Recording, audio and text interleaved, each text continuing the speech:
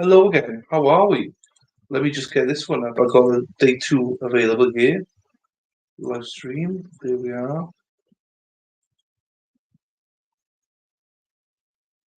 Then that one there. I'm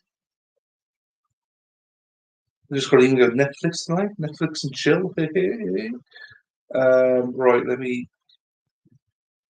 That's set up ready. So we'll wait a few minutes for people to get in here. Remember to like the video. Heather's a new member. She got a member earlier on.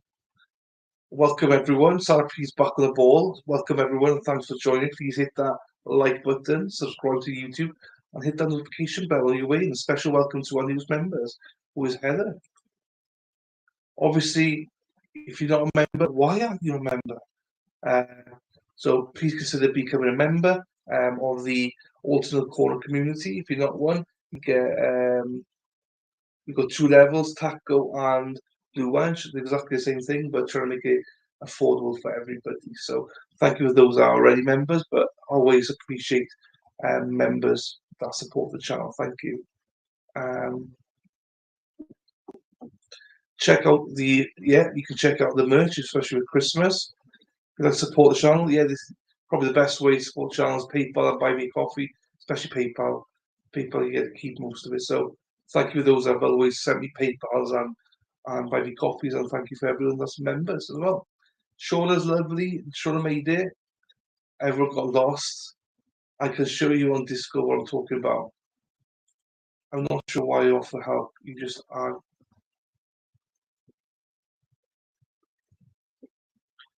I'm not sure why I offer help. You just argue. Who's that? Me? What did I argue now?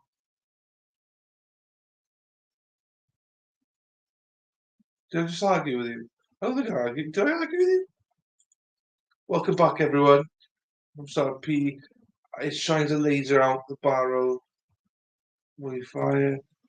Just one wrong turn. Sure, that's all good.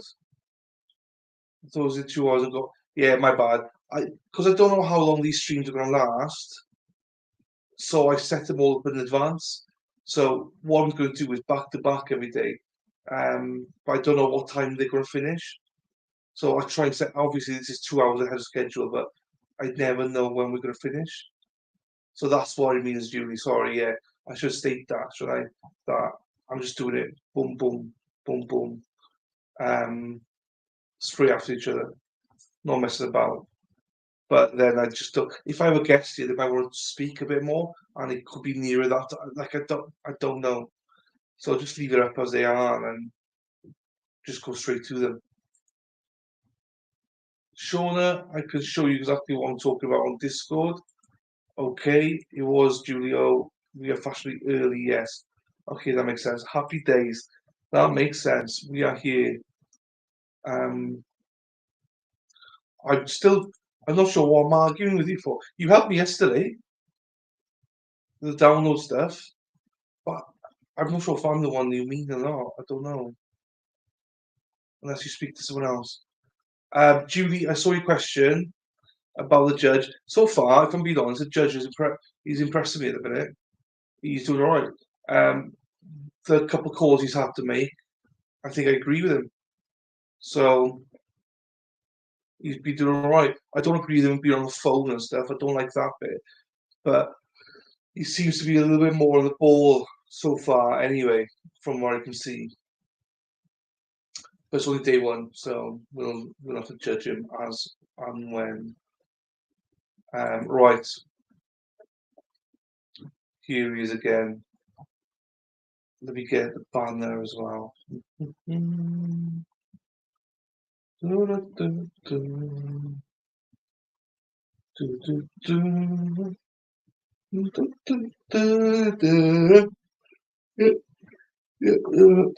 Where's my banner? I can't find it.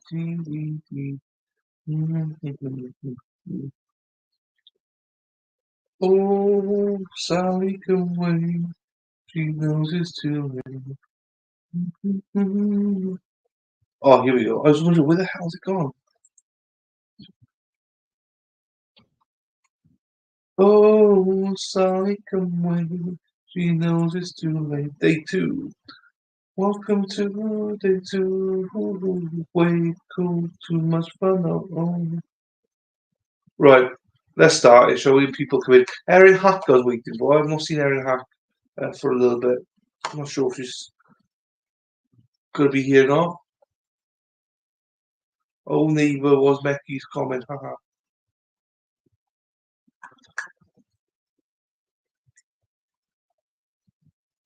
To be fair, Emma, I thought exactly the same initially. I thought exactly the same until I went back and watched it again. Here we go. Here we go. Oh.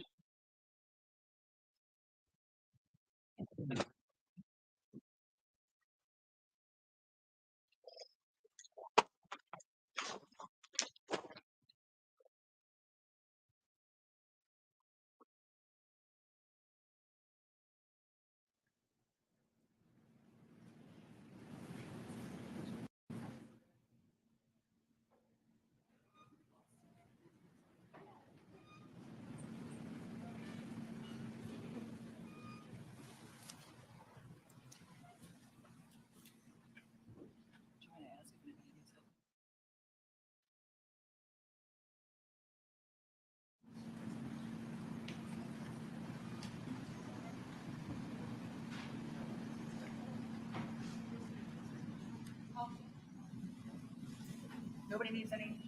Everybody's good.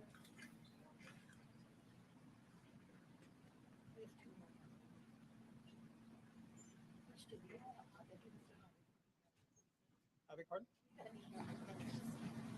Are we going to on Veterans Day? And the answer is yes.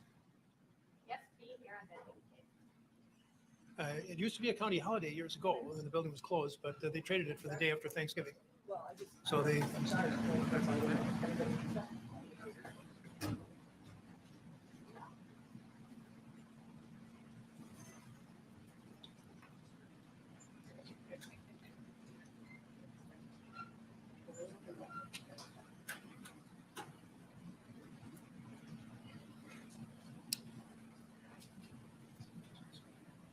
All right, good morning, everyone. We'll continue now with the state's presentation of its case, and Mr. Muir.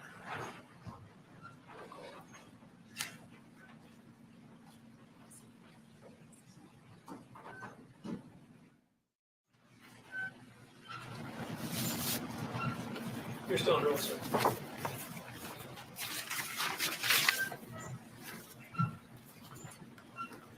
Good morning, Mr. Washington. Good morning.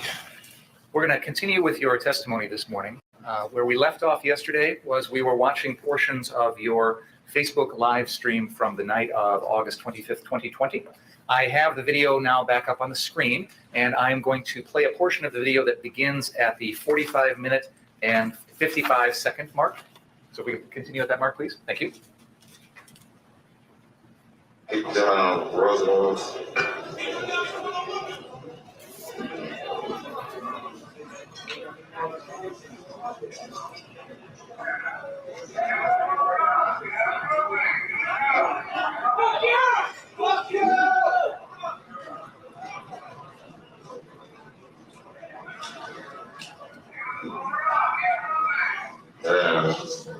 Yeah.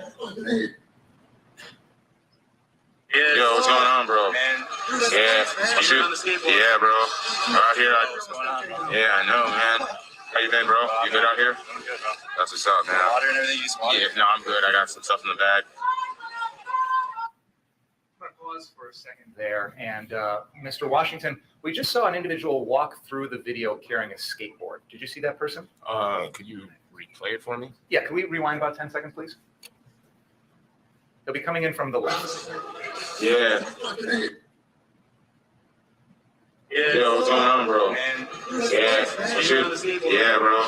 Out here, yeah, I know, man.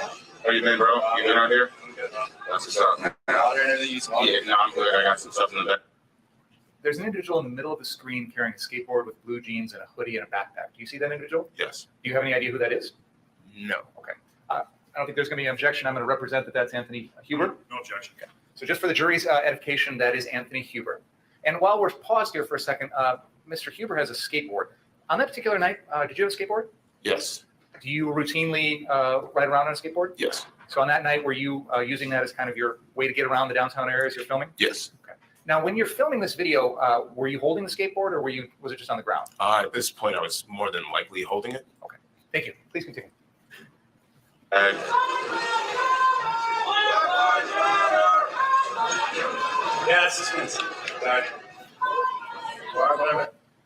going to have you pause again because there's an individual, if we could back up about 10 seconds, there's an individual who comes walking into the screen again from the left. He's got shorts on, a t-shirt, a hat, and a backpack, orange backpack. There's an individual there on the left-hand side of the screen with a dark shirt, lighter shorts, and an orange backpack, and a hat on. Do you see that individual? Yes. Do you know who that is? No. Okay. I'll represent with no dispute that is Gage Grosskreutz. Thank you.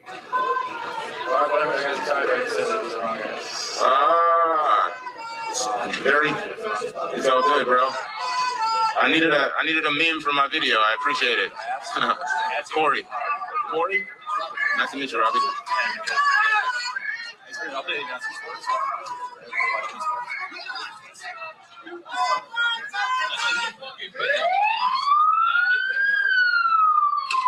Oh shit. That was close.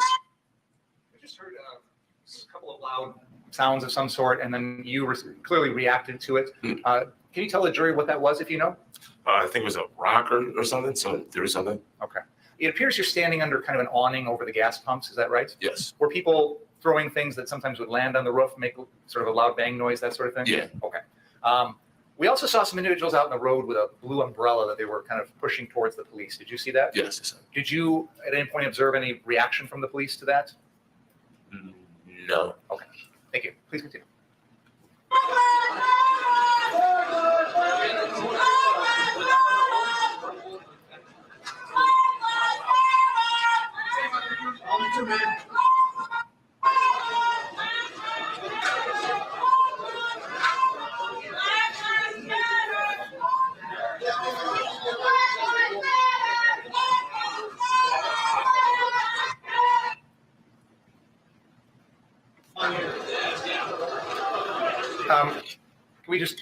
I don't know if we missed anything there. Can we just go back about 10 seconds to make sure? Not that far. That's right there. It's fine. Thank you. That was close.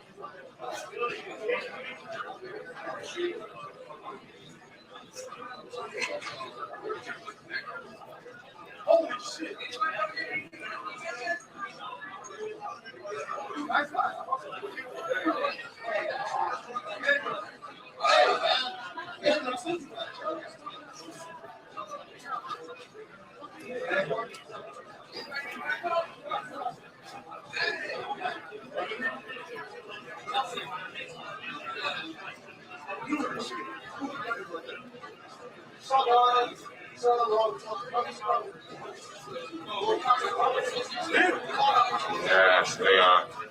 Wrapped up there. So it's up there. Set up blockade or some sort of people turned around.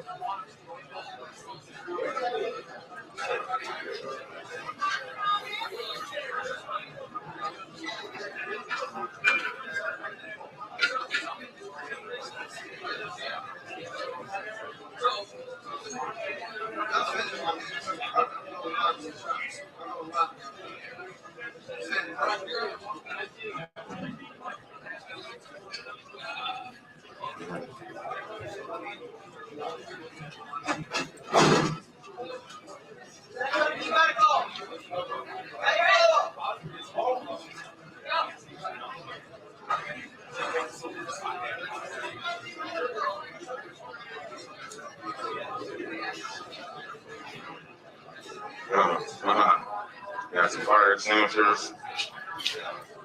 Yo, I heard Pizza Hut is on fire on Roosevelt. Yeah, that's people said it a few times in the chat. Yeah, Pizza Hut. People are saying Pizza Hut. Yeah, me too, man. On Roosevelt. It's kind of a little ways away. Not a far car drive, but.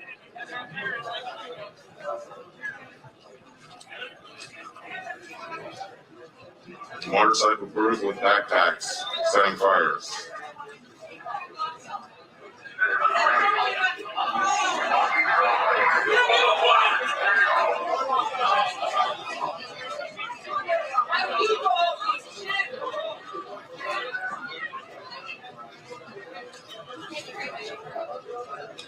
Dudes on motorcycles with backpacks starting fires, people are saying.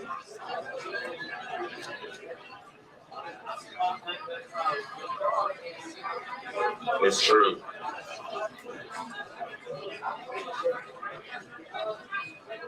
Well, the fastest route would probably be, I guess, 63rd. Yo, what's up, Kadili? What's happening, bro?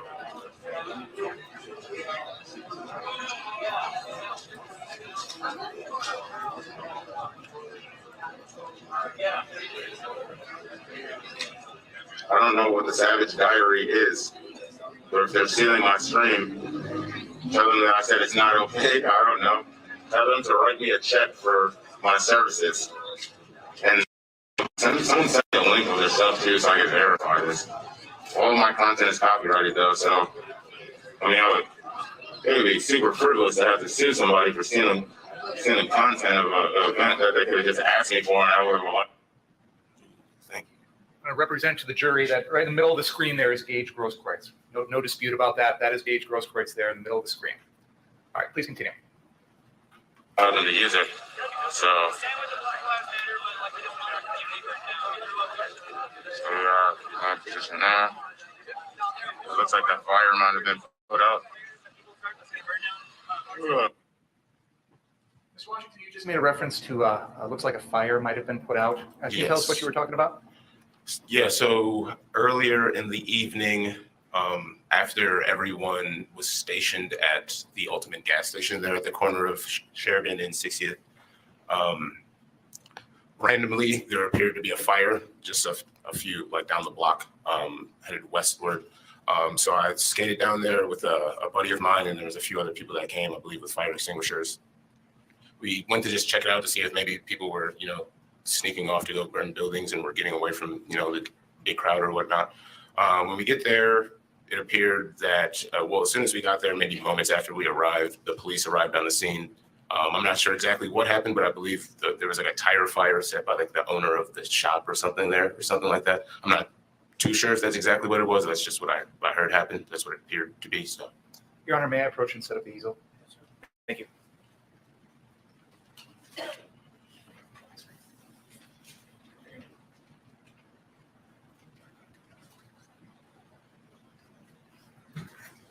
Mr. Washington, I have the map up again, and you've got the laser pointer in front of you. Could you, if you can point it out or not, I don't know, but you were describing some sort of fire at some location. Is that location shown on that map?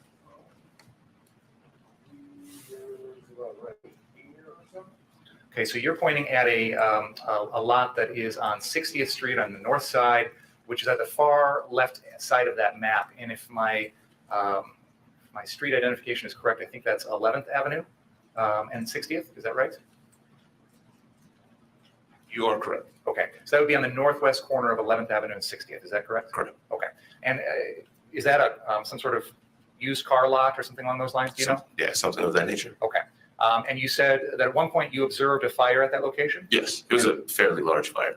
but it appeared to be tires that were on fire. Yeah, something like that. Okay. And then the police, when you were there on scene, somebody came and was responding to it? Yeah, there was a fairly large response, I would say. I believe they were in the MRAP or the Bearcat, one of the two, and there was maybe a dozen officers with riot gear and stuff. They kind of pushed us back and told us to go, so we just turned around and went back by the Ultimate gas station.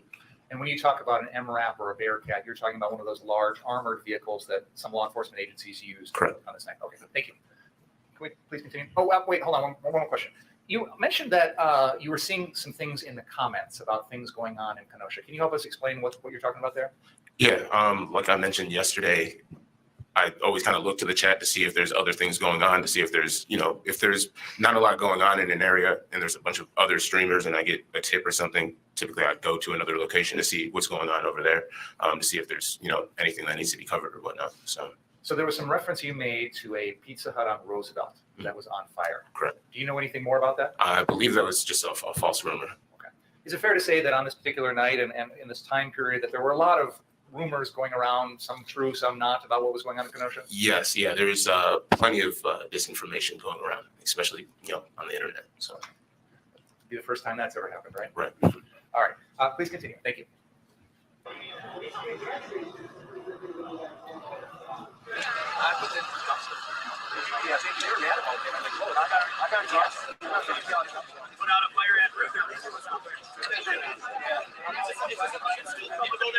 Fire chief flew by your place and on Roosevelt.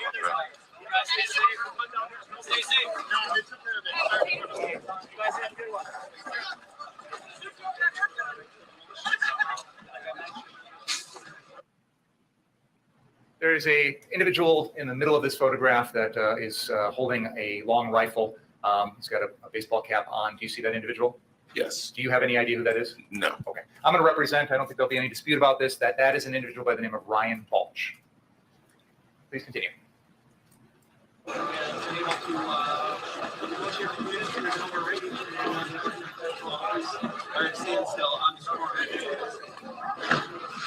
That's fireworks and look down there. Features on here. I don't know.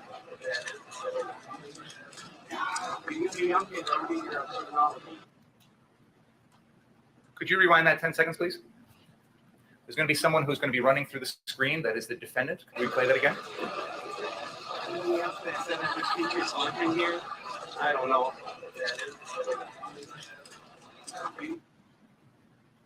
Can we replay that one more time and try and pause when the defendant's on the screen if possible? Features on here. I don't know. It's hard to catch it at the very second, but at any rate, Mr. Washington, we now know. Oh, perfect, excellent. We now know that is the defendant, Kyle Rittenhouse, running through the screen carrying a fire extinguisher. You would agree with me on that, correct? Yes. Okay. Let's continue the video for a few seconds, and then I'm going to have you pause again, please. Let's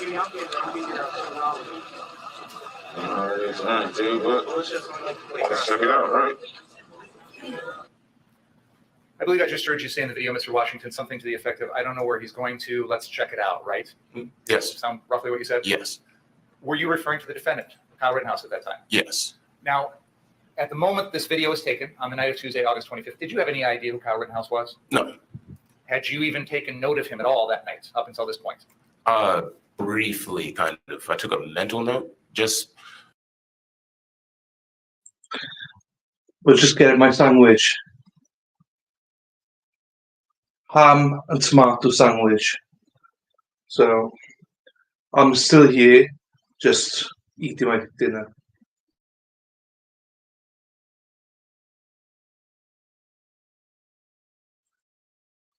I bet you do. So when I arrived on the scene, I kind of looked at the people that were there and kind of, I don't know, just took a note of the people that were around me, especially, people that are armed, to kind of gauge the crowd and, the environment that I was in. I don't know, he just kind of looked young to me, and he had his gloves on and he was smoking cigarettes and stuff. So I kind of was like, he's kind of seemed like an interesting figure. So I just took a mental note of that. It wasn't anything, I wouldn't say malicious. I just, young person in a situation. Honestly, I would say it was mainly the gloves. I don't know why he had the gloves on. It kind of stood out. So I was like, all right, let me just kind of remember that, I suppose.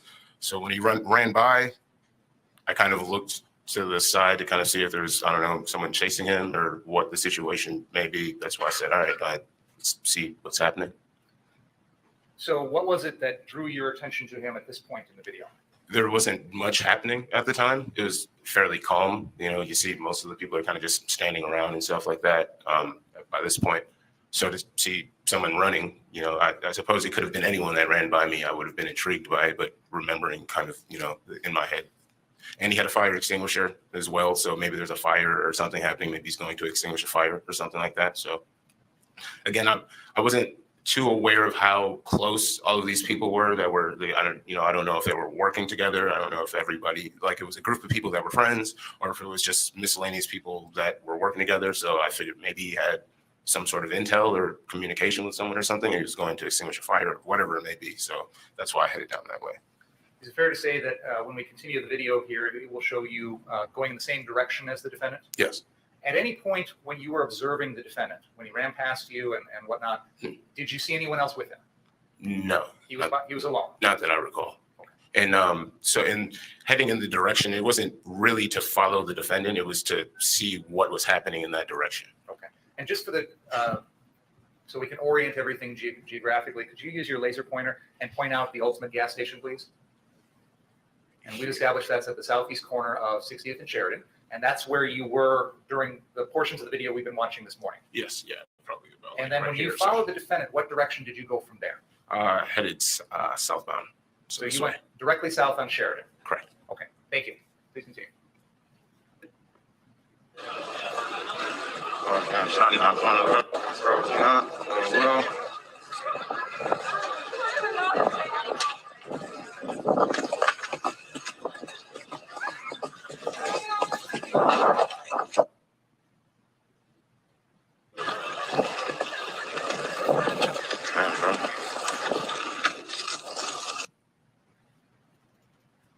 There is a figure on the other side of Sheridan Road there, which I believe would be the east side of, or yes, the west side of the road. Is that correct? Yes. West side of the road. That individual, you would agree with me, is the defendant, correct? I honestly can't really see from here. There's going to be no dispute for the jury's purposes that that individual there, shown in the center of the screen on the far side of the road, is the defendant, Kyle Rittenhouse. All right, I see now. It's kind of mixed in with the trees there.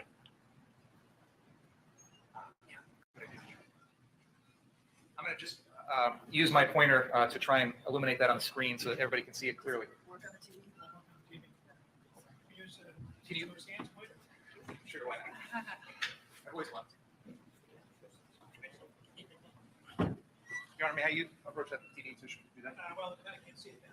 Okay, I'll do it.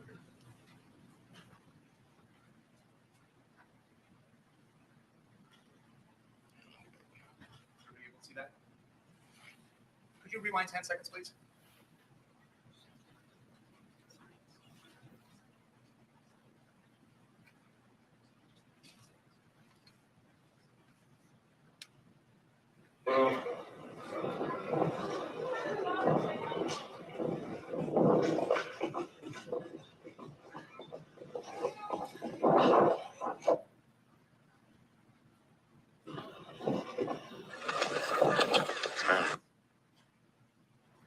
No dispute on the case. I'm going to represent to the jury there's no dispute among the parties. There's an individual on the screen there that appears to be dressed in all black, but the back of his shirt has some white lettering on it. He's wearing a helmet, and that is Richie McGinnis. No dispute? No dispute. I'll just use my sister, what's her name? Sister Marcianne. Sister Marcianne's pointer to point that out for everyone. This individual here, he's Richie McGinnis.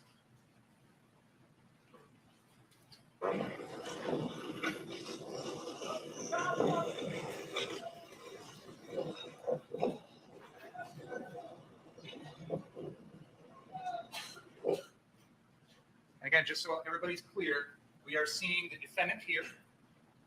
I'm going to point him out again. This individual here is the defendant, Kyle Rittenhouse.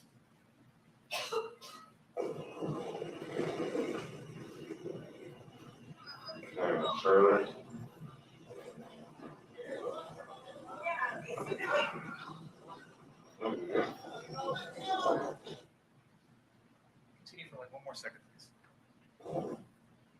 Keep going. I'm sorry. Keep going. I'll keep going. I'll tell you. Yeah, they definitely need it. I'm going to represent to the jury, and there's no dispute from the defense that there's an individual in the center of the screen. He is not wearing his shirt. He's carrying a bag. He appears to have sort of long blue shorts on. That is Joseph Rosenbaum, and I'll use the pointer to point him out.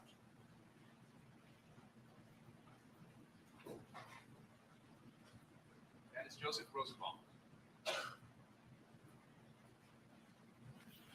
The trash can just put their garbage out. He's blocking the road. So we're up further.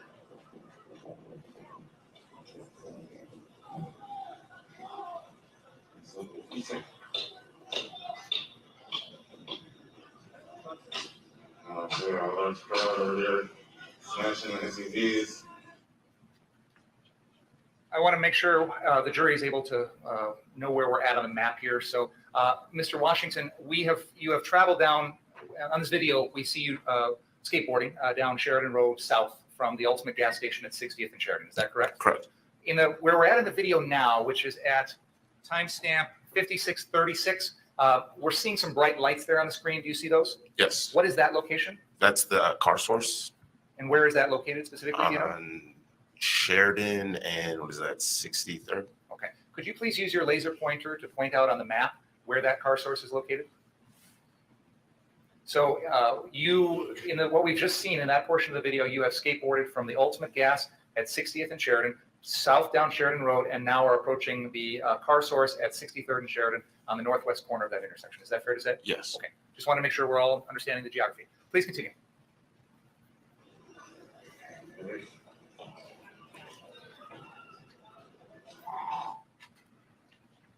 I want to try and point out Mr. Rosenbaum again for the jury. Could you back up a couple seconds, please? Smashing the SUVs.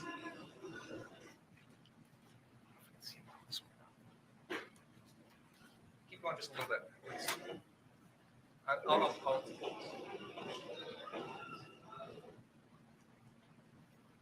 going to point out for the jury, no dispute on this, great guys.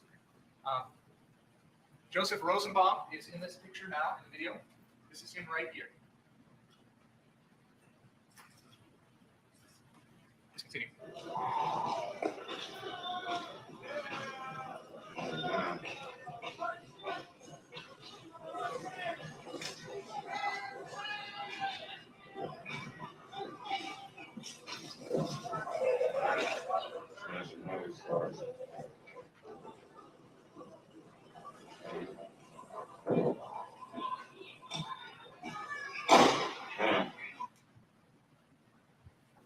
Could we rewind 10 seconds, please?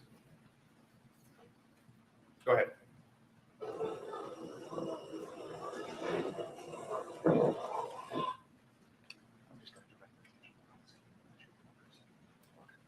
I would like to, just so the jury knows where to be watching here, I'm going to ask the jurors to pay attention to the area in front of car source here, sort of, you'll see some figures running from right to left here on the screen. I just want to direct your attention to it so you know exactly where to look.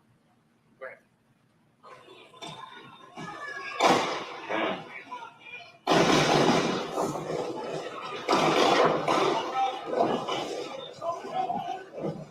Oh, shit. I'm going to represent to the jury. I don't think there's any dispute about this. We have just heard the shooting of Joseph Rosenbaum. And we'll go back and go over that in just a second. But Mr. Washington. There was a first shot, which was not Mr. Rittenhouse's shot. We'll get to that. Let me finish and I'll go back. Mr. Washington, after you heard the gunshots, what did you do personally? I skated away to find safety. Okay. And then eventually returned to kind of check things out afterwards. Is that fair to say? Yes. Okay. Yeah, I kind of found like a position behind a retaining wall and tried to kind of film from behind the retaining wall. Okay, fair enough. Can we rewind about 10 seconds, please? Let's go back 10 more just to make sure. Okay, thank you. Can we play that again, please?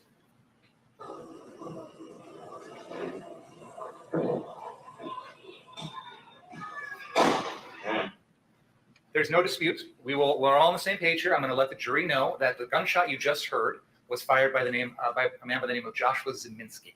And I'm sure you'll hear a lot more about him later. Let's keep playing.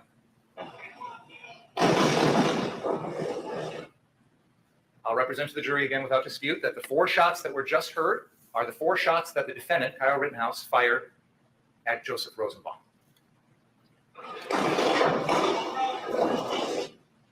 There were several other shots that were just heard then, at least 3, maybe more. Those were not fired by the defendant, Kyle Rittenhouse. Please continue. Oh, shit. You got shots fired, guys. You got shots fired.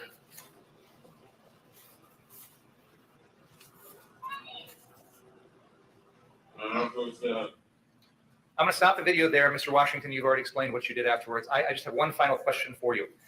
When you arrived at the 63rd Street car source, and we've seen the video that you recorded, this was a video that you recorded with your phone, correct? Yes. Obviously, in addition to that, you're using your own eyes to look at what's going on. Yes. What I want to ask you is, did you see any fires at the 63rd Street car source when you were there personally? Fires? Yes. No. Okay, thank you. I have nothing further. I guess for the record, just to button this all up, I believe that was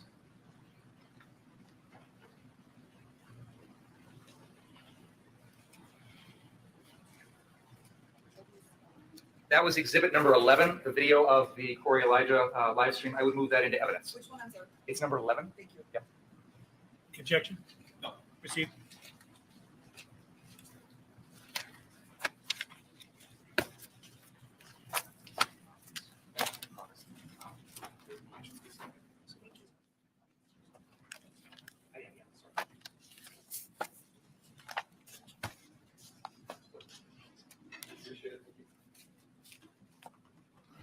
So can I ask you, Mr. Washington, on the night of the 25th, when this all happened, the video that you just showed us, did you receive a curfew ticket?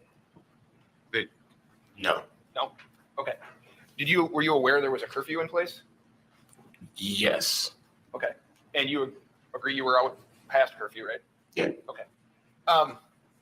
So you had described yourself as a social media influencer, is that right? And I mean, that's the fairest way to describe what I do, I suppose. Yes. Okay. Do you travel around to video things like you videoed in Kenosha? Like, have you been to Portland and other places like that? No, I've been to places in Wisconsin, like Oshkosh and things like this, but I don't necessarily only film like political situations and stuff. I mean, I kind of document all different types of things. Like I was just at a Comic-Con and stuff like that. And so I just want to make sure I have this right. So on the 23rd, I think you said you were taking a day off. Yeah, it was Sunday, I was just trying to relax. And you get a call or a notification that things are going on downtown. Not downtown, that the shooting of Jacob Blake took place. Okay. And at some point then, on the evening of the 23rd, you come down like to the courthouse area? Yes, after, like I described, following the protesters down to the downtown location, yes, area of the courthouse and the public safety building.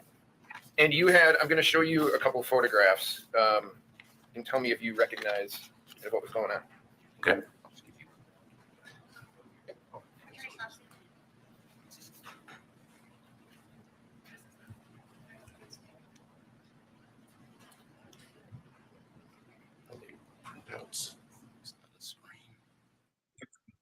Who's this guy then? Who's the attorney now? Who is he? What's his name? So, Mr. Washington, I'm going to show you what has been marked Defense Exhibit 31 and 32. Okay. All right. Oh, this is paper. We got to start with paper. All right. Can you just take a look at those and tell me if you recognize? Yeah, this is a burning garbage truck. These are the old garbage trucks. Those that live in Kenosha, most people are from Kenosha that are here. We got new garbage trucks and things of that nature. We got new receptacles and pretty fancy or whatever. So they use the old trucks to kind of make blockades around the courthouse. And so that's what D32, D31 here is a photo of, it looks, like a waste truck or something on fire. And you had mentioned, I think, on your direct that you had observed vehicles like that burning on, was it the 23rd? Yes. Okay. what you like here. So Judge, I don't have, our electronics isn't working properly, so I would move these two exhibits, and then if I could just, I'm gonna have to show them to the jury if the court permission. Is there objection? What night were these taken? The 23rd. Sunday night? Yes. Okay. So Judge, you want me just to hand them to him or just? I wanted to time it so that you get it, you don't have to look at both of them. Just pass one on and look at the next. Yeah, and then you can put, yeah.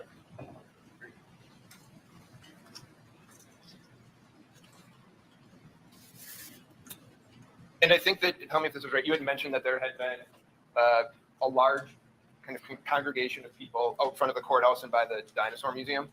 Yes. And there was people talking about damaging. Put them up, that'd be great.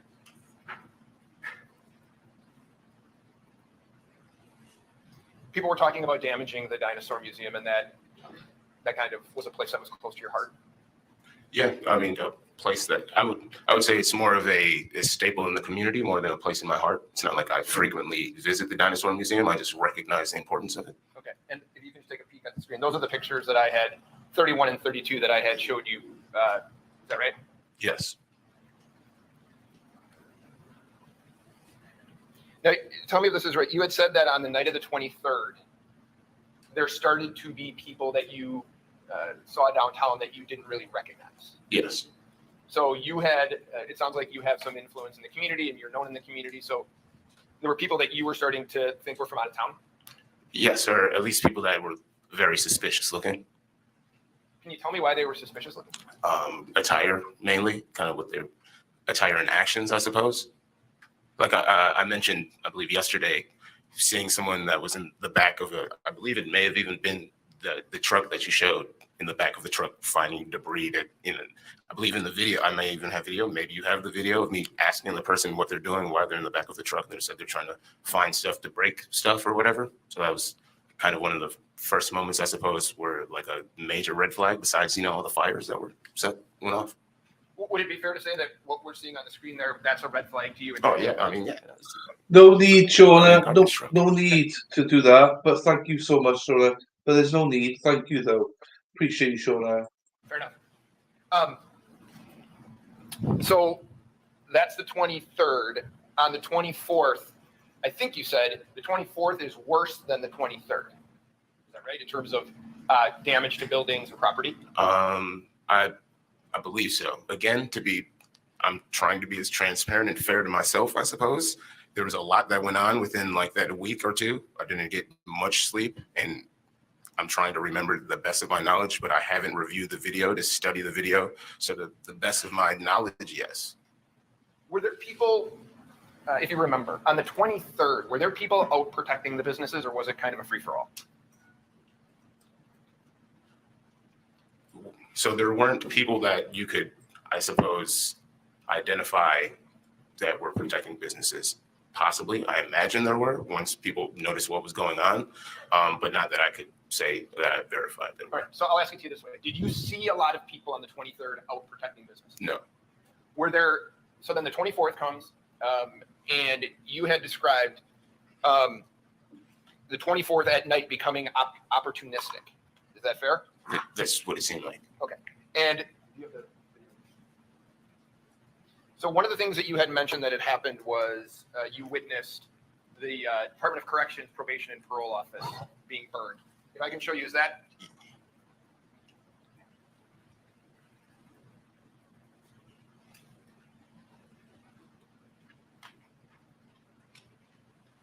Is that the Department of Corrections Probation and Parole Office? Yes, I'm pretty sure that's what it says on the building. Right. I'm not trying to trick you, sir. I just. Okay. Okay.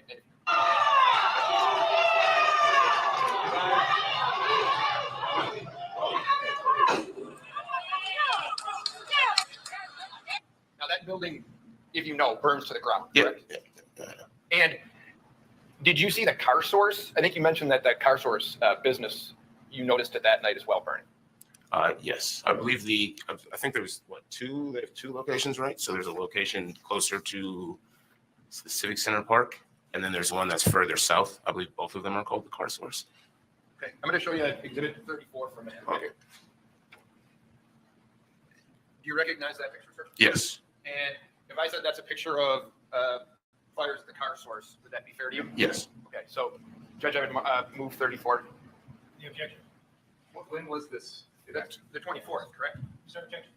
I just want to clarify what the timing of the event was. That's right. The car source burned on the 24th. The majority of the fires on the car source were the 24th, yes? If this was on the 24th, then yes. If that's when the timestamp from the video is from, I won't dispute that. Did you see any fires at the car source on the 25th? Which was the Tuesday? yeah, the day Mr. Binger asked you if you saw any fires down there. That was his last question, and you said no, right? You're talking about on Tuesday, the night of the shooting. Did I see any fires? At car source. No. Okay. So if I told you that was the car source on the 24th, would you have any reason to dispute that? No. So I would move to 34, Judge. Any objection? No. Proceed. No, I don't think you guys. Is that the car source that we're talking about? So that is the Stella. Yeah. So yeah, that's the one across from Ruther. Okay. So my question to you is this: on the 24th, did you notice more or less people protecting their businesses than the 23rd, or the same? I would more possibly, just because people had a general idea of what was going on. Okay. Were there more businesses boarded up On the on the 24th? I mean, there were no businesses boarded up on the 23rd. So if there were any businesses boarded up on the 24th, then yes, even if it was one, I imagine. So 24th, you believe there were more people that were out protecting their property that you noticed? Yes. Okay. Yes. Were there more people out on the 25th, the night of the shooting, than the 24th? Protecting their businesses or just in general? More people out protecting businesses on the 25th. Yes. There's visibly more people. All right. And tell me if this is right. On the 25th, more people out protecting businesses, less fires. Agreed? On the 25th. Yes, if that's the only comparison that we're going to make, yes. Well, on the 24th, there were more fires Yeah, right. and some people out, right? Right. And then on the next day, the 25th, you said visibly more people out protecting property and far less fires Yes, there was also less people as well, though. on the 25th. Yes. And so you mentioned that Monday, the 24th, starts out peacefully in the day, and then it becomes opportunistic in all the property damage on the 24th, the night of the 24th. Right. There was organized protests and things during the day. Anything that happened after nightfall was not an organized situation. Did it appear to you that people were out there having opportunities to just damage property if they could on the 24th? Yeah, after nightfall, yes. And so can I ask you on the 25th,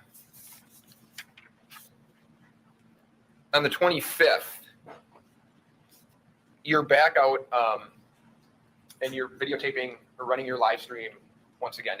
And can you bring up the video that Mr. Binger showed? In 1822.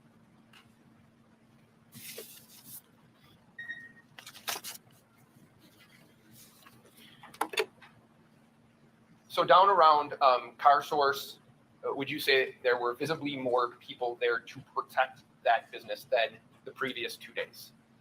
Down at the car source? Yeah. Yes. Okay.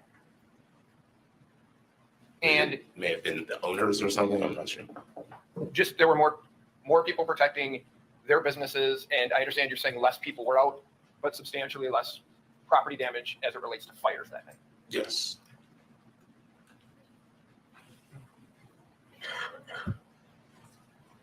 So if I could just have you watch this for a second. This is the video, this is your live stream that Attorney Binger had you comment on, okay? Okay.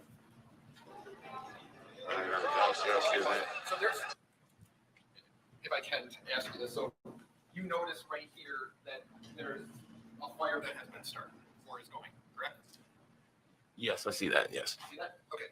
And can you just run it? It's right downstairs.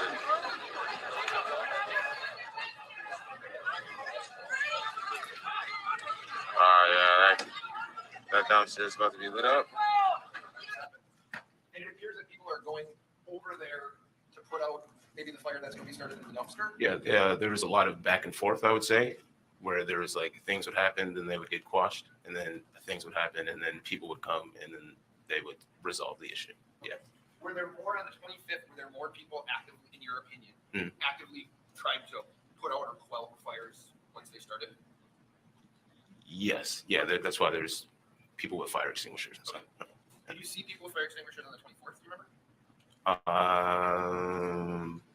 Possibly, but Certainly probably not. Okay, so probably not on the 24th, but certainly multiple people had fire extinguishers on the 25th. Yes. So we can just play it.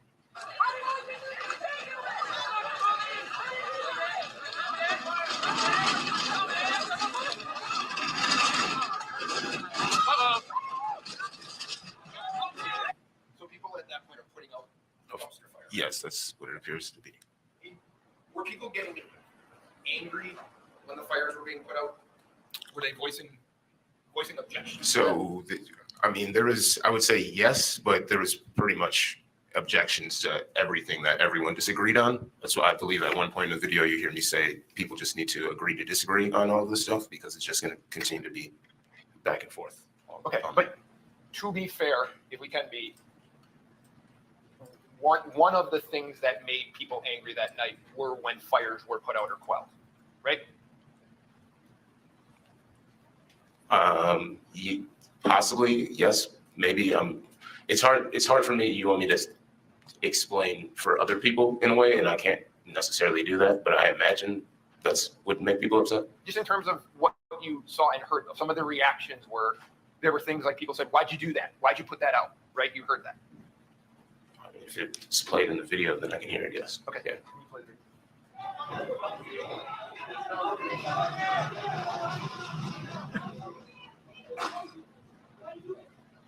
Yeah, like that guy said, why'd you do that? Right there. Yeah. But the context of it, again, to be fair to everyone, I don't know the context in which he said that, but he did say that, yeah. Whoever it was.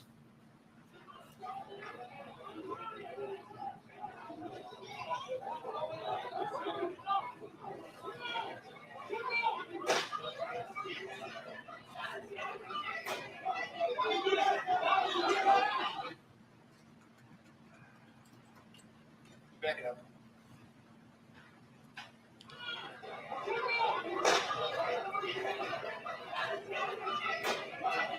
So that gentleman right there, we agree, is Joseph Rosenbaum? Yes. Did you see him becoming angry at that point, moving toward the other people at the ultimate gas station? So to be fair, at that point, I wasn't focused on him, to be honest, but to be transparent, everything that I've ever seen of him that was kind of circulated on the internet, he seemed upset. So I'm not going to dispute that, but that's like. Hi, Andunya. Nice to see you, nuns. I did say to everyone earlier on, happy anniversary to you and your husband on Sunday, because I'm not streaming Sunday, so I'm saying it out to you now. Happy anniversary to you for Sunday, and give him a medal. Fair play to him. So nice to see you, nuns. Again, outside influence of my knowledge of him, but it seems like it. Can I ask you this? Did you, at this gas station, did you hear him scream, shoot me? I've seen a video of him saying, shoot me, saying, The N-word? Yeah. Were you there at the time that he said that? Maybe, probably. I'm not sure. Do you have video of me being there? Because I don't recall, but I definitely saw a video of it. I'm not sure if it was mine or someone else's, but I've seen that. Okay. Now, you had mentioned that you didn't believe that the dumpsters were being pushed toward. I call her nuns. Nunya or nuns. So it sounds like nuns, I suppose, yeah. The gas station, is that right? Yeah. And I mean, maybe I'm wrong, but to me, I felt like they were trying to push them towards the police. That's what I kind of felt, and that's what it appeared to be to me. What that would do, Fair to say, though, that there are dumpsters being pushed. At least one of them is pushed to kind of like where the driveway of the gas station is, right? Yeah, they got them from like the gas station parking lot. And it's reasonable? Well, let me ask you this: do you think it's reasonable that people put out fires that are near gas stations? Yeah, I think that's reasonable. And I mean, you had mentioned, or I'll ask you. yeah, that's it's reasonable. Okay. Now, Mr. Binger had asked you at this location, did you see anybody fire a gun? Did you hear anybody fire a gun at anybody? Do you remember that yesterday? Right, during this scenario, like by the Ultimate gas station, no, I don't recall hearing. Did you see anyone, to be fair, at that gas station chase anybody else trying to attack them? Did you see that? No, not that I recall. Did you see anybody on the ground and another person trying to kick him in the face? Did you see that? Did I see another person try to kick someone in the face? Yeah. No. By the Ultimate gas station, no. Did you see anybody hit somebody in the face or the neck area with a skateboard at that location?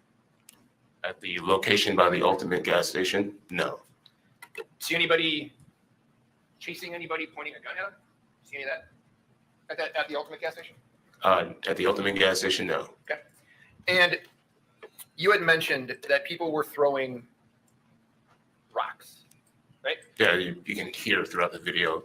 And I mean, throughout the entire, I'd say, several days of things that were going on, there was like the sound of rocks and things being thrown. Kind of was like quiet noise or whatever.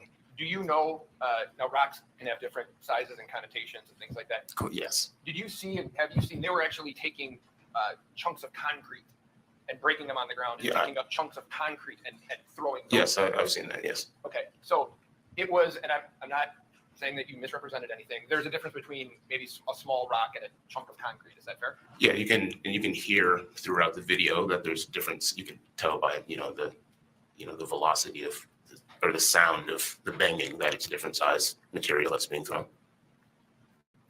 Can you go to 24 minutes? So if I could just have you watch this, we're going to go to 24 minutes on the tape.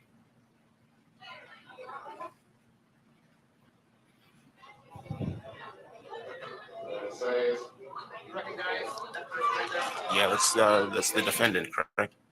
Yeah, that's Mr. Rittenhouse. Agreed? Yes. Okay. Does he, during this time that you saw him, does he appear to be agitated or irritated in any way to you? Right there, it looks like he's just kind of standing, looking around. Okay. If he would have been agitated or irritated or threatening in any way, would you have kind of followed him around probably or no? With the camera to see what he was doing? Like if he was threatening. Yeah, I he mean, was acting, I'll ask it this way. If he was acting inappropriate, would you have videotaped him? if he was engaging with someone in an inappropriate way and it was in my radius and I caught it, then I would move to that direction. Yeah. So is it fair to say there's nothing about his behavior at the Ultimate gas station that made you focus on him at all? At this point, I'm just kind of standing around seeing what's going on because there's not much happening. So yeah, there's no. So just play it, please. So he's just kind of walking around like everybody else. Yeah. Is that fair? Yeah. Okay.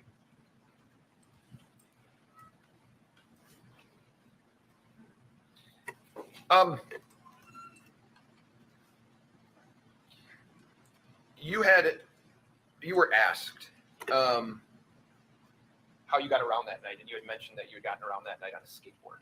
Yes. Okay. Do you know what the trucks of a skateboard are? Yes. What are they?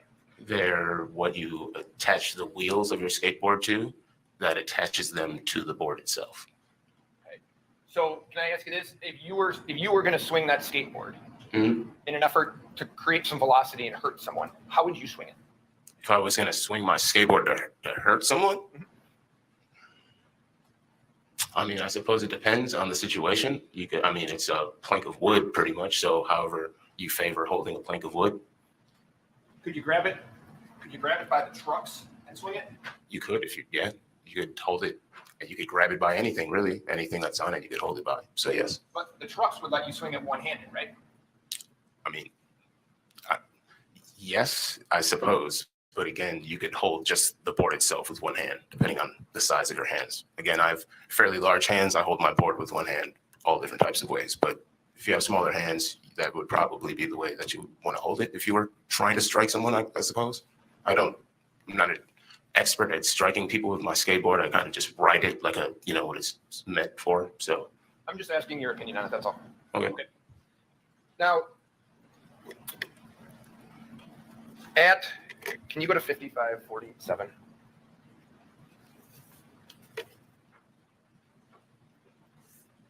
Mr. Binger showed you.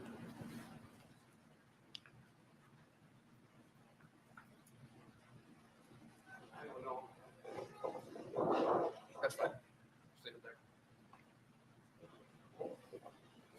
So, stop it.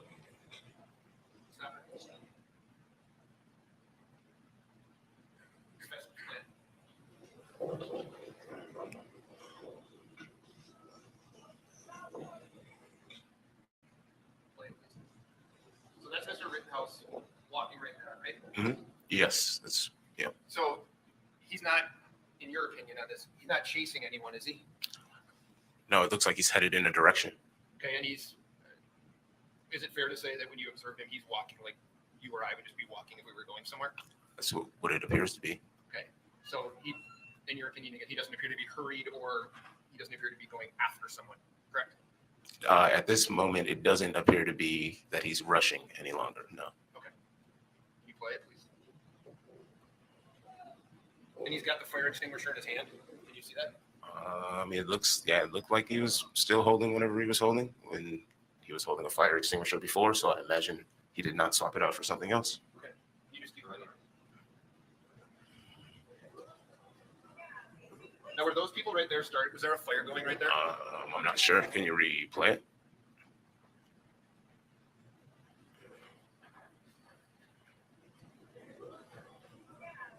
Yeah, it looks like there's a little garbage fire there, yes. Okay.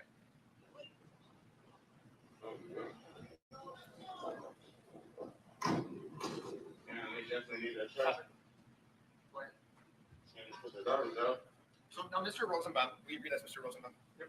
So now, Mr. Rosenbaum, here, can you see?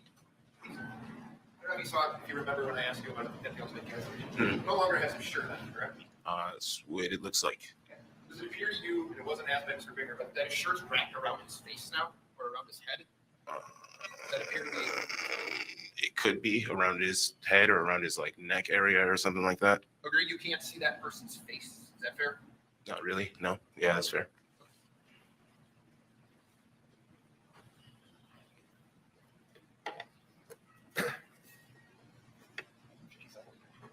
So the last part of this I want to show you, Mr. Washington, is the actual incident. Okay, that you captured. Okay. The shooting. I want you to listen.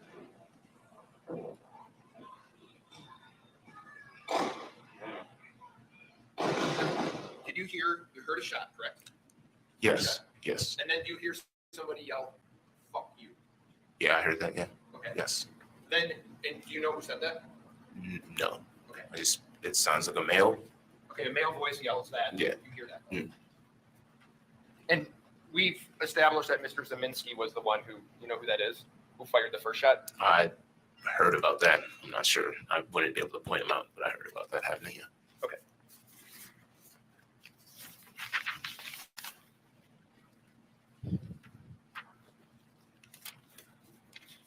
So can I just ask you this, and I don't know, you said that you kind of at least took mental note of yes. Mr. Rittenhouse, maybe because of his age, because of the gloves, things like that, right? Yeah. I mean, I took a mental note of some of people that kind of stood out to me, in my opinion. There's a lot of chatter on the internet and stuff like that. People are saying that people are going to like randomly kill people.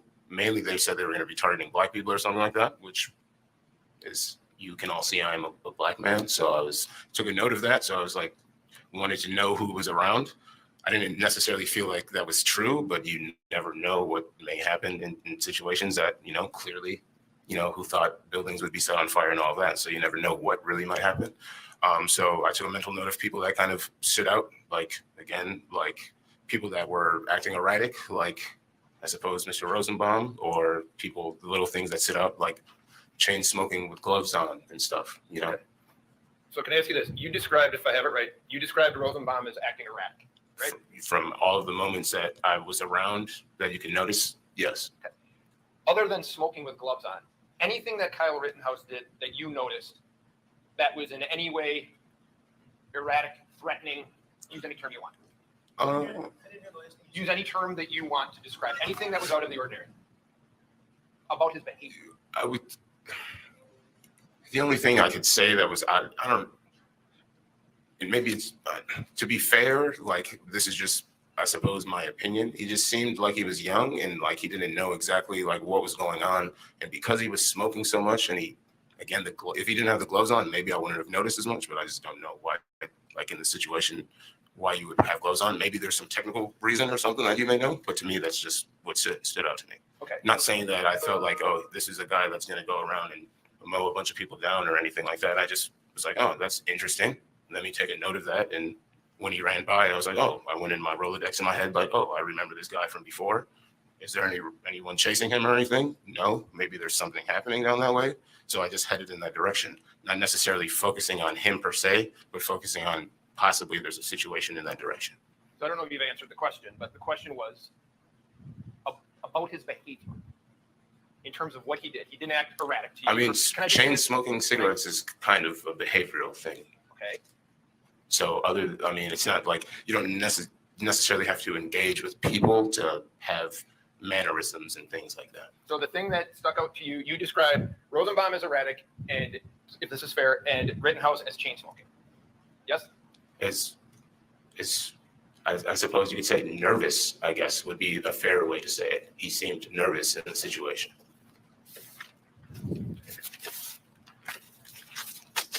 But I mean, I suppose a lot of people were nervous. Again, it's not a slight at him. It was just a mental note that I took. Okay, thank you. Sir, I don't have any other questions for you. Thank you. Sorry, let's, I have one more question, Judge. Sorry. okay, go ahead.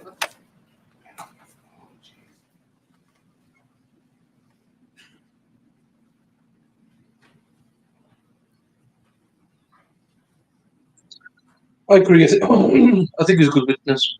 I agree with you all. This is a good, fair witness. Yes, Katie, I agree.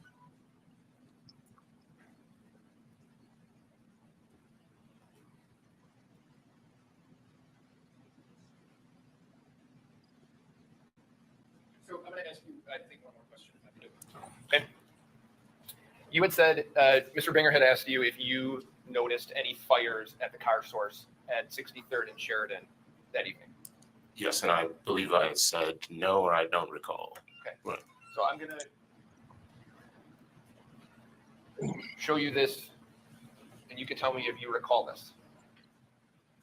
No, I do notice there was damage happening, I didn't like ask the people question. smashing cars. Hold on. Okay. Hmm? Do you remember? Now that's car source, right? You're aware of that? Yes, that's car source. Do you agree that's a fire inside that truck? Yeah, that's what that looks like. Yep. So there were fires at car source that night, right? If this is that night and that's what's happening, then yes, that's what just happened. Yes. Right. Very good. Is this? I don't get to pose a question, but I was just wondering if this is like right before the shooting happened. Because if it will. We'll, like, he asked the questions and you can answer them. And so, but would that change your answer? The only reason I ask is because if this is right before the shooting, after I ran as soon as the shooting took place, so I wasn't like zeroed in on what was happening there because there was just a shooting that happened and I was running for my safety. So. All right, we're going to take a break at this time. Please don't talk about the case during the break. Again, standard rules about not going on the internet or listen to anything or transmit any message regarding your service on the jury. And I'm going.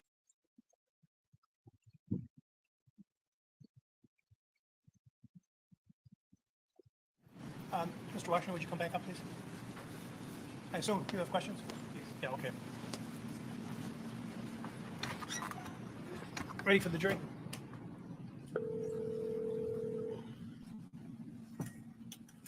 Hello? Would you come down, please? Yes. Thank you. What if he says no? We come down, please? No. We've just played a poker game. We're back down. Give us half an hour.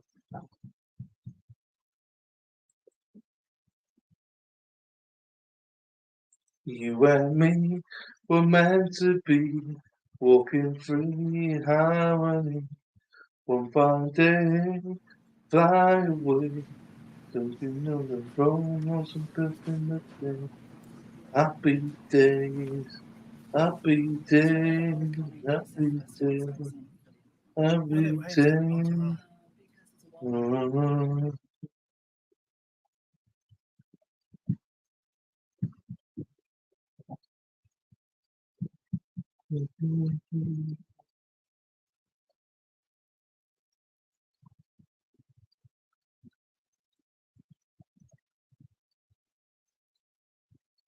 Oh, let's go, Jury. Was Hens? No, Hens not here now. Hens is also having an anniversary today, and also happy birthday to one of our favorite, one of my favorites, Mexi Sexy. Mexi Sexy is having a birthday today. All right. Go ahead, Mr. Mayor. Mr. Washington, I just have a few follow-up questions to the things you testified about earlier. Happy anniversary, John. We saw in the video that there were at least one dumpster at one point that was set on fire on the road. Where did that dumpster come from? I believe the Let's parking go, lot Dalton. of the Ultimate gas station. So there's like a commercial building right next to it, and there's like dumpsters that are typically stationed right there. May I approach you on it?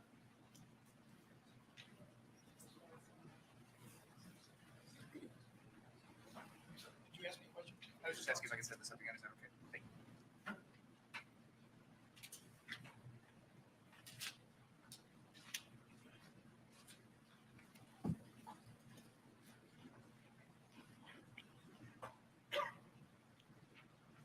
Mr. Washington, do you have that laser pointer still? Okay. Could you point on this map to where you believe those dumpsters were originally located before they were pulled out in the street? So you are indicating the Ultimate gas station on the southeast corner of 60th and Sheridan, and you're pointing along what appears to be the south side of that parking lot next to the Boost Mobile and Check and Go buildings. Is that correct? Yes. Okay. So if someone wanted to start a fire in a dumpster and push it towards the gas station, they wouldn't need to pull the dumpster out into the road, would they? No. You indicated that you had a skateboard that night, correct? Yes, correct. Did you ever use it as a weapon? Never. In your video, it appears there are several other people that had skateboards as well. Is that right? Yeah. Did you see a lot of people using skateboards that night? So you could Yes. get around? Yes. Did you see anyone else using it as a weapon? No. Is it fair to say that the folks there that night were primarily using their skateboards like 8-year-old kids do to skate around on? Yes. You were also asked about Mr. Rosenbaum several times, and I want to clarify something because I think there was a little bit of confusion about your perception of Joseph Rosenbaum that night. So let me just ask you, okay? I think you testified that since that night, you have seen other videos showing Mr. Rosenbaum at various times that night. Is that fair to say? Yes. And you would agree with me that in your video, he is seen at various times, including at Ultimate Gas. Yes. I know it's hard, but I want you to put yourself back in the mindset of that night when you're taking that video. Sure. At that time, did you take any notice of Joseph Rosenbaum? No. From the video that we have, the moments that I saw him, he appeared to be operating like everyone else, maybe. Could we go to that timestamp that I indicated? I think it was 56, something like that. Oh, I'm sorry. Let me turn on all the monitors again. I think they're so smart they turn themselves on.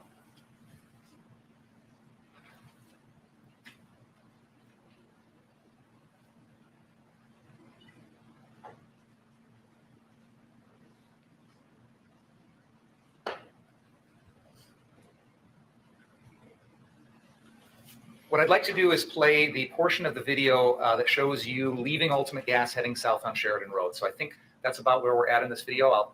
When we start it, if there's changes that need to be made, I'll let you know. So.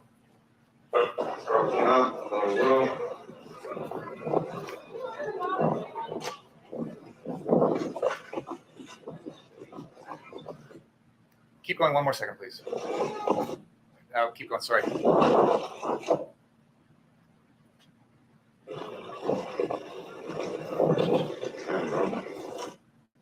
I'm sorry, keep going 1 more second. It's hard to predict. We've already established that the individual that is shown up here is the defendant, Kyle Rittenhouse. And just off the screen to the right, we saw an individual who's been identified as Richie McGinnis. So I'm just reestablishing that for everybody. Can we continue forward now, please?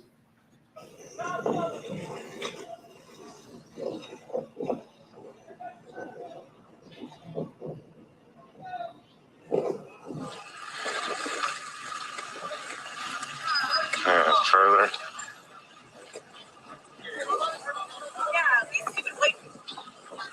Oh, good. Yeah, they definitely need that.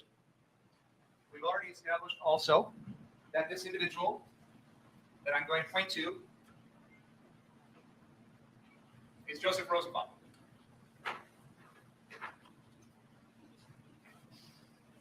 We'll stop there.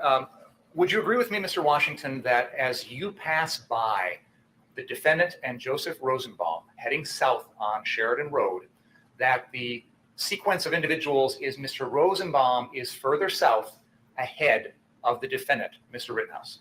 Correct. Yes. In this photograph, we see a house in the background. Is that right? Yes. Now, if you could take a look at the map that is on the easel there. Would you agree with me that in this video, we are the point of view is you are looking west across Sheridan Road? Yes. With the laser pointer, can you show us the block on the west side of Sheridan Road that has houses in it? That is the block between 61st and 62nd Street. Is that correct? Yes. So at this point in the video, would you agree with me that you are on the east side of Sheridan Road, heading south, somewhere in that block between 61st and 62nd Street? Yes. Final question I have for you is you were asked about what Mr. Rosenbaum is wearing on his face. I think you indicated that his face was obscured by the shirt. Is that right? Yes. Were you wearing a mask that night? Yes. Yeah. You could tell by my voice. I was muffled the entire night. Yeah. And this was in August of 2020 when there was a lot of COVID going around, correct? Yes. Yeah. Is it fair to say that a lot of people that night had face coverings? Yes. I have nothing further.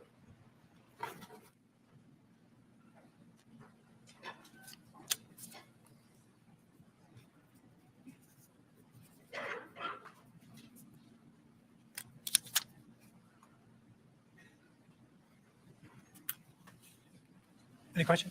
Just a couple bits. Go ahead. So, Mr. Washington, in that picture that you see there, you're not asserting that Mr. Rosenbaum is using that as a COVID mask, are you? That he's wearing a shirt over his face as a COVID mask? I'm going to object, Your Honor. I think that calls for speculation is what Mr. Rosenbaum's intent was. You don't know why he's put that he's wrapped his shirt around his face, do you? No. Okay. And you were asked by Attorney Binger in terms of the direction that people are heading, that Mr. Rosenbaum is further south than Mr. Rittenhouse in that picture, right? Yes. Okay. You'd agree on that video, it doesn't appear that Mr. Rittenhouse is chasing Mr. Rosenbaum, does it? No, it doesn't. It appears they, like multiple other people, are simply walking south. Agreed? Yes. Okay. Now,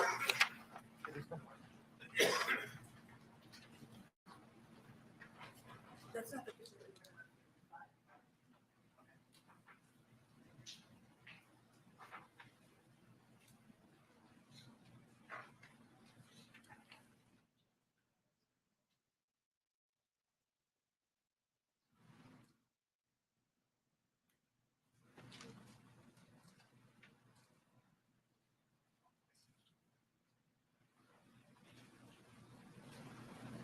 Judge, I'm approaching the witnesses for permission. I'm going to ask if you just identify that picture. That's D36, is that right? Yes. D36. Okay. And can you just tell the jury what that appears to be a picture of? This appears to be a picture of, what is this, a toppled vehicle? No, that's not. That's a fire by some wood, and there's a dumpster here and people around it. Okay.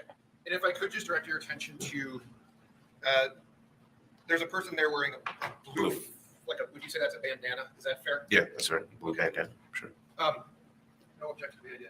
So if I told you that we agree that that's Joseph Rosenbaum in that picture, okay? So Joseph Rosenbaum at that point is wearing, you agree, a blue bandana over his face? Yes. Do you agree with that? Yep. Yep. Judge, I would move 36. You objection? No.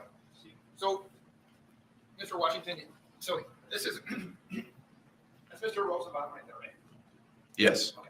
So some people were covering their faces for protection from COVID. Is Mighty Meat in the house? Is Mighty Meat in the house?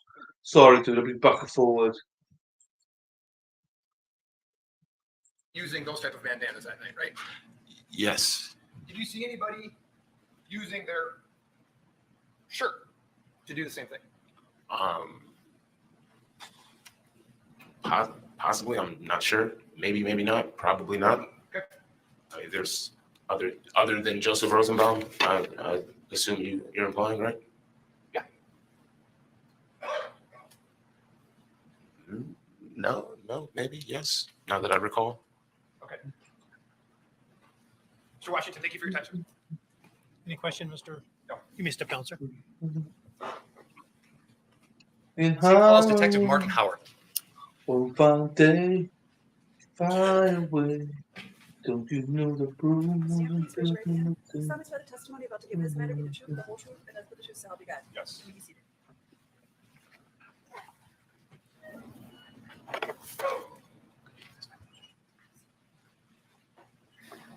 So could you state your name and spell your last name for the record? Martin Howard, Howard, How are you currently employed? the City of Kenosha Police Department, How long have you been so employed? a little over 10 years. What is your current assignment? Second shift detective, How long have you been a detective with Kenosha Police Department? almost 3 years. And prior to that, were you a patrol officer? Yes. On the night of August 25th, 2020, were you working as a detective for the Kenosha Police Department? Yes. On that particular night, the night of this incident, what was your initial assignment on duty? We had various duties. We conducted surveillance in unmarked squad cars, watching crowds and making reports on them in the radio. We also did things like go to gas stations and make sure all the pumps were shut off, Why did you do that? because we were receiving reports that there were people filling up gas containers at local gas stations, and to prevent further arson, we made sure that gas stations were not distributing gas. Was there a certain time of day when you began that process? Approximately 6 p.m. I know the curfew was at 8 p.m., so we were trying to make sure it was done before that. When you were doing the activities you just described, were you operating in an unmarked squad car? Yes. Was anyone with you? Yes. Who was that? Detective Antaramian? And that's Detective Ben Antaramian, who's here at council table as well? Yes. And other than what you've just previously described, what other duties did you have that night initially? Another thing we did was take a post out on the interstate, and we had different detectives watching different exits, just to provide a little bit of forward information on influx of crowds coming in and reporting that to command, so they could make better decisions. Was that one of the things you personally did? Yes. Do you remember approximately where it was that you went out there to check on the interstate? I spent time at different exits on 994. Did you see anything unusual? There were some cars coming.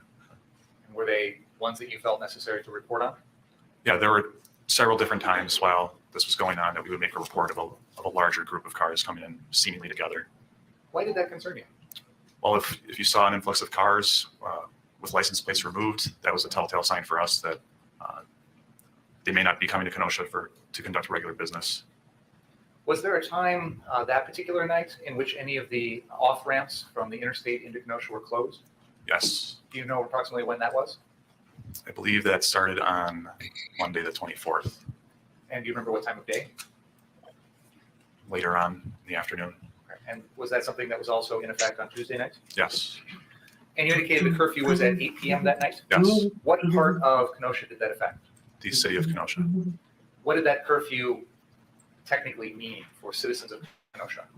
It meant for everybody to stay home. Not be out on the streets, driving Yes. around, going to the store, walking around, Yes. things like that? What about if you wanted to stay on your own personal property?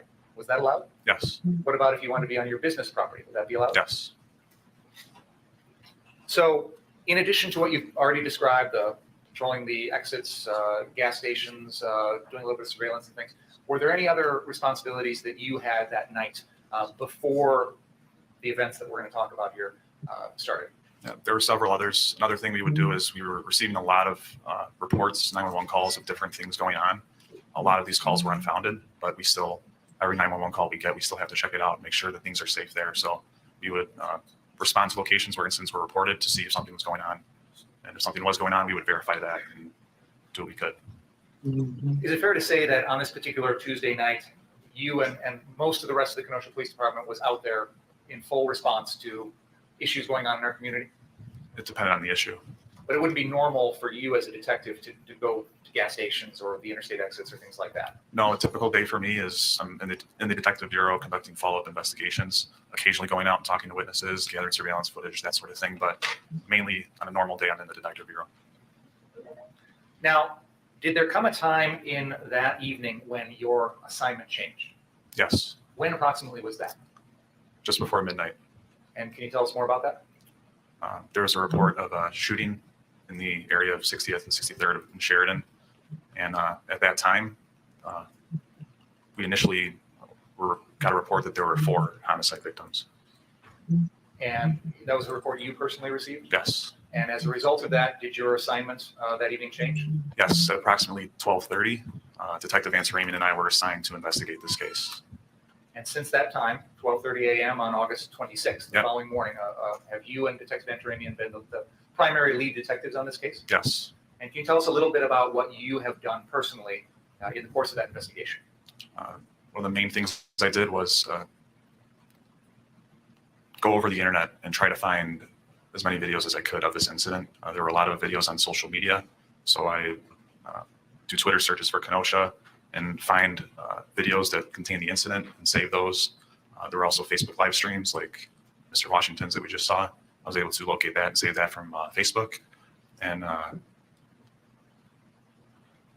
there were several other locations that videos were found. Some private citizens came forward with video. We gathered those. Now, you said that about 12:30 in the morning on the night of August 25th, early morning. Oh, sir. Apparently, the lunch has been delivered early, and some of it's warm, I think, so that I don't know if the jurors want to have warm, soggy, or cool, soggy sandwiches. So let's break a little early for lunch, and please don't talk about the case during the break. Let me ask you.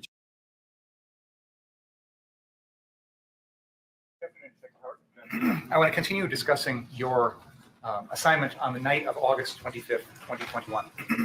Excuse me, before we took a break. 2020, thank you.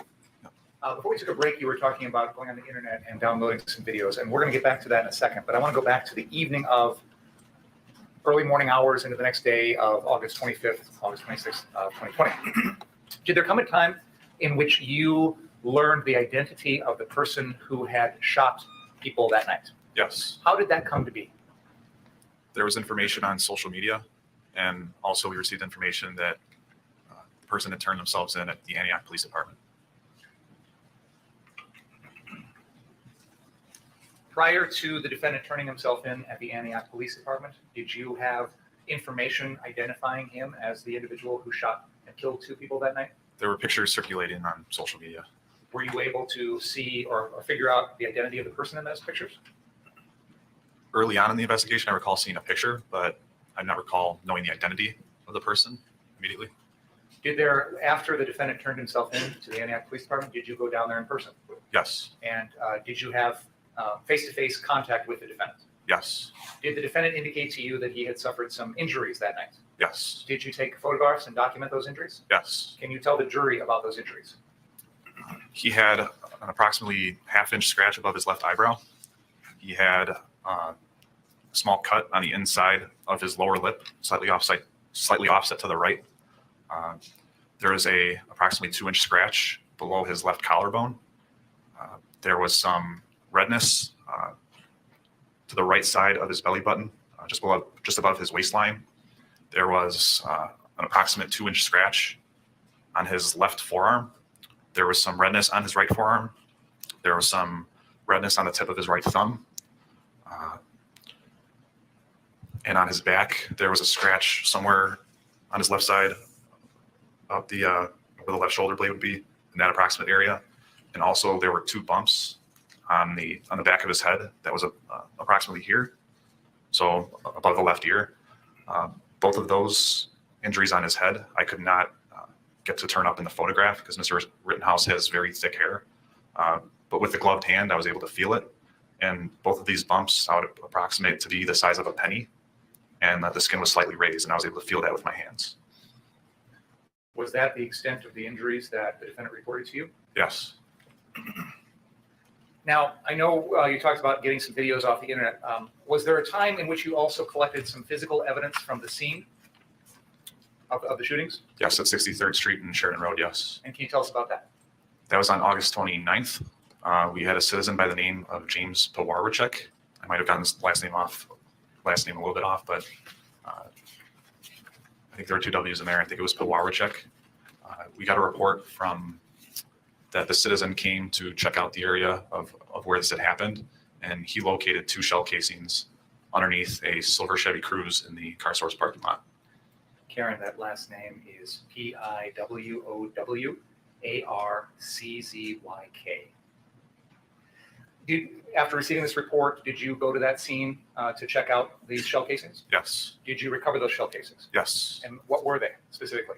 There were 2 Aguila 223 REM shell casings, and the location of where they were located. The silver Chevy Cruze was right in the area of what I had seen on the videos of where the shooting of Joseph Rosenbaum had taken place. Thank you. Now, you mentioned earlier that as part of your investigation, you searched social media, the internet, et cetera, to gather videos of this particular night. Is that correct? Yes. Okay. I'd like to go through some of those videos now in your testimony. Let me turn the TVs on.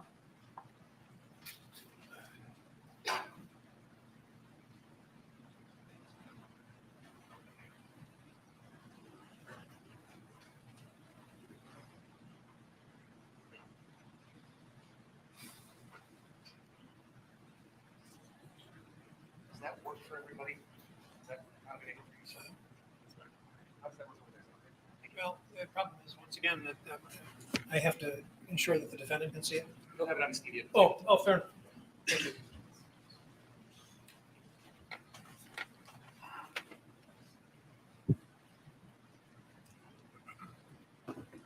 The first video that I'm going to show is on our. Oh,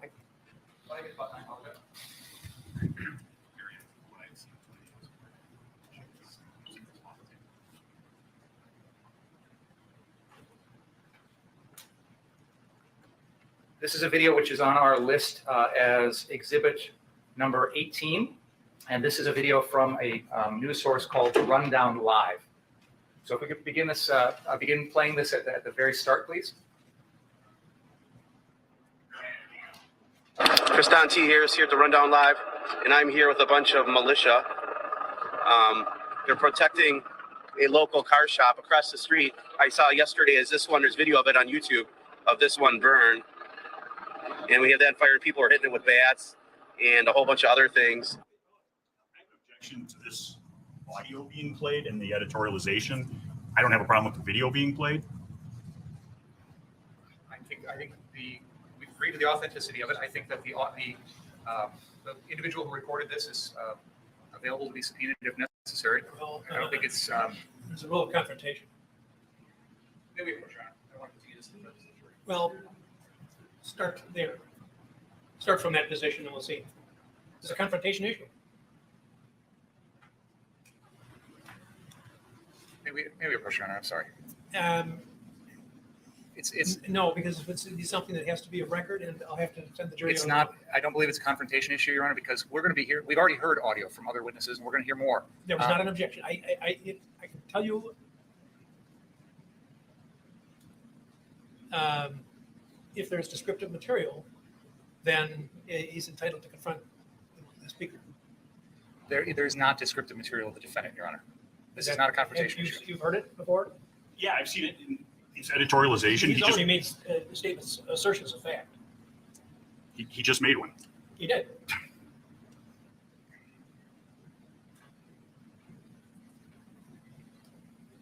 Okay, we can play it without the audio. There will be times in which we will have audio of interactions with the defendant, where he makes statements. Defendant's statements are invisible.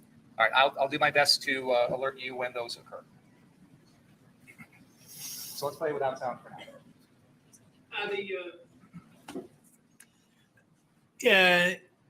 When I studied evidence last century, the evidence textbook,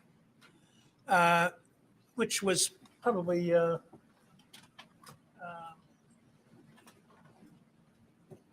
about this thick, about a quarter of it was dealt with the hearsay rule.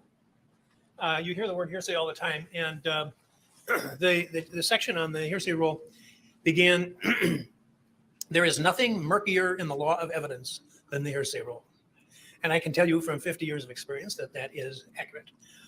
It is a rule that has many, many exclusions, and it has many, many exceptions. So some things that may seem to the untrained ear to be hearsay are not, and some things that don't seem like it are. Basically, the rule is that a statement of a non-testifying person cannot be offered to prove the truth of the matter which is asserted in the statement. The rule, this is something we actually referred to on the first day when I talked about what's introduced in evidence has to be under oath. It has to be subject to cross-examination. And that's not true of statements that are made by somebody who's not here while testifying as a witness. He's not here on the stand, he's not under oath, and he's not subject to cross-examination. So this person who's describing this is occurring on a discussion that you or I might have if it didn't require the strict rules that we have in the courts, perfectly, ordinary conversation. But when it gets into court, and this is actually referred to in the Bible, St. Paul, when he was put on trial, in I think it's Caesarea. Well, it was over in Palestine, in Israel. He was accused of some activity, and he was a Roman citizen, which was not common, but he happened to have been a Roman citizen, and so he has rights that we share now as Americans. And when they tried to put him on trial with evidence which was being repeated by somebody who wasn't there and under oath, he said, "Where are the witnesses against me? I'm a Roman and I have a right to confront my accusers. They should be here." And so that led to actually his voyage to Rome to have his case heard before the emperor. So it's an ancient rule. It's strictly enforced in the criminal courts for very obvious reasons. So that's what we're talking about here. And so if the person who's making this descriptive material is here and can be put under oath and cross-examined, then it's admissible. But otherwise, it is not admissible through the officer here. You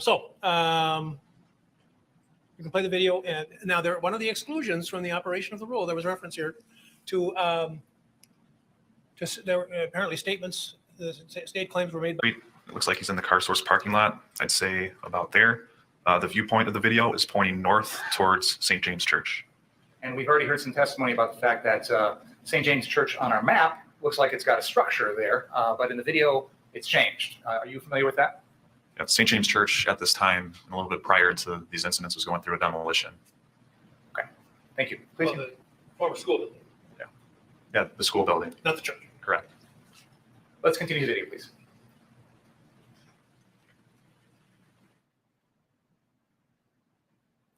Let's pause 1 second here, and can we turn the sound back on? I think everybody's in agreement. That is the defendant, correct? Yes. Okay. So let's turn the sound back on briefly for this section, please. We're live, on the Rundown Live. And as you can see, there. Do you have a good angle? Yeah, very cool. And you guys local or no? Yeah. Yeah. Okay. Cool. No, we'll do this. Coronavirus. Oh, dude, I'm not afraid of no coronavirus. Yeah. In fact, my shirt underneath it says I survived the coronavirus. There you go. Yeah, it's very possible. What was that? Oh, bro. Believe it or not, I've been doing this for about 12 years, so 41. And, if you guys see me get hit with something, I'm knocked out, that's when I need help. Yep. Or if it looks like somebody's going to beat me at the club, then I need help. Other than that, I can. We'll be there to help. Non-aggression principle. I don't want anyone hurt. They have medics too, and their medics are pretty helpful, even though they might be on the other side, if that makes sense. But they'll help me, okay? We got medics too. Okay, cool. So, are you guys mind? We'll turn the sound off now, but continue the video. Thank you.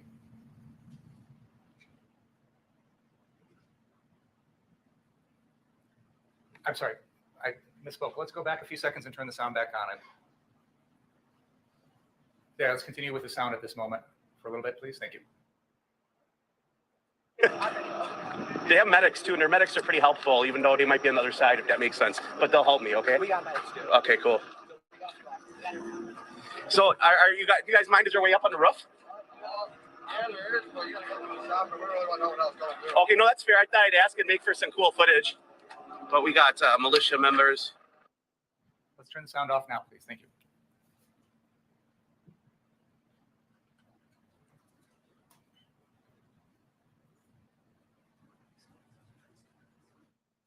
Can we pause the video for a second there? No dispute on that. Okay. I'm going to use, may I use that sister, what is her name? Sorry. Marciana. I'm going to point out up on the roof there is Dominic Black. And there's not any dispute about this from the defense, so I just want to clarify for the jury. I'll do it on the screen here for the camera. This individual here, which is the one with the lighter shirt on, is Dominic Black. No dispute on that. So that is Dominic Black up there. Thank you.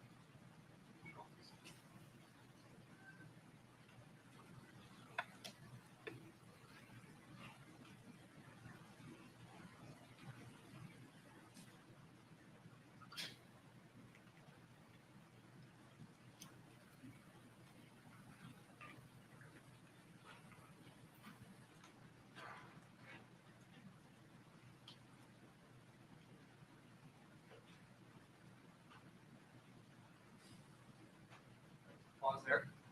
Now, can we please skip forward to the 30-minute and 25-second mark?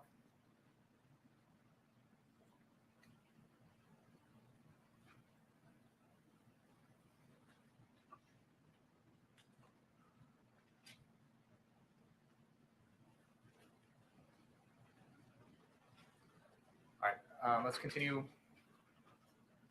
right, thank you. Can we play from there? No sound at this moment, please.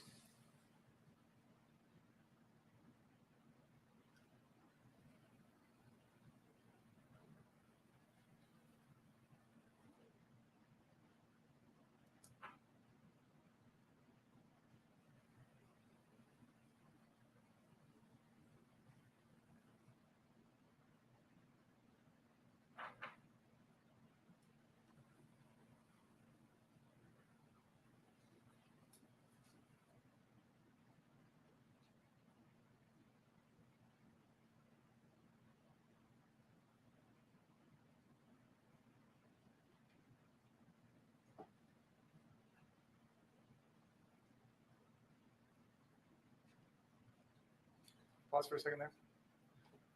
I don't think there's any dispute on both.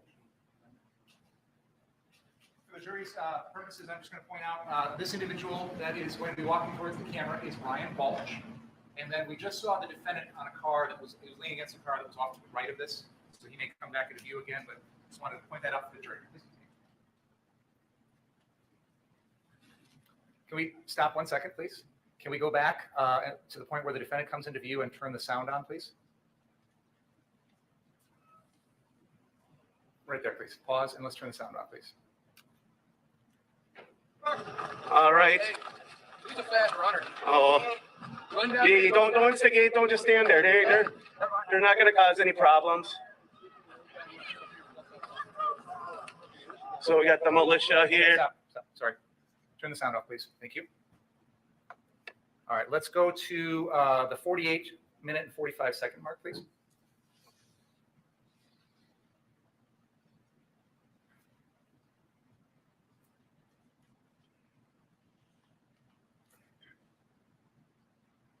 Okay, can we turn the sound on for this, please?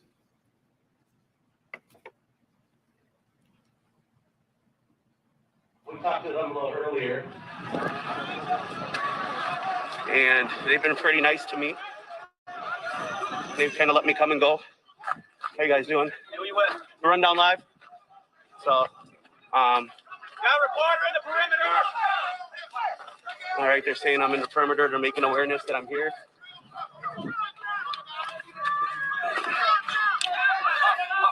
All right, they're asking me to leave.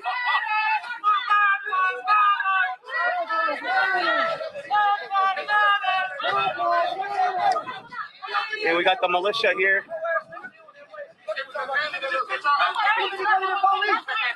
They're trying to protect private property. They're trying to protect their property. Everyone got that right. Yeah, no shit. I don't disagree. That's Hey, and that else gonna be down there. Oh, were they? With the green laser. Oh, I didn't know. Yeah, with the green laser. That's bullshit. Yeah. No, that's not cool. But I think a lot of them just are scared. So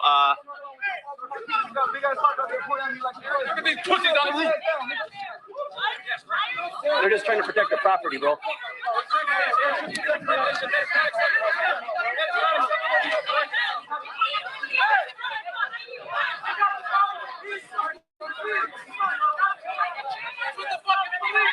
I agree with this guy. These guys are trying to protect their property up there.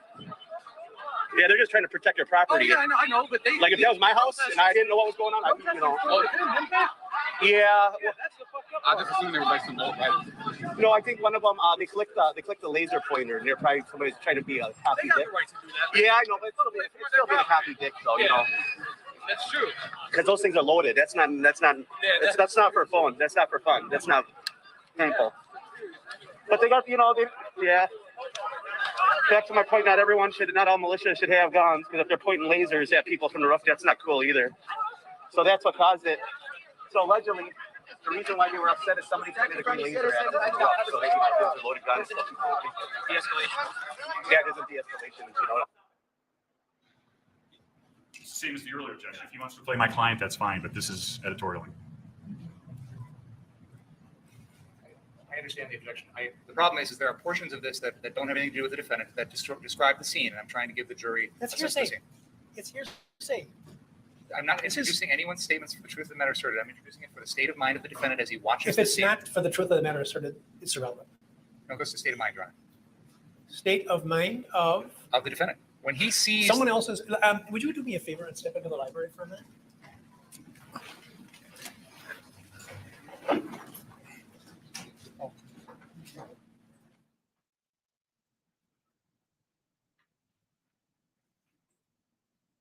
Please don't talk about the case while you're out of the room.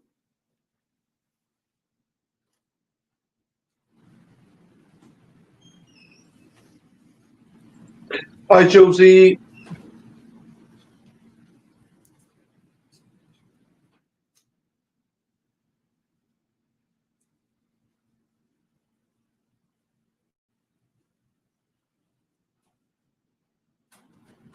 Okay.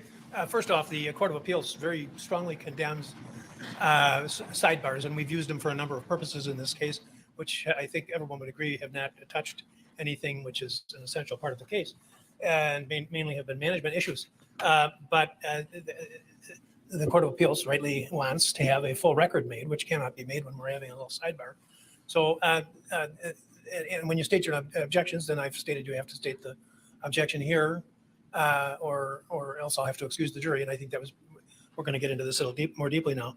So I think we did the right thing to do that. And we'll try to keep it so that they're not inconvenienced too much just being in the library here. No, let me just set the stage here. I've talked about inaccurate things out of the media. And one of the things that I've read over and over and over again is about how I messed up the state against Jensen case, which is now pending downstairs. Actually, I had it 100% correct in the first place. I ruled that the disputed matter was testimonial evidence that had to be confronted. And your office appealed. This is 20 years ago. And it was fine. It was a big issue. It was a big case. And the state Supreme Court reversed and said, no, we're going to adopt a new rule that is to be applied in this case about waiver and forfeiture. And so it came back, and I said right in the record, this is going to get reversed again because it was an unsound ruling, unanimous. I hate to say that about the Supreme Court, but it's true. And of course, that has proof positive. So I tried the case according to the way the Supreme Court told me to try it. And that was 20 years ago. The man is still in prison. And the case has again been reversed because of the evidence that the Supreme Court told me to admit. I don't want to mess around with confrontation issues. I can't let you present evidence into this record, which is barred by the confrontation rule. And you're asking me to let this just run while this man is making descriptive materials to prove the state of mind of the accused. That doesn't make any sense to me at all. First of all, Your Honor, nothing that's being said in this video can be construed as testimony. There was historical information that he was saying in the part that we did here. It is not for testimonial purposes. He is not presenting it in anticipation of litigation. He's not giving it to law enforcement. It's not a report for the purposes of reporting a crime or for any pending legal action whatsoever. He's making, well, even, okay, let's not even talk about this confrontation. Let's talk about it as hearsay. Then it goes to the defendant's state of mind, because the defendant is witnessing everything that's going on in this video. He is witnessing what's going on in the crowd. He's witnessing the response. He's witnessing all of these statements that are being made. And it goes to his state of mind. It's a present sense impression. And the defendant's state of mind, as we've all agreed multiple times in this case, is critical to the case. Your Honor, start at the beginning where I came in. The state argues that we've been doing this. One, Mr. Elijah, who was giving the editorial comments in the first video, he was here to be questioned. In this case, this individual who's in charge of the audio video feed is not under the state subpoena. He could be. If they chose to do that, they could have him here and he could testify to his opinions and we could cross-examine those. That would be acceptable. What Mr. Binger is saying is, my client is there, so he knows all this. There's no proof that what that individual is seeing, filming, and commenting on, my client is looking at it, seeing, or part of it. That's why that person needs to be here to testify. I have no problem with this detective testifying as to people, places, and things from this video. We stipulated that. I did not stipulate to the editorial comments. I have no objection. Obviously, there's no basis for it. When they want to play statements of my client that are on video, that's not hearsay. But this and his statements regarding militia, things like that, that is hearsay. So we've got two complaints here, or two objections. One is the confrontation clause. This is not testimonial. It doesn't even fall anywhere near testimonial. Therefore, confrontation clause, I don't believe is a valid objection. When it comes to hearsay, Your Honor, we had a pretrial dispute regarding things that Joseph Rosenbaum did all night long that were not witnessed by the defendant. The defense argued that those things should come into evidence because they show the context, they show his character, they show propensity for violence, they set the scene here. And I argue to Your Honor that if the defendant didn't personally witness it, it shouldn't come in. That argument failed. You allow them to come in. We've heard in the opening statement a lot of things about Joseph Rosenbaum that I know personally, and the evidence I think will demonstrate that the defendant never witnessed that night. But they're going to come in to attack the character of a deceased individual. And I understand the Jackson ruling. I've read that decision. I understand all that. The difference is, Your Honor, this is exactly what the defendant witnessed. He is right there. Now, counsel is asserting that the defendant isn't aware of what's going on at this scene. I don't know that. The defendant knows that. He has the right to testify. I'm going to. Wait a minute. You're right. He has the right to testify. He has no obligation to testify. Absolutely not. But if he's going to get, and if you're going to, he is present. He's within a few feet of all this stuff going on. So it is a perfectly reasonable understanding that he is witnessing this and that this is forming his state of mind. He is seeing confrontations. We are showing the jury those confrontations. These are occurring right in front of his face. So this is him right there. I'm not showing stuff that was 10 blocks away. I'm showing what was right in front of him as he's witnessing. We've already seen him in this video. Now, if the defense wants to argue he didn't witness it, if they've got evidence to suggest that, they can argue that and the jury can make a decision. This is a factual dispute. The hearsay objection, again, these are not being, no statement that I'm showing this view is being offered to prove the fact of the statement. But hearsay does not necessarily have to be admitted for the truth of the matter asserted to be relevant. It can be admitted for other purposes, such as present sense impression, state of mind. These are excited utterances that are going on in the heat of a conflict in a scene like that. So there are plenty of hearsay There are so many objections. things you're touching on that I want to be able to tackle them all. Sure. And this present sense impression thing, what the defendant was aware of with respect to what was pictured in the video, and I'll give you that even though the camera's aimed on him and is looking into his face and what he's seeing is actually the videographer, but I'll grant you he's there, but you're accomplishing the result as to what was available for his scrutiny when you show the movie, the video. I don't see where the commentary by the videographer is part of his sources of knowledge. That's number one. Secondly,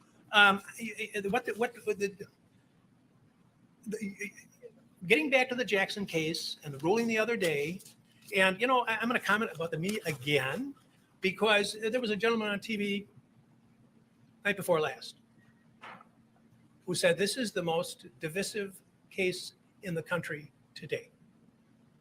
So anything that undermines public confidence in what happens here is very important. It's important for this town. It's important for this country to have people have confidence in the result of this trial, whatever it is. And I don't care what it is, but people have to be confident. There are people on the media, on reputable sites, that are saying things that are totally bizarre. And I'm going to cite one only because it is exemplary, and it stems from the conversation we had the other day about the uncommunicated threat rule. You talk about things that occurred with respect to Mr. Rosenbaum that were unknown to the defendant at the time that the crime allegedly was committed.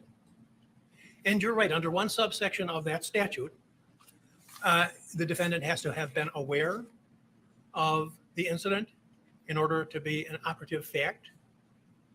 But there's another one, the uncommunicated threat rule, which is an ancient rule of our law, which I talked about at the time of the ruling. And the Jackson case discussed it somewhat. It's also discussed here at Judge Weinstein's commentaries. And it's section 7.01, subsection 3, subsection C. And it says, if the defendant offers evidence of the alleged victim's character, it must be in the form of opinion or reputation testimony. And that was, I think, one of the things that you were advancing. It may not be in the form of evidence concerning other acts. When a defendant offers evidence of the alleged victim's character, then the process, well, I won't read that because it's not relevant. But then the next paragraph, and this is the critical one.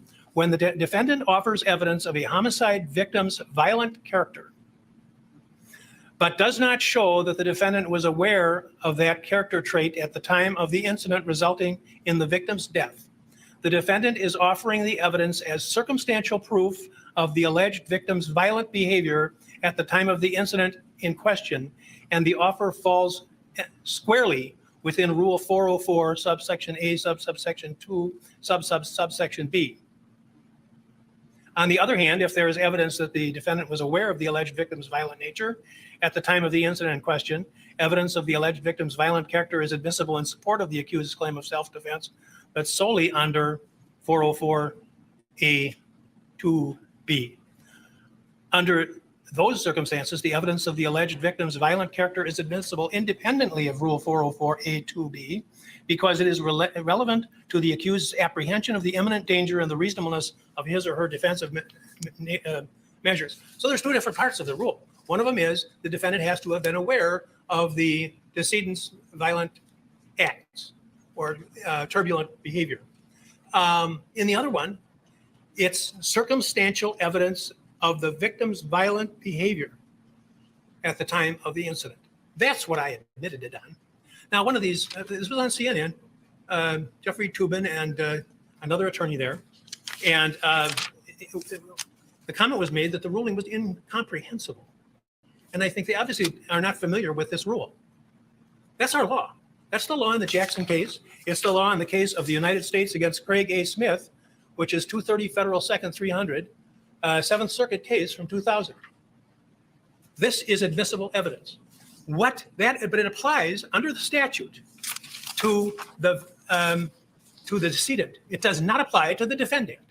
So you're mixing rules up here, and I don't understand any theory under which you can bring in what certainly seems to me to be hearsay when you could acquire the attendance of the witness. Judge, there are two things. Do you have the modern site, an actual site for Wisconsin in terms of the rule? Is that 404 clearly is not a Wisconsin statute? Well, I'll look it up. It's the same rule. It's 90404. 904? It just changes one numeral, which has been the rule for as long as I've been practicing evidence. What was the subsection? You said 404 subsection 2B2, was that it? Yeah, it would be Wisconsin. The federal rules and the Wisconsin rules, as you know, have they basically are the same in most instances and in this one, but they just use a different numeral.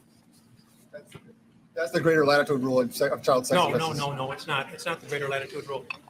well, under 90404 sub 2B2, that under Wisconsin statutes, that's the greater latitude rule for child sex offenses. So the greater latitude rule for child sex offenses, there may be a difference in the subsection lettering and numbering between the federal system, which is Rule 404, and Wisconsin statute, section 904.04. So I'm not sure where that section that you were mentioning, Judge, matches up with the Wisconsin statute. I think that is Mr. Krause's point. All right. 90404, character evidence not admissible to prove conduct, exceptions, other crimes. And subsection, you know what it is? They changed not only the first digit, but they also changed the A's and B's to 1s and 2s. So you're right. I was reading from Judge Weinstein's commentary, but when you translate into Wisconsinese, it comes out as with numerals, but it's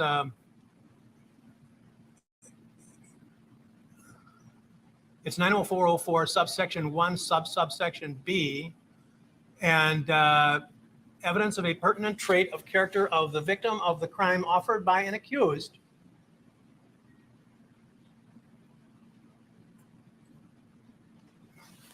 and then under 90405 methods of proving character is subsection 2 is specific instances of conduct of the in this case the decedent. I understand, Your Honor. So that's the basis upon which this ruling was made, and it's not incomprehensible, and it's in accordance with our law. And what is in the mind of the defendant is not governed by that rule. This is the character of the decedent. I understand what you're saying, Your Honor. I want to briefly respond to that, if I may, and then I'd like to get back to this video. I think just generally, I have not watched Jeffrey Toobin or anyone else discussing this case on media. It is of no concern to me, so I'm not in a position to respond to what any of those talking heads have said. I don't expect you to. My point is that I want the case to be fairly tried, and I wanted people to understand that we want to go forward from this case, whatever the outcome is, and not have all kinds of people making inaccurate statements about what the law is. I don't have any comments on the media's coverage, Your Honor, so I'll move on. This video contains statements from the videographer and other people at that scene. The confrontation clause issue, I don't believe is applicable. From confrontation to hearsay. So let's go to hearsay. I am not introducing these statements for the truth of the matter asserted. Then why are they relevant? Because they go to the defendant's state of mind. They are I'm going to invite you to respond. Your Honor, I'll hear you more, but I do want to hear his response. Unless this unsubpoenaed individual can read minds, that is a ridiculous argument. This narrator is going to prove my client's state of mind. That's absurd. I don't know how to respond to that. And the general, and I don't even want to use this word, but panoply of what's going on here, if it's not the opinions of the narrator, that goes to what may or may not have been seen by my client. You know, somebody yelling, they're throwing things, or there's a laser. I'm not objecting to that because that's part of what goes on and what went on that night. It was shown even some at the gas station that Mr. Elijah was testifying to. What we're objecting to is the person who is running the feed and giving the editorial comments. That is hearsay. Can I just ask, maybe we can short circuit this a little bit. What specifically is this person saying? Is it the word militia? That's I think the triggering word here. It seems to me you have the burden to tell me what that I should expect from this video that I never heard before. How I should be ready to pounce, because you're offering a running commentary from a person who is not here under oath to give testimony, and you're expecting me to be ready at a moment's notice to figure out what's going to be the next word out of his mouth and then try to put the... My question was actually directed to the defense, Your Honor. I didn't mean to direct it to Well, you, remark, all right. So I think the difficulty practically, Your Honor, I understand the objection of the word militia, and I don't think it's hearsay. I think it falls within a number of exceptions, but nonetheless, if we're going to deal with that word, I guess there's a couple of options. One is I can try and go back, and I'm gonna need some time to do this. I would need to go through this video and figure out every moment that word is used, and we will have to figure out a way to cover that up, stop the sound for that second that word is used. The other option is, and I think this is a perfectly reasonable one, is the judge, you can simply instruct the jury on this issue, that this is the narrator's statements. They are not to be, that the jury should give no weight to what the narrator is I've characterizing. never done that in his- before. in In his 50 people. years, well, in 38 years up here, I have never told a jury, I'm going to play this, and some of it might not be okay, but just don't pay any attention to that. Is that what you're telling me? I respect the fact that you've never done it, Your Honor, but it has been done. It is a perfectly permissible procedure by the court. The jury is presumed to follow your instructions. Now, We give them instructions on evidence all the time. we're going to take a break right now. Would you ask the jurors to go upstairs and not talk about the case, please? We're going to take a break. I think it would be prudent to do so at this point.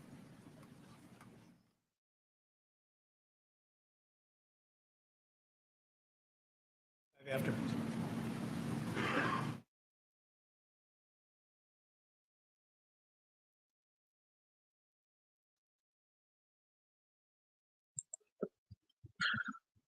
Whew. Okay, like I will, I've seen some comments they put in. He is obviously a little bit better here than what he was. Obviously, well, he's a lot better here than he was against when he's doing Zach's trial, but he still talks a lot though, without making a decision. But so far, I think most of his decisions have been correct, in my opinion. You get your gift from a.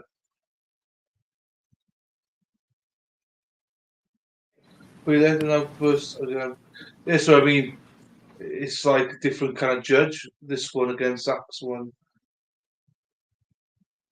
It's just as if he's half competent in this one and zero competent in the other one. Hello. Would you come down, please? Yes.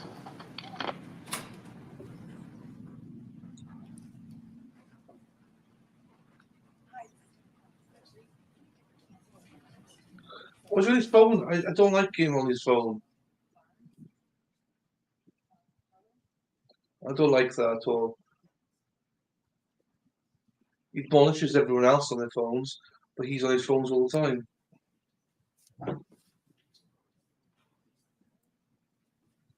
Yeah, that's I think he's half competent in this one. He's half competent. Do you know what I mean? So we've seen a side where he was actually so far not bad. Do you know what I mean? To compare him to what he was in the Zachariah trial.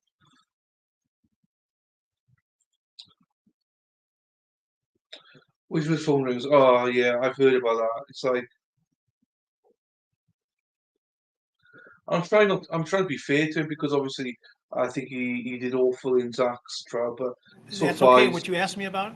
doing But will be okay. there be someone in to fill your role that day?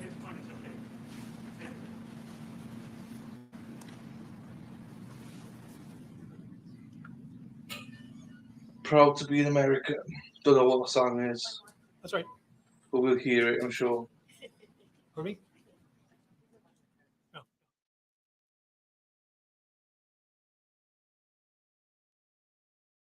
Be seated, by the way. About the room and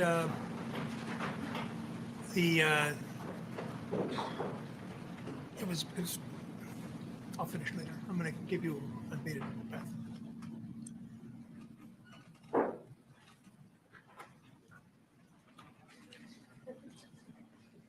I am going to.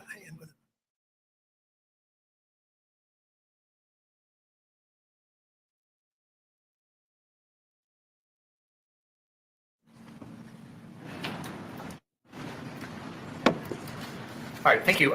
Ladies and gentlemen of the jury, we're going to continue showing a portion of what has previously been introduced as exhibit number 18. This is the rundown live video, and I'm going to play a portion of this beginning at 1 hour, 24 minutes, and 30 seconds. And this can have audio, please. Understand? Hey, your job isn't to be in the street. You got to stand your property. That's why you got problems already with people.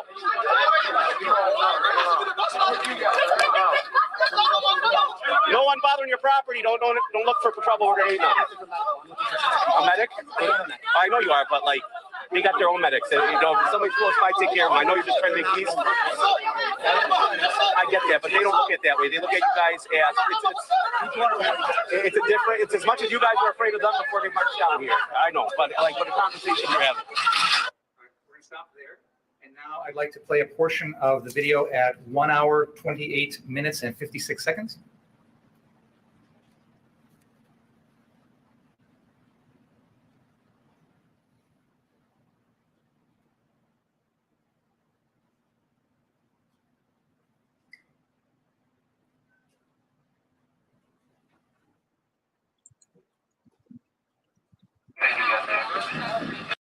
Mighty me, I missed you earlier on, sir. So good to see you, Pat. Dirk, good to see you, my friend, as well.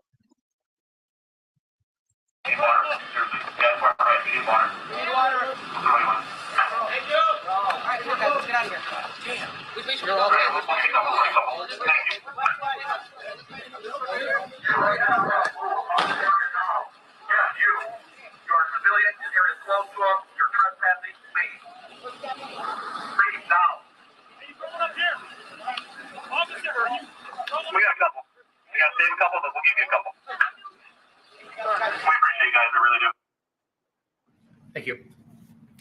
Detective Howard, that last portion of the video appears to show some what have previously been identified as MRAP or Bearcat vehicles. Are you familiar with those types of vehicles? Yes. And in that particular video, there's one that's close to the camera as on the screen that we're looking at right now. Do you know anything about that vehicle personally? Not personally, no. Do you know if the Kenosha Police Department has a vehicle like that? No, at this time, the Kenosha Police Department did not have a SWAT team. Is it fair to say that on this particular night, there were a number of other law enforcement agencies that were coming to Kenosha to assist? Yes. Do you have any idea which agency's Bearcat or armored vehicle that was? I don't. I can tell it's from a sheriff's department because it says sheriff on the front right of the armored vehicle, but I don't know which sheriff's department it's from. Okay, thank you. Now, if we could have exhibit number 1, which is a Drew Hernandez video 023.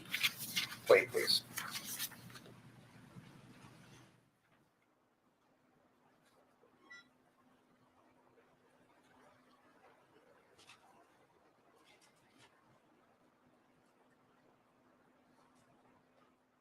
While we're waiting, Detective, the last video, the rundown live video, was that one of the videos that you found and acquired when you were doing your investigation? Yes, that one I believe I located on YouTube and saved it from YouTube.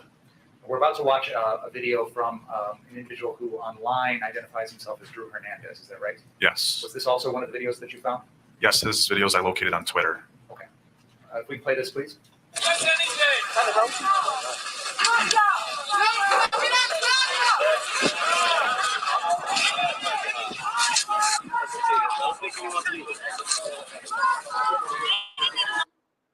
I want to set the stage for this. Detective Howard, first of all, are you able to determine from the scene on the screen right now where this video is taken? So the first thing I noticed is this appears to be a body cam from Drew Hernandez. So I did locate videos from Drew Hernandez from Twitter, but he also was in contact with Detective Ansaramian for a bit. And we learned from Drew Hernandez that he actually wears a body camera while he goes out. That's why his arm kind of appears in front of his head? So this has to be from his body cam footage given that visual. And can you help the jury understand where this video is showing us, what part of Kenosha at this particular scene there? I believe this is near the this car source again. And am I correct in saying that the viewpoint in the video at this moment is looking southeast across the intersection of Sheridan Road there? Does that look correct to you? That's what it appears to be, yes. Okay. Do you know if this is the intersection of 50? Sorry, I'm trying to. This looks like 59th and Sheridan. Okay, that was going to be my question. Thank you. Can we continue the video, please?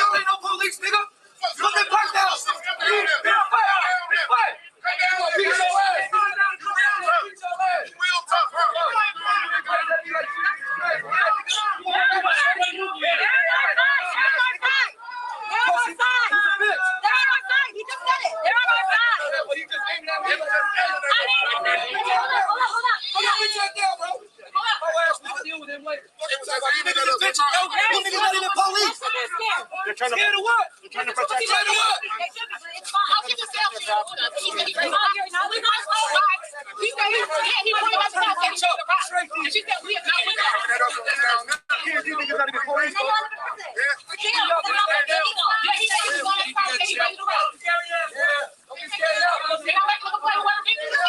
makes some way.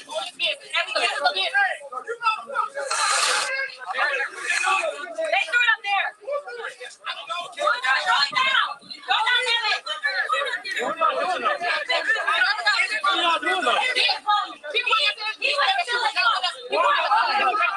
These guys aren't going anywhere. They just want to stop. These guys aren't around. Any of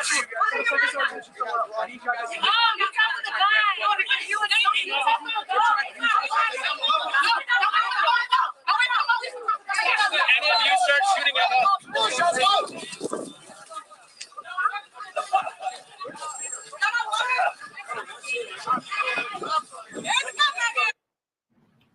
Now can we play exhibit number 8, which is the Elijah riot interview?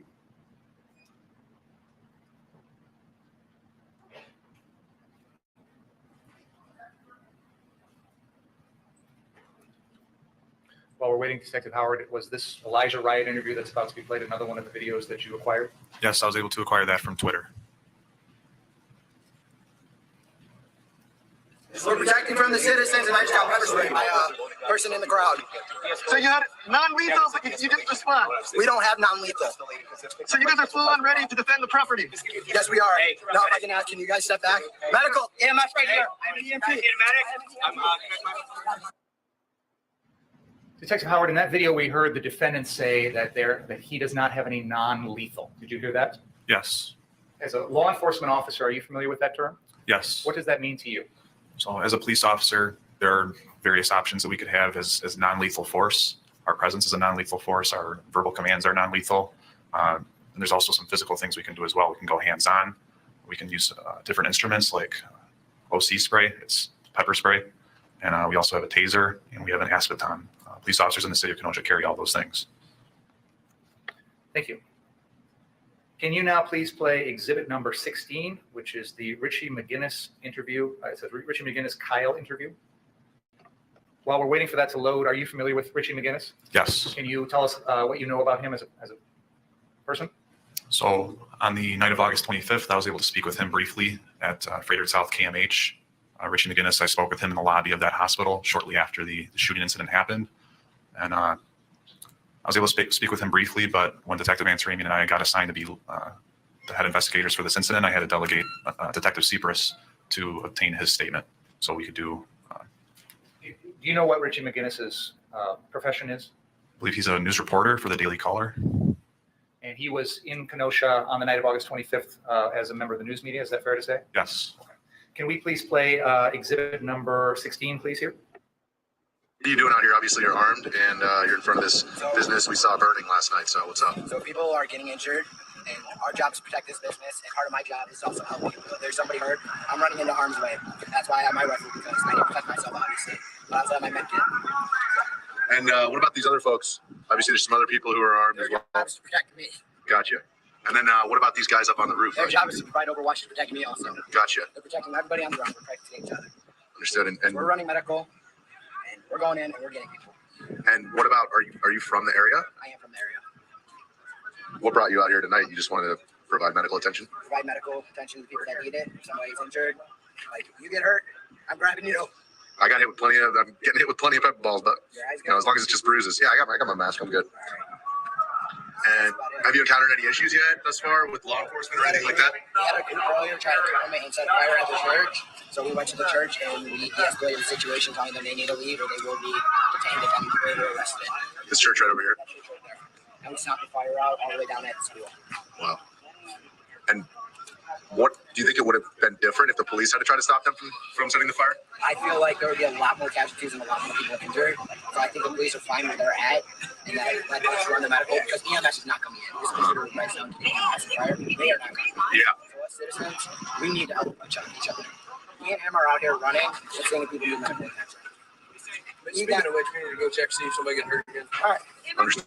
You want to follow us? You're fine. Yes, sir. Absolutely. Right, it's not good. One of theirs.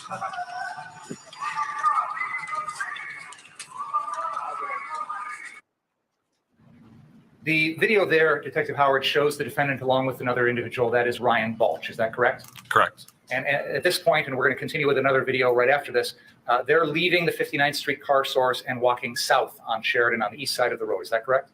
No, on the west side of Sheridan. West side. Yes, west side. And do you know at this point in the evening where the police, the armored vehicles we saw earlier, where they are located? Are those some ahead at 60th? So as far as you can tell, they've established a line along 60th and Sheridan? I think I can see some at 60th at this point of the video. Okay. Can we continue now with exhibit number 17, which is the file is Richie McGinnis walking with Kyle. I didn't forget the number. I'm sorry. It's 17. Thank you. Mhm.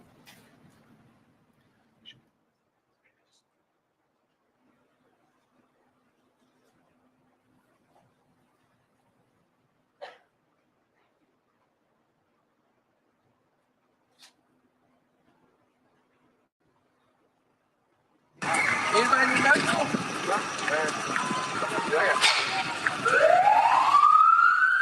So you guys are kind of like medics who are packing. Yeah, right? basically. But he's an EMT, and I'm just kind of protecting his ass. Oh, so you're a certified EMT? Yeah. Gotcha. And do you work as an EMT normally? I'm a lifeguard normally. I got my ALS. Gotcha.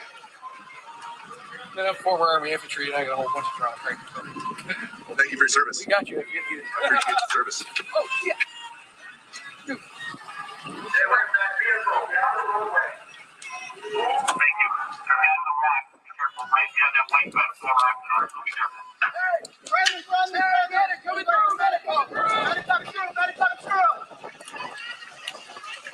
Anybody need medical? Anybody need medical? We're running through Roger over here. Anybody need medical? Medical? Fire extinguishers are here to put out the fires. They know. Okay, good. They know. We just got shot up. You good? It's all right. I'm not shot. No, I got rubber bullet. Oh no, I just got rubber bullet. Yeah. No, it doesn't. It didn't even leave it wells. It just stung. It just fucking stung. I'm fine. Yeah. Little pepper boy never hurt nobody. It was literally just like, It's a little spicy, that's all. it was like, oh shit. That was really annoying. Yeah, a little salsa. Could you please not? Does anybody need medical? Does anybody need medical? I think someone's got some medical weed, I'll tell you that. Does anybody need medical? Medical! Get off the floor. Does anybody need medical? You don't just want to know. Get off the floor. It's not about the floor. Now you're talking about medical. I remember you said get off the floor. You talking about medical? Yeah. Does anybody need medical? Medical! Well, yesterday or today? Today. You just had a couple guns. I'm like, get off the car. Now you're talking about medical. What car over in the dealership? Sorry, I don't know. Hey, if you want it,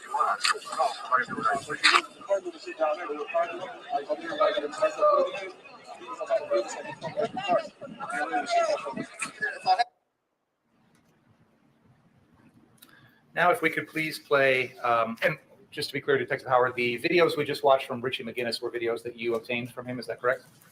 Those are obtained from his phone. Detective Secrets obtained those. Okay. Now, if we could play exhibit number 14, that is the Reg Incognito live stream.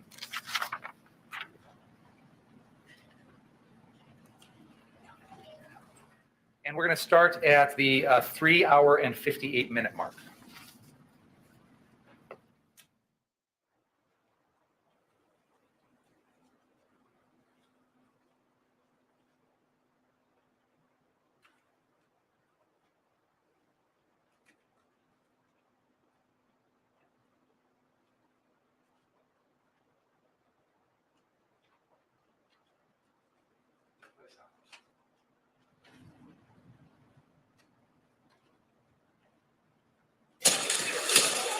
Hey, you guys, you can only watch it from over here, man. You can't really be that close up. So between a certain part of a certain section of Black Lives Matter and maybe, I'm saying at least about 20 white dudes from Antifa, you can't get up close on the opponent, man. They just made an example out of that guy, and I'm trying to help him out. So the white dude I was just talking to, or whatever he is right here, he just got his phone slapped. He got his phone slapped out of him and socked at the same time. This dude right here, walking away. This dude right here got his phone slapped and blindsided.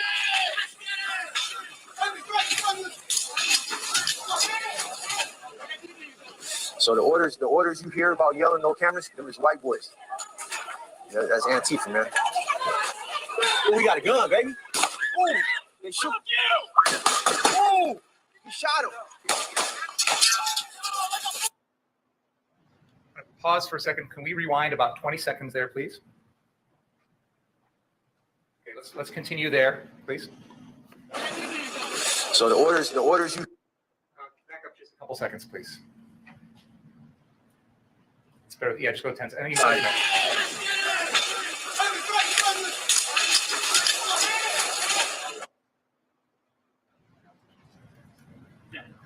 For the jury's benefit, I'm going to point out there is an individual here who is running.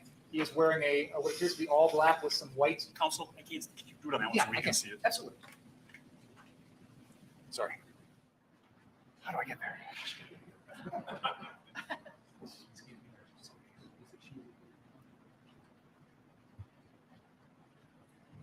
This individual, Keep your receipt. Yep. Okay, I just want to make sure. This individual here, who when we play it back, you will see him kind of running across here. That is Richie McGinnis. So we'll rewind it so you can follow that. But that individual is Richie McGinnis, and there's no dispute about that from the defense. So I just want to set the scene for the jurors. I'll rewind a little bit, and I'm going to show them that portion again.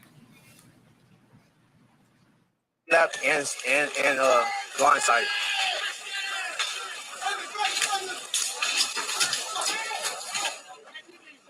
So the order.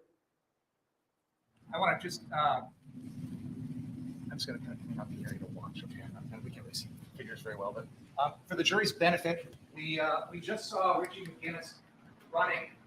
He's off screen now, but he's kind of over in this area. Around this section of the right hand of the screen, right hand side of the screen, there are some parked cars. That is the area where I will represent. There's no dispute about this, where the chase between Mr. Rosenbaum and the defendant begins. So that's where you'll want to be paying attention to. So can we rewind that about 10 seconds and we'll start it over so now everybody knows where to look? Blindsided.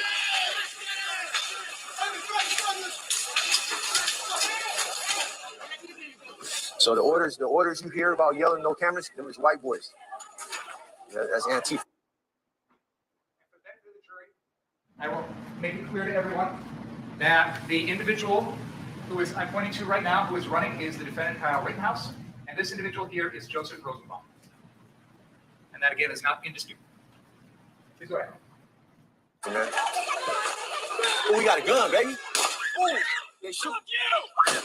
Ooh, he shot him. Yeah.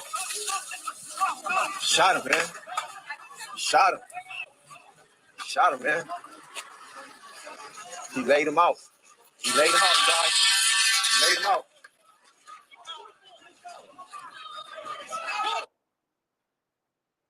For the benefit of the jury, I want to make it clear. I think everybody knows this, but just to make clear, this individual who has just removed his shirt is Richie McGinnis, and that is the defendant.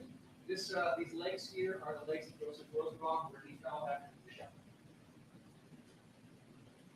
Right. Thank you.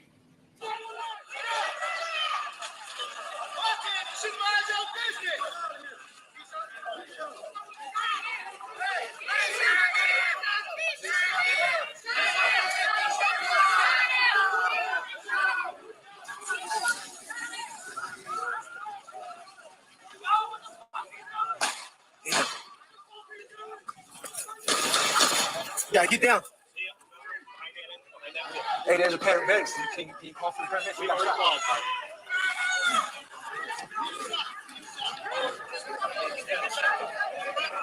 Hey, I'm going to refresh my shit.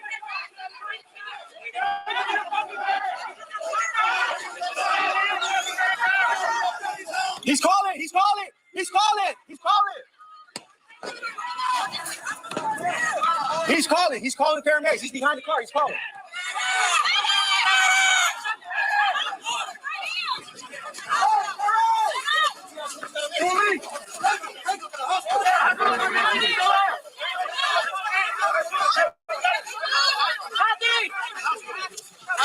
Yeah, he's hitting his chest.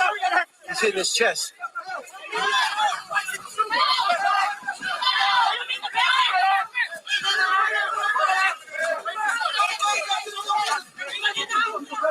Shot him. Oh my God. Yeah, that shit looks More than Trump told you to keep it out. It's out now.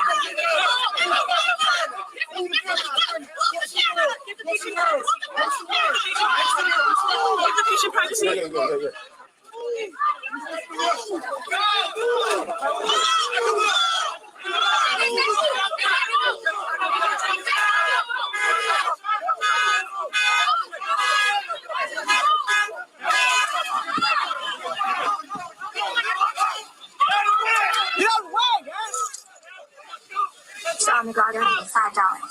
TFWWH and Whiny Sheridan. We're going to continue with that exhibit number 14 and go to the 4 hour and 6 minute mark.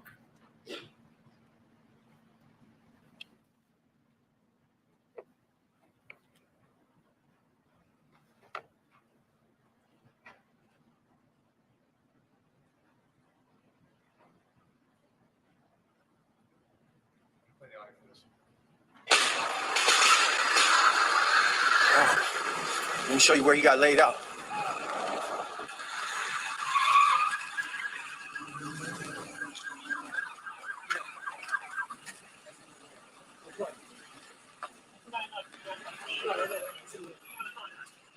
Look at the blood.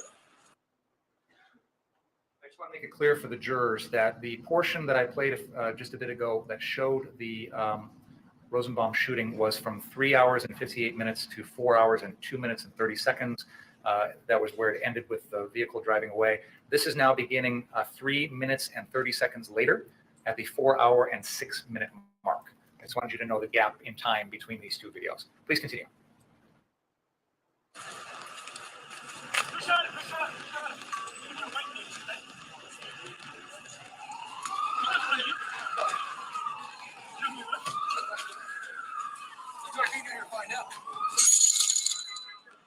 Junior donated $3. Time to clear.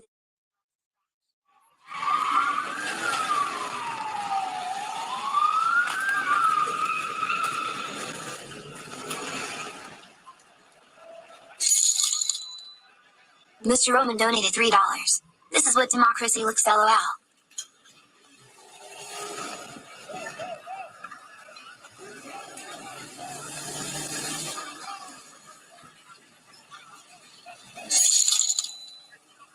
Ira Gershwin donated $3. The social workers are shooting each other veggie. So fucked up. Someone else? Get the fuck out of here, let's go!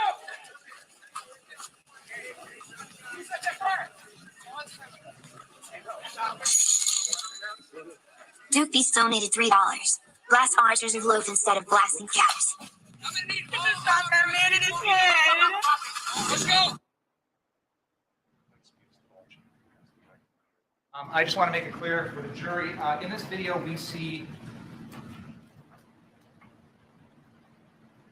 this is Ryan Balch, and this is Jason Lukowski.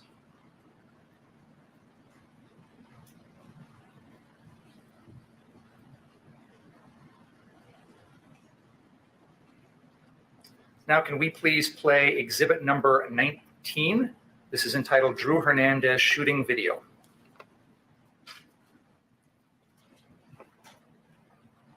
And again, these are videos, Detective Howard, that you obtained during your investigation? Yes, this one was obtained on Twitter. You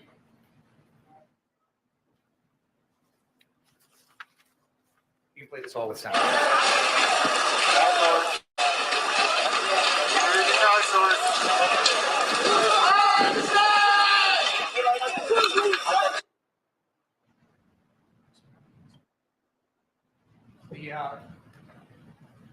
Detective Howard, are you able to tell from this video what we're looking at in terms of where we are in Kenosha? Yes, we are. He's in Sheridan Road with the video. Let's see. All right, car source is right here. on the west side of Sheridan Road, and then across the street is KMH. So his camera's pointing south. So on the left side of the screen, you're seeing the KMH parking lot right here, and up ahead and to the right in the screen is going to be the car source.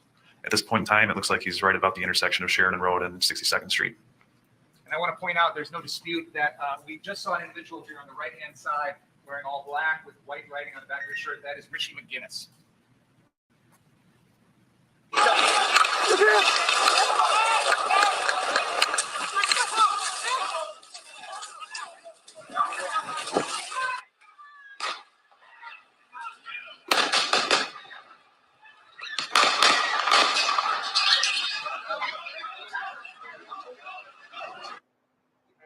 About 10 or 12 seconds, please. Right. For someone that doesn't understand this, right, and in ways, this is why Mighty Meat, I need people like Mighty Meat don't scream with me. Because what I don't understand is this all is this all because of BLM? Because I'm just like, is that the excuse they're using, that it's some campaign for Black Lives Matters? Is that how they're trying to justify this whole thing? That's a genuine question. I don't know the answer. That's why I'm asking the question. Because I just don't. What are we doing here? I don't get what we're doing here. It's just, yes. But it does. To me, it just doesn't seem like. It just seems like a bunch of vigilantes that are just using anything as an excuse. So I'm just wondering, are they just using BLM as an excuse, just to go out there, riot, and cause all this mischief? It's just, I don't. It just seems so sad. All this just seems so sad. Watching it, I'm just quite angry with it, to be quite honest with you. And although this is, and I could be wrong here, I could be completely off it, but I don't think a lot of these guys give a shit about BLM. I think it's just like, there's a cause out there. Let's just go and let's go and fight some people. Let's go. We've had a few in the UK. Using sort of like these campaigns just to riot. They don't care about the campaign, they just want to riot. I'm just wondering if it's the same here, that it's all under BLM, but actually it's not. It's just a case of, let's be vigilantes. Okay, I could be wrong, I have no idea. It all just looks so weird to me.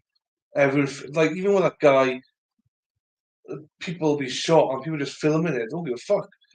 This is all so weird to me. It's all weird to me. Hang on. Yep, the cities. People like Zeminski, people who just want to see the world burn, use this as it. Yeah. Well, yeah, that's. I think that's my point, Katie. But how much do you think? Do you know what I mean? Do you think a lot of these, Katie, are like that, using this excuse? Because, like, how many of these are actually genuinely concerned with BLM compared to who wants to like riot? You know, that's what maybe where I'm getting at. They want chaos and destruction is still going on today, but just less marches now. So, BLM, and then shit, people used it as an excuse of the government and local. Yeah, perfect. So, like, obviously, you know, Black Lives Matters. You know, to an extent, it's not such a big thing. I get BLM. You know, I'm a supporter. I get it. You know, people should be treated equally. Blah blah blah. You know, I get it, but not when it's like this. This is not a campaign. This is not any kind of like, you know, march or anything. You know, I don't know. That's why I'm quite shocked, because BLM sort of thing for me, it's not really massive. Well, that I've seen in Wales, it's not huge for us here.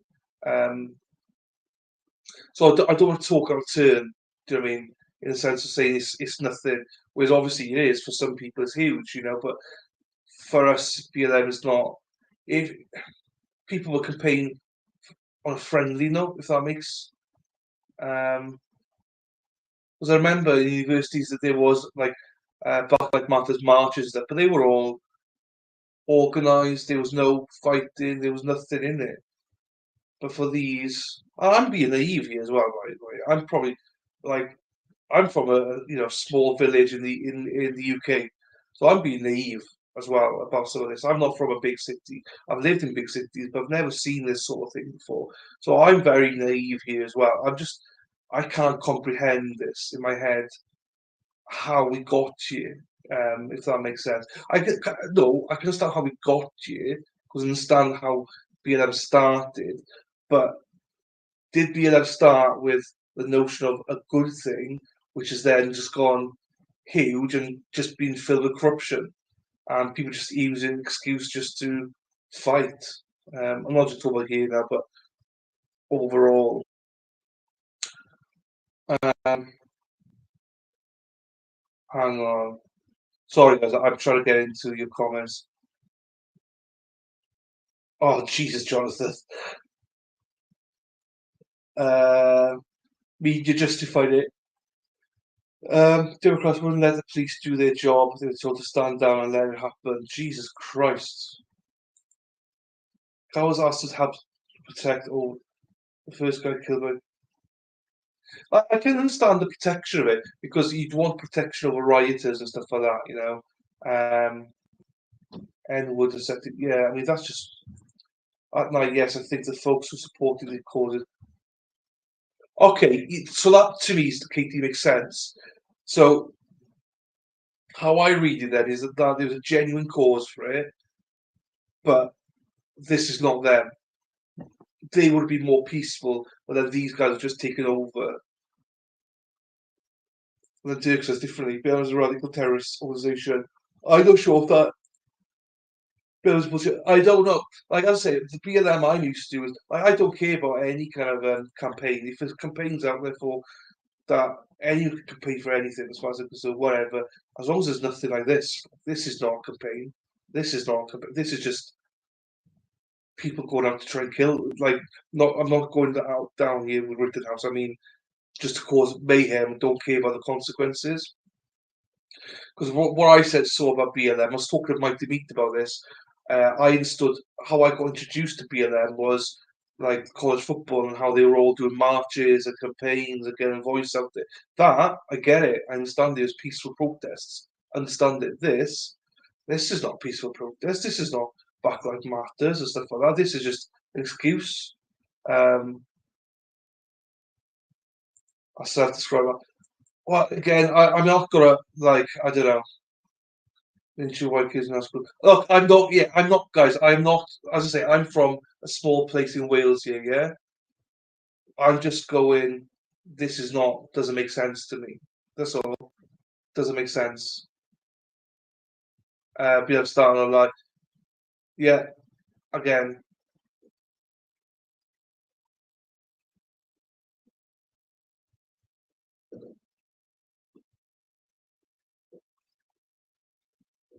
Okay, well, this makes more sense then.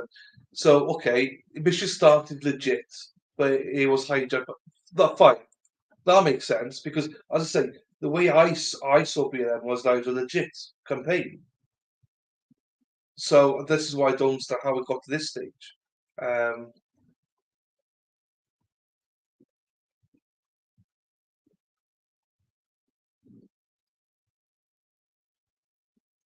So I don't know. I don't even know how it all started. So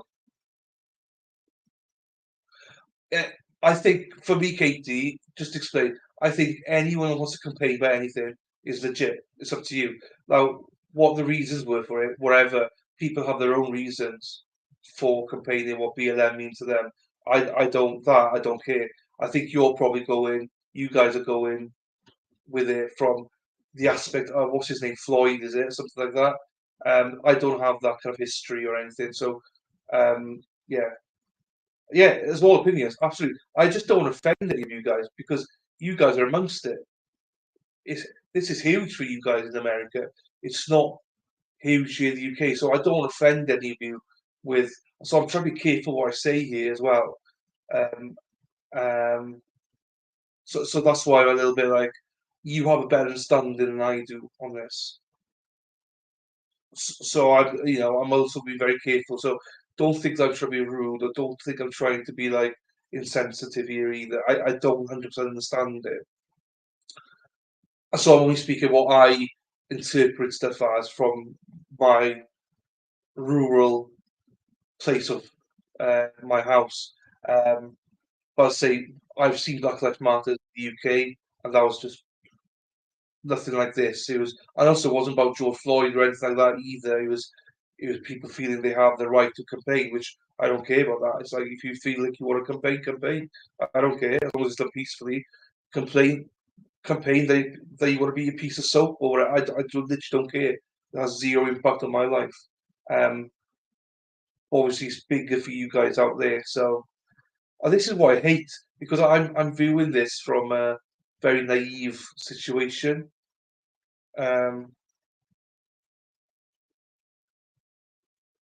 Yeah, so I feel like I'm very naive to all this, and you've all got very obviously high opinions on it. So I don't know. I just don't know.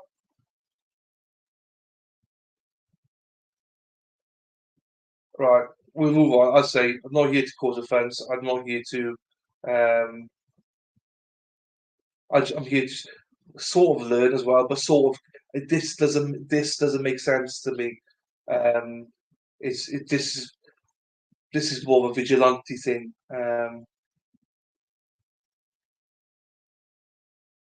Yeah, I know. Yeah. I will, Mikey. Yeah. I'll drop you a link, because I feel a little bit like I feel like a fraud, if I'm being completely honest. Let me put it into Discord, Mikey.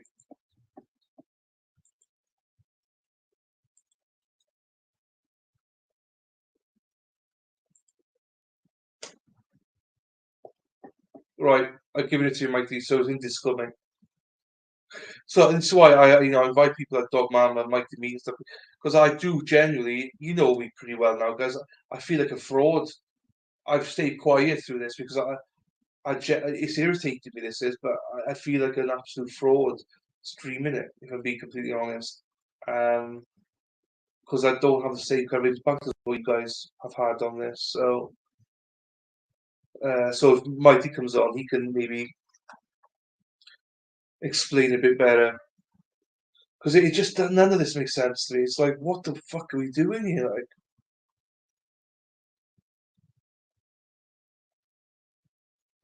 oh no.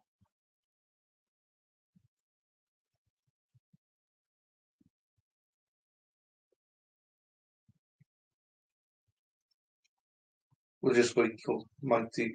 So I've done it to Mighty. I'll say, just trying to get a better understanding here, essentially. Trying to shove in DEI. Again, I'm naive because I got friends with black, white. I don't do skin color, so I mean, again, I'm not from a big city like you guys are, so.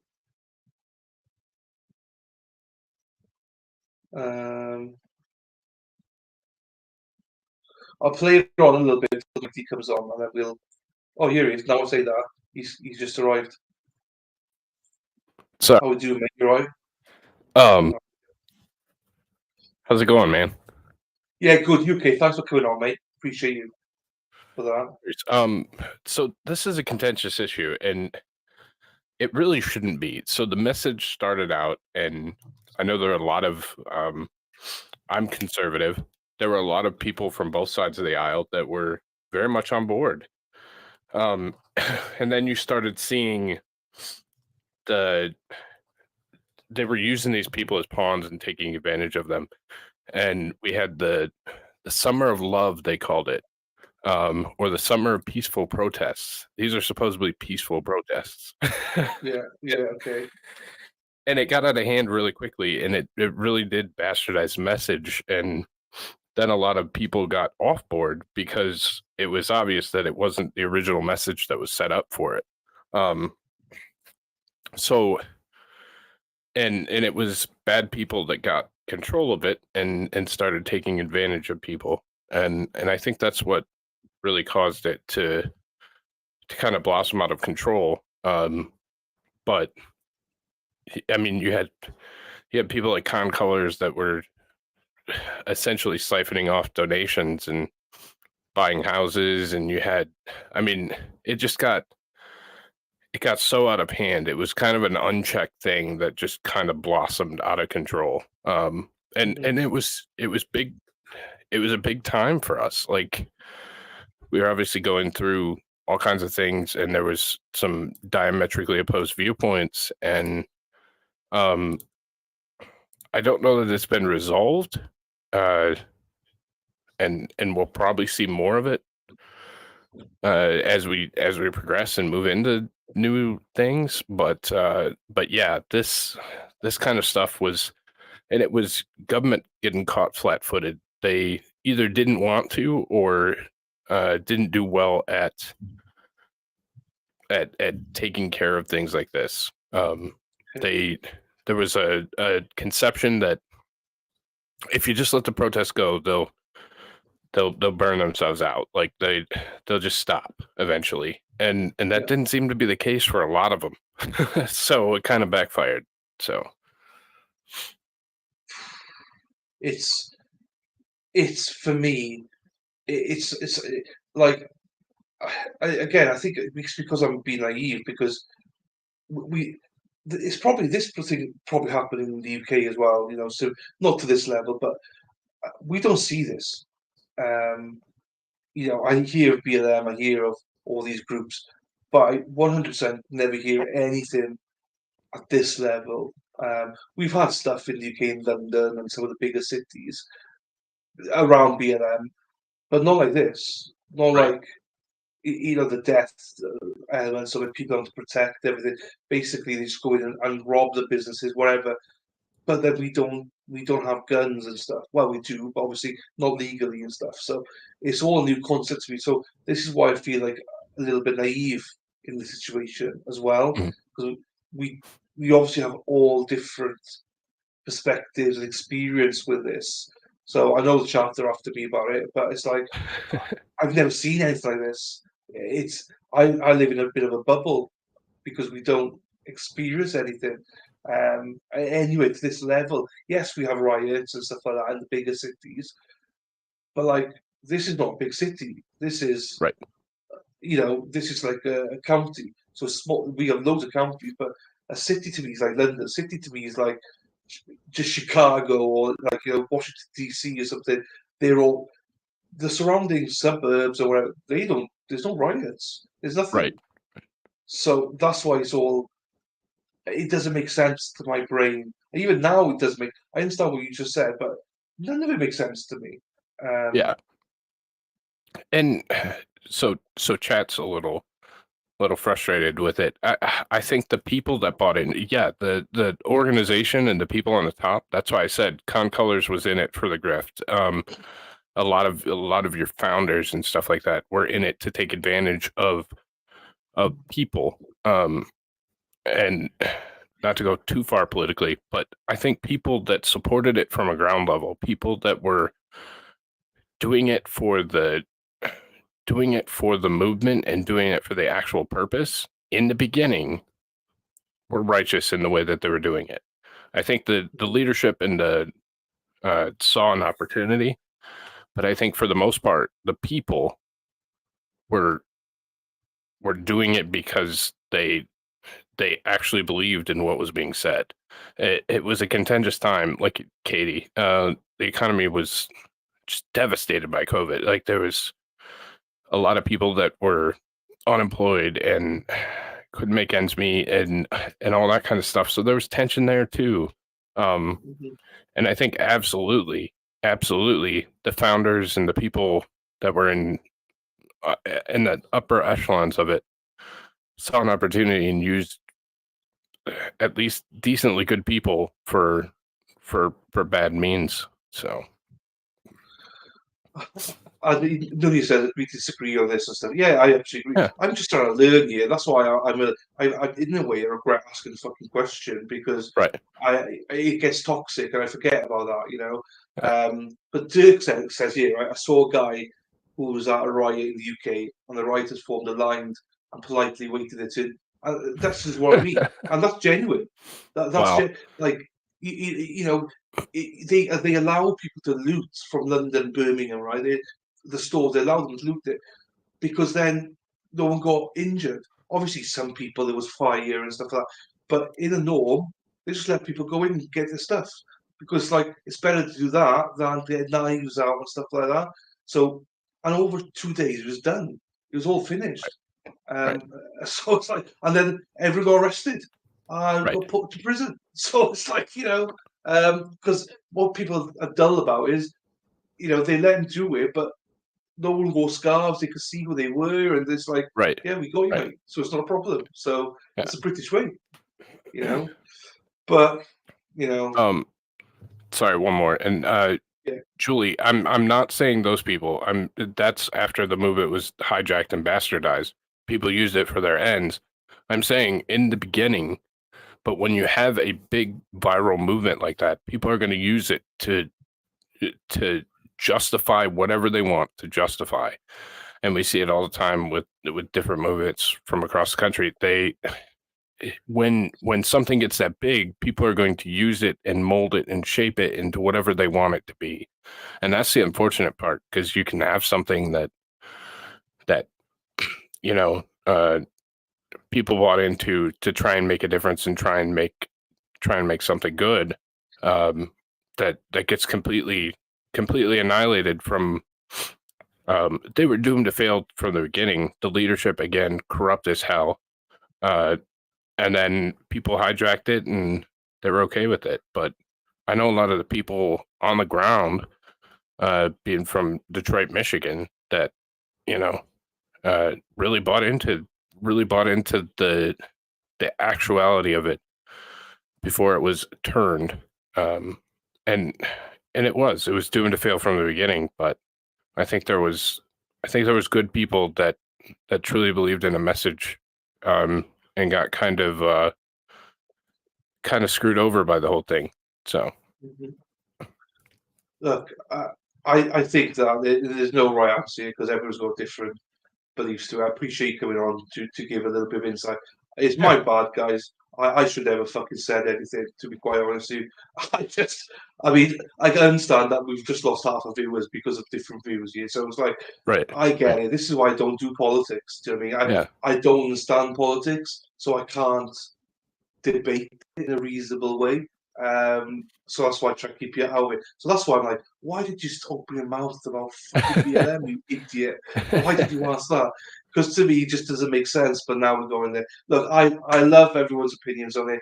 Look, we all love Mighty Meat, and you might not agree with what he's got to say, but I appreciate the fact that you jumped on and gave your piece. And I understand that we got very opinionated people who I love in the chat as well. There's no hate ever in this place. So even though they might disagree with Mighty, they still love you because how can they not love you? Because you look like me. I know. So do you know what I mean? Exactly. I had shaved today, right? And I'm going to do my hair tomorrow, I think. My hair looks exactly the same as yours once it gets shaved. So it's like, oh, Jesus. So there we are, whatever.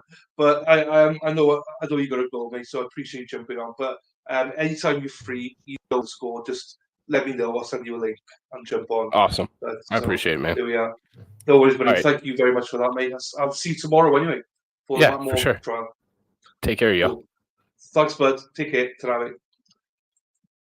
Right, let's get away from it. I know some people have put comments in the chat. Look, as I say, it's my bad, guys. Don't jump on my TV or jump on each other.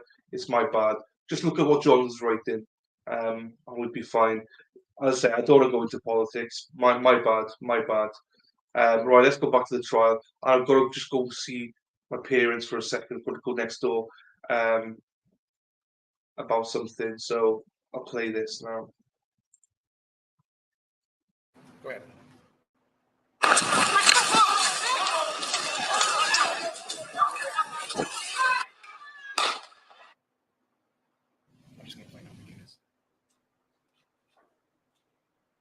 point out for the jury, just so we can follow the action here, we have this individual is the defendant, Kyle Rittenhouse. This individual is Joseph Rosenbaum. And the individual in black with the white lettering on the back of his shirt is Richie McGinnis. Go ahead.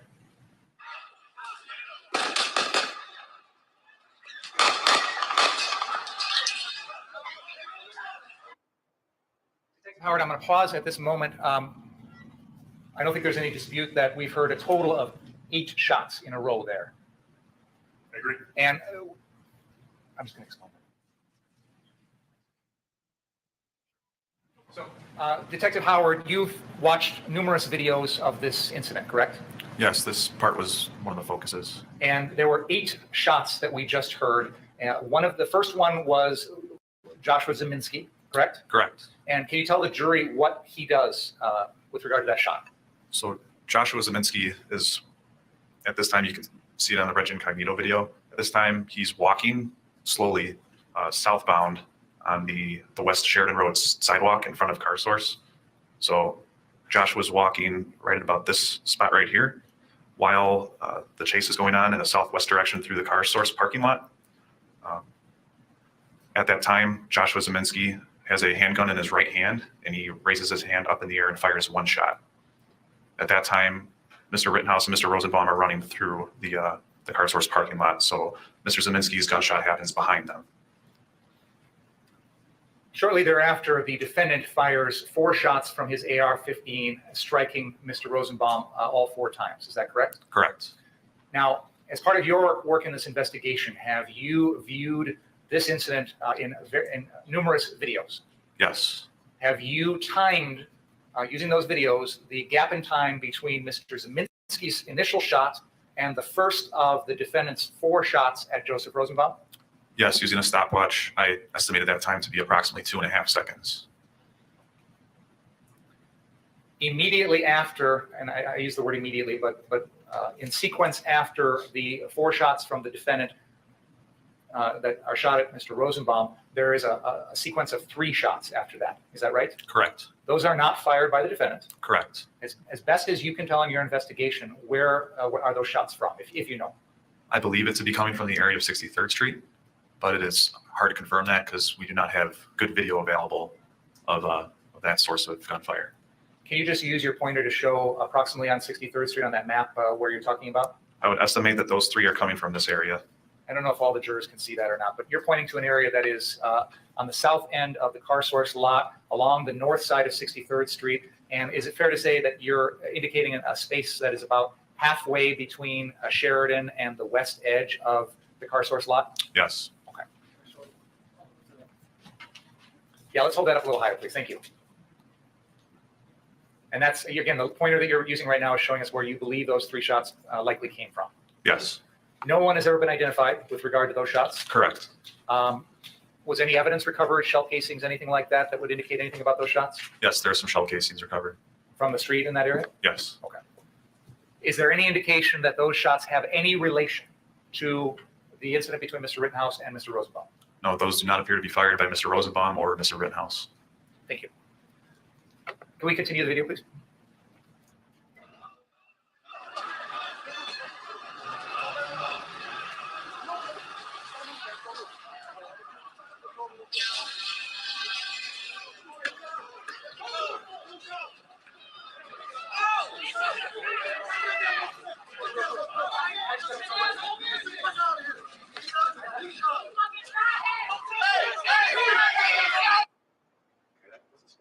Get your fucking light!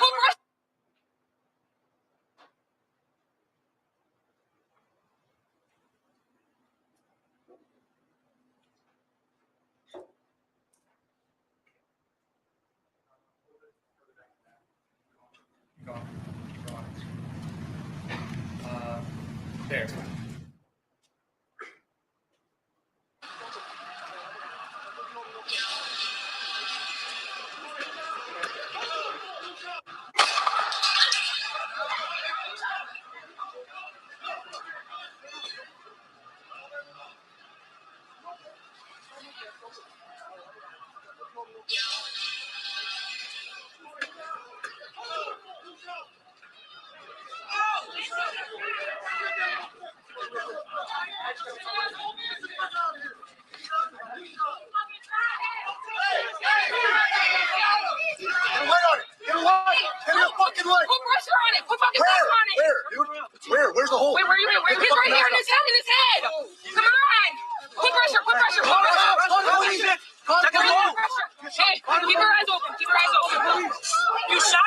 I mean, you're okay. You're okay. Dude, there's other shit. There's pressure on this shit. Yeah, we gotta keep him alive. I know. Just talk to me, bro. What's up?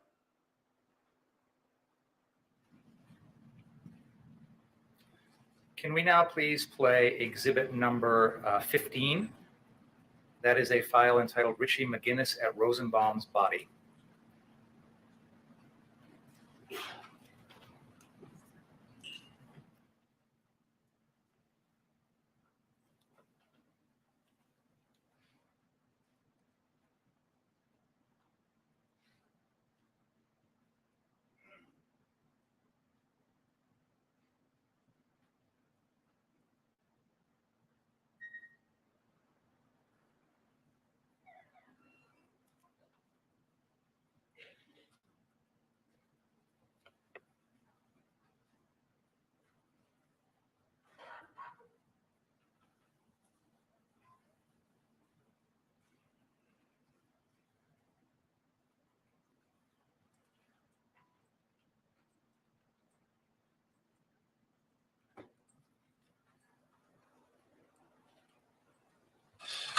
You okay? Just don't move, man. Don't move.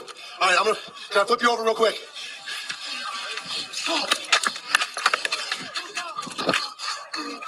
I'm gonna flip you over real quick, bro. You're gonna flip over real quick. You gotta get pressure on this, dude. Where's it at?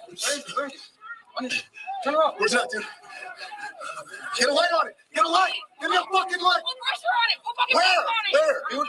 Where? Where's the hole? Get the fucking mask up. His head. Come on. Put pressure. Put pressure. Put pressure. Put pressure. Hey, keep your eyes open. Keep your eyes open. You shot him. I didn't fucking know. Hey, good. You're okay. You're okay. You're okay.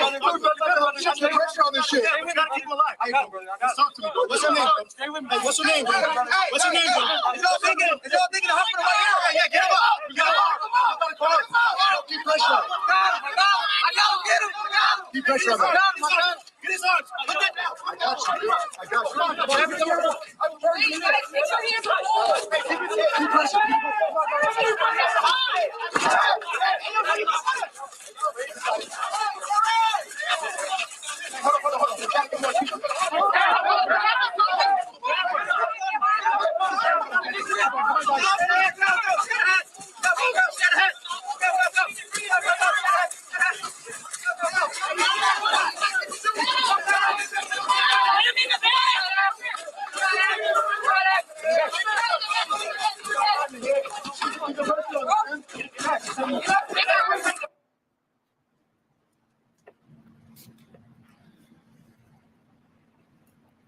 Now can we please play exhibit number 12? This is the Kyle Cook video.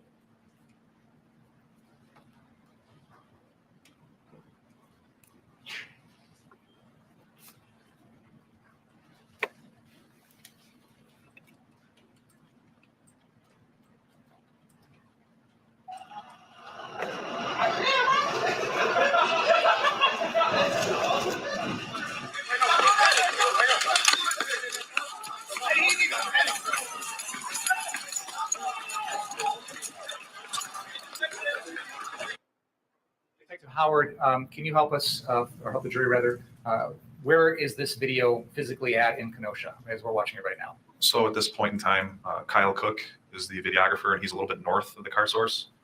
I estimate he's about here. You're pointing on the west side of Sheridan Road between the 61st Street and 62nd Street? Yes. Okay, and he's heading south? Yes, his camera right now is pointing southbound. Okay, thank you. So there were just like 6 shots. It went off.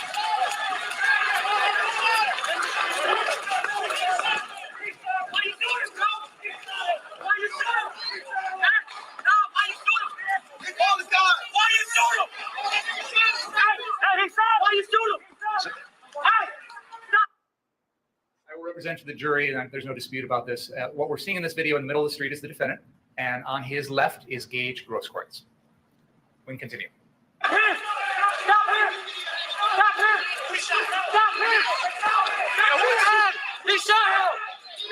Stop him! Who shot him?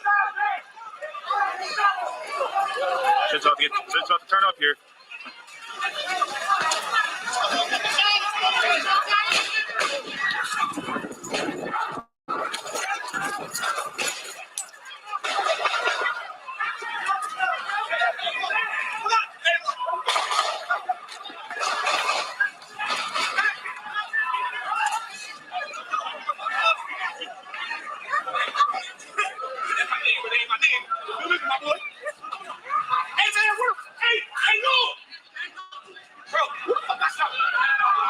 Damn, dude, we got people shot everywhere, bro. We got somebody down right fucking here. Detective Howard, at the moment that this video is paused, there appear to be some figures huddled around a dark spot on the ground on the east side of Sheridan Road. Do you know what that is? I believe that's Mr. Huber. That is where he fell after being shot by the defendant? Yes. Okay. Let's go to the next exhibit, which is going to be exhibit number 6. This is the CJTV running video.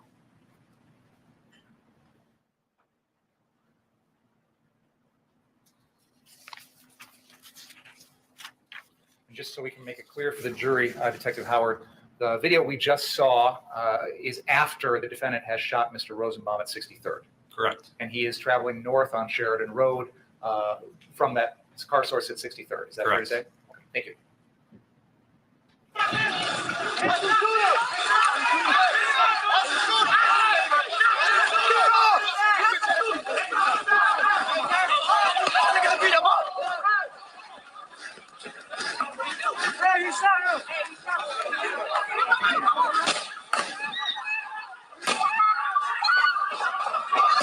Oh shit, he shot that guy in the stomach. I pause it there. Detective Howard, there's an individual wearing shorts that appears to be holding his arm running off to the left of this video. That is Gage Grosskreutz? Correct. And this is immediately after he's been shot in the right arm by the defendant? Correct. Okay, please continue. Oh shit, shit, people are getting shot all around us. People are just getting shot everywhere, guys.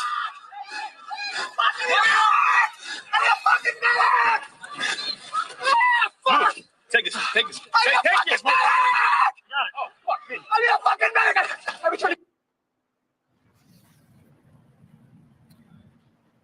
Can we please now play exhibit number 5? This is the BG on the scene video.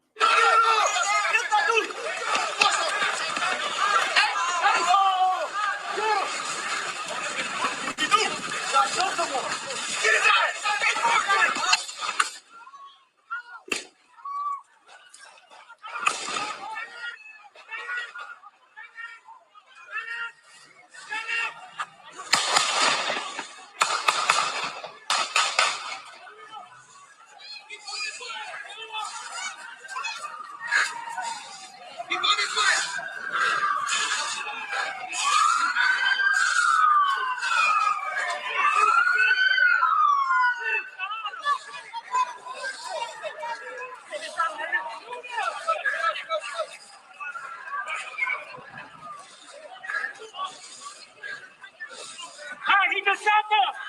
Hey, dude right here just shot them. Dude right here just shot all of them down there. That dude just shot them up there. That dude right here. Yeah.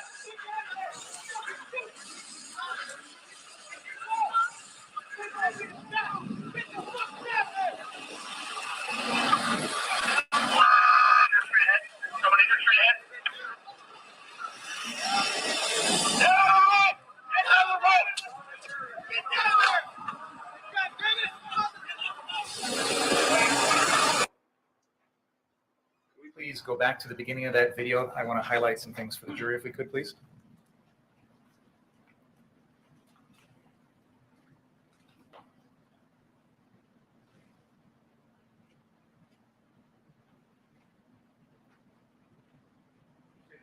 Yes, please.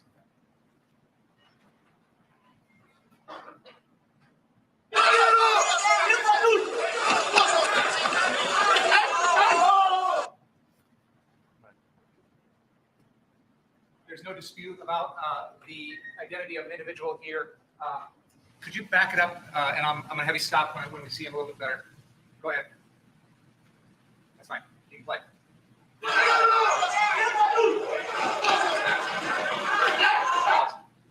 Running in from the right hand of the screen here, he's right. I'm pointing to him right now. He's kind of obscured, but there's an individual here running with a skateboard that is Anthony Huber. There's no dispute about that. Go ahead.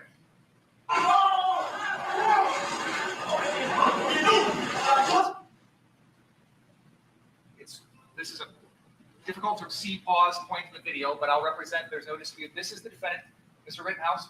This is Anthony Huber. His skateboard has wound up over here, and he's picking it up, and then he's going to continue after the defendant. Oh, and one more thing I want to point out. This individual here is an individual who in a few seconds will come in towards Mr. Rittenhouse, attempting to kick him. Go ahead.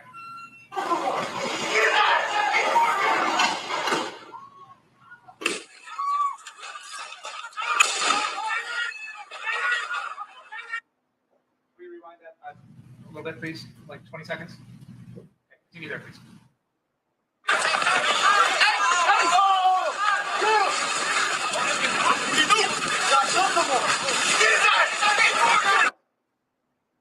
There is a moment here in which the defendant is on the ground and he's got his gun pointed towards this individual approaching him. Detective Howard, in the entire sequence of these events, how many times did the defendant fire his gun? 8 times. I believe the testimony thus far is that 4 of those rounds were discharged and struck Mr. Rosenbaum. Is that correct? Correct. The 5th and 6th times that he shot were at this individual with the white pants. Is that correct? Correct. The 7th shot is fired at Anthony Huber. Yes. And the 8th round is at Mr. Grosskreuz's right arm. Correct. Okay. Please continue. Pause. Hans, I've given you about 20 shout-outs already, but I think you're here now. So happy anniversary to you and your husband. So well done. Hope you have a great day with each other and he treats you well. So I don't think you've seen all the other ones. So, and again, happy anniversary to Nunya and her husband for 30 years on Sunday. And happy birthday to Mexi Taxi for today as well. The defendant has just discharged 1 round into the chest of Anthony Huber. Is that right? Correct. Okay. Please continue.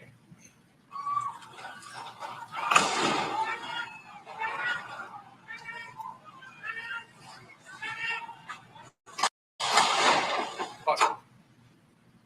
You have just testified, Detective, that the defendant discharged a total of 8 rounds. Yes. We are hearing other rounds in this video after the shootings of Mr. Huber and Mr. Grosskreutz, correct? Correct. None of those shots are being fired by the defendant, correct? Correct. Please continue.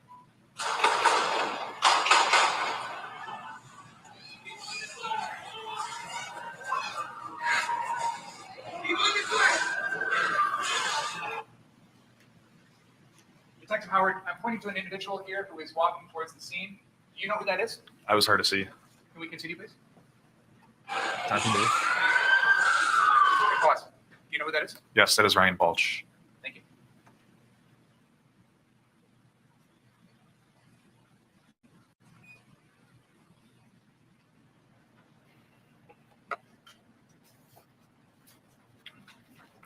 At the end of this video, the defendant approaches a Kenosha squad car, correct? Yes, a Kenosha Police Squad car, yes. Yes, Kenosha Police Squad car. Do you know the names of the officers who were inside that squad car? Yes. And who are they? Officer Moretti and Officer Krieger. And that's Pep Moretti? Correct. And James Krieger? James? Jason. Jason, Krieger. yeah. Okay, thank you. May we now please play exhibit number 4, a file entitled Zeminski After Rosenbaum Shooting.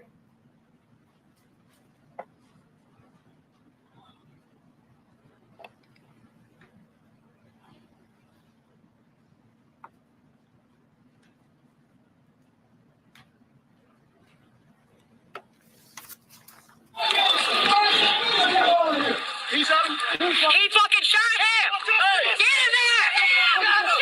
He fucking shot him! He fucking shot him! He fucking shot him! He fucking shot him! Do you know whose voice we're hearing? Yes, that is Kelly Zeminski's voice. In the video here, we're seeing a figure walking away from the camera in a dark top, looks like maybe camouflage pants, pointing. Do you know who that individual is? Yes, that is Joshua Zeminski. And he is the one who fired the first shot about 2.5 seconds before Mr. Rittenhouse shot Joseph Rosenbaum. Yes. Okay. Please continue. Get in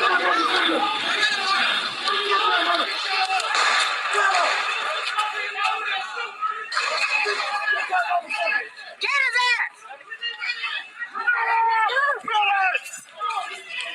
He shot. He shot.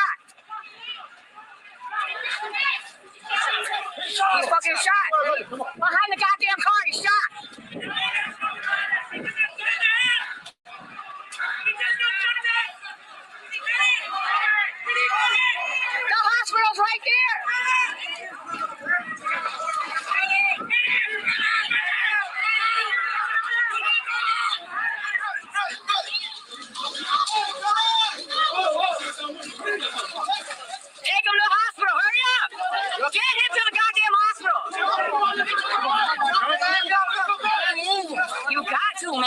coming to help.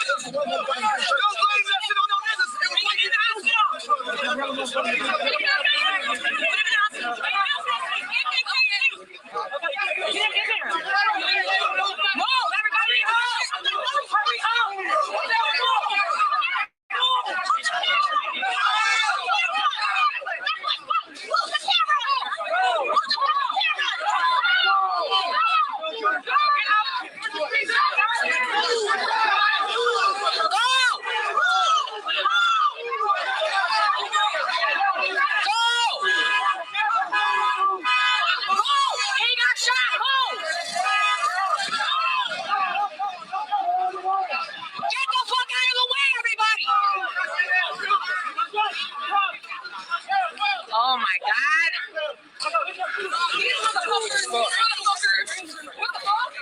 Oh my fucking God, dude. That was a little dude in the green shirt with the rifle. Talking about how I'm friendly and shit. No, he got shot with a real fucking gun, girl. Yeah, they brought him in. Fuck you. Go get the motherfucker that shot him. Yep. Go get the motherfucker that shot him. He's running around with a big ass fucking gun. You ain't doing shit. Go get the motherfucker that shot him. This is not okay. No shit. Huh?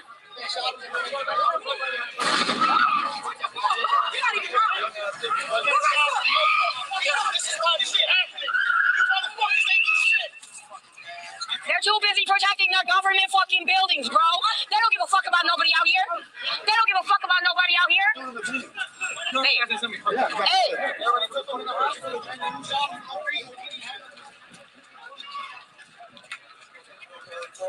Who got shot?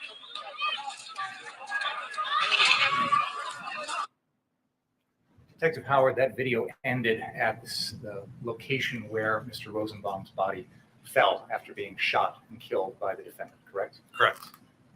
You've seen that location in this video and in numerous other videos, is that fair to say?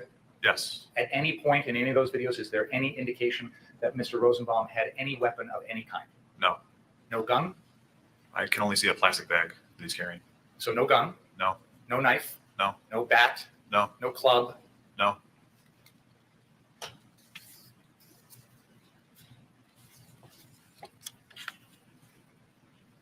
Can we now please play exhibit number 13, the Lakota Lichtwalt live stream? Right now, we'll be taking one shortly, but right now, okay, go ahead. Let's begin at the 9-minute mark, Ryan. 9-minute mark. Lichtwalt is.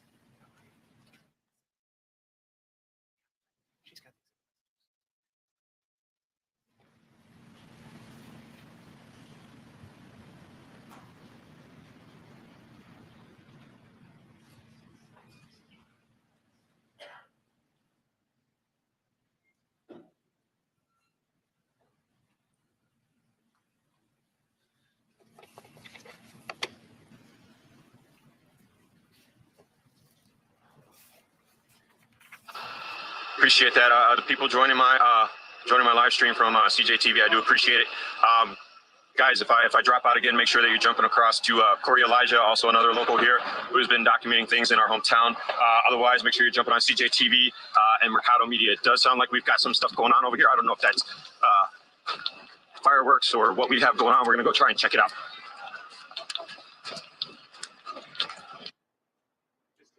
Locations for the jury, Detective Howard. We have seen this video begin at a location, and it appears that the person taking the video is now moving.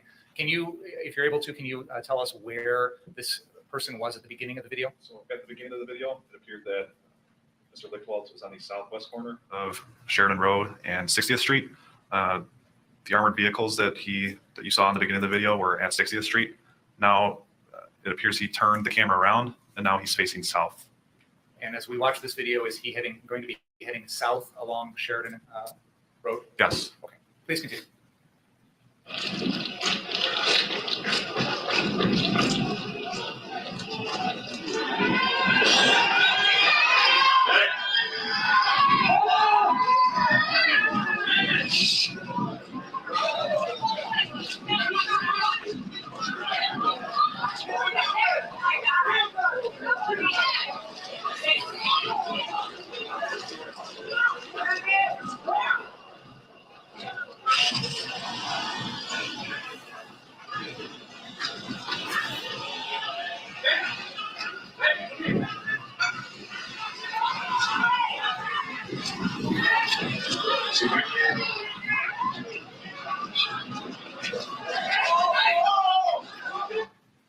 rewind 10 seconds, please?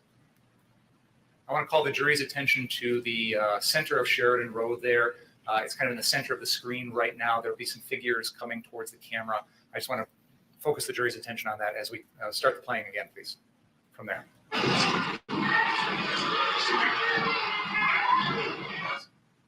Pause like one more frame.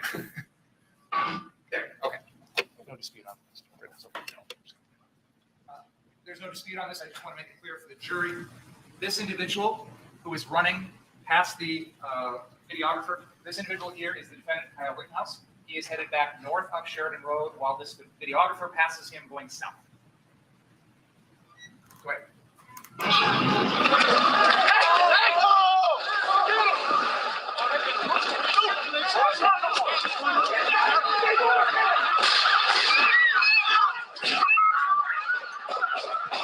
Those are gunshots, people.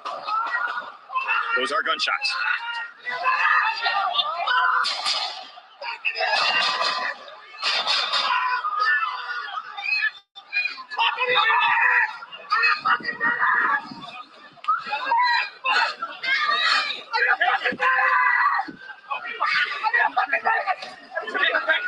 All right, guys. On the back.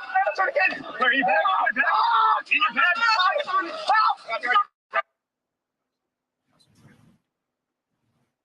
We've already seen this from a little bit of a different angle, but I'll represent to the jury, and there's no dispute about this. The individual who's crying out for a medic is Gage Grosskreutz. He's just been shot in the right arm by the defendant.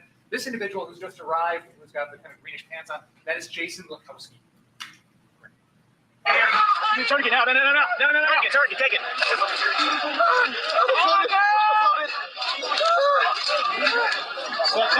Please tell me how to use this. What are you talking about? It's not you use it. Somebody help me, please. So, I got you. Can you call him? Tight. Make it tight. Make it tight. Keep it elevated. Make it tight. You want to go to the hospital? Get tight. You want to go to the hospital? Let move. Twist. Come this way. Come on. Gonna hurt. Okay, let's go. Guys, get back. Get back. Get everybody to put your hands. Right there. You're good right there. Yep, get right there.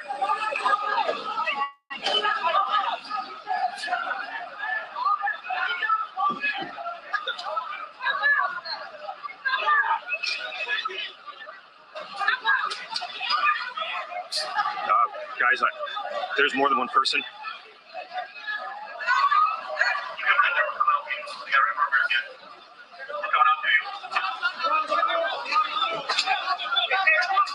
Right now, I'm not sure who got shot. We have two individuals. That have been shot.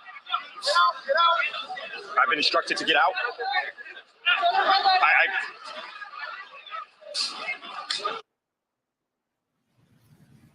Detective Howard, can you describe for the jury what's going on in that sequence of events that we just saw after Gage Grosskreutz was shot?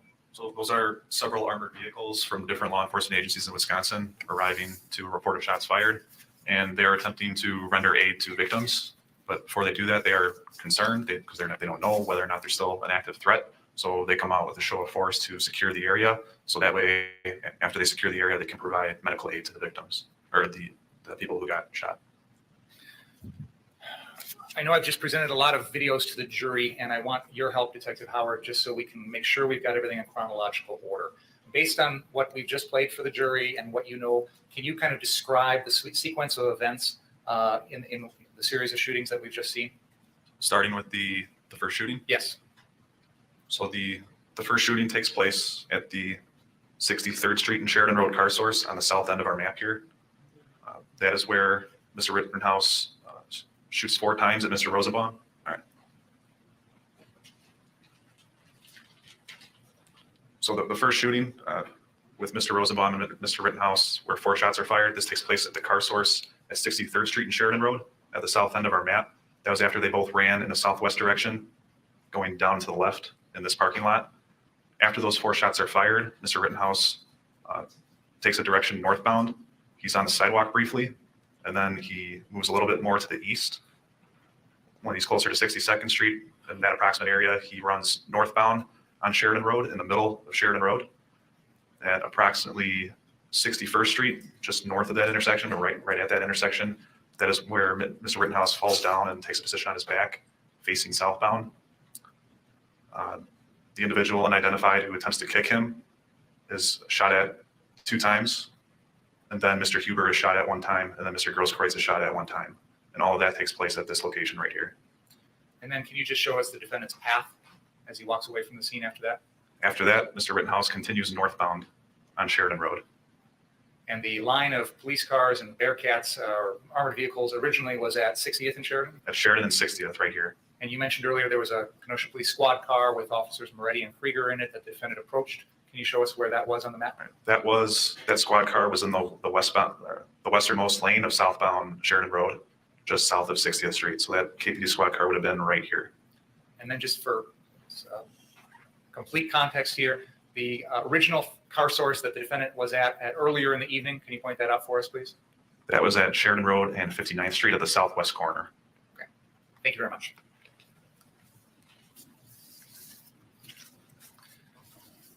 We have seen a couple of versions of the shooting of Mr. Rosenbaum, and immediately prior to that, he throws something at the defendant. Have you seen that in the videos? Yes. Was that item ever recovered? No. Could we play exhibit number 2 at the 2:53 mark, please?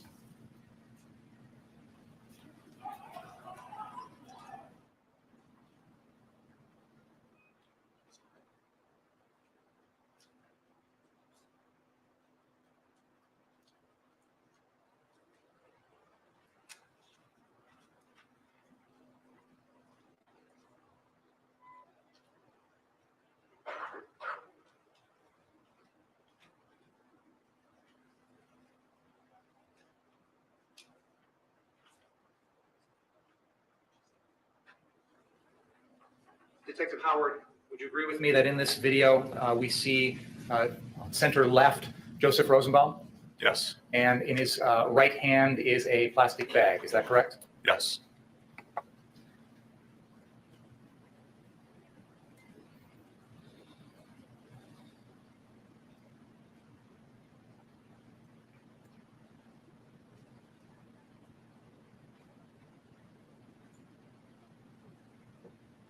Detective Howard, we have had that image enlarged and enhanced as best we can to focus in on that plastic bag. So in a second, there'll be an image that I'm going to show on the screen of that.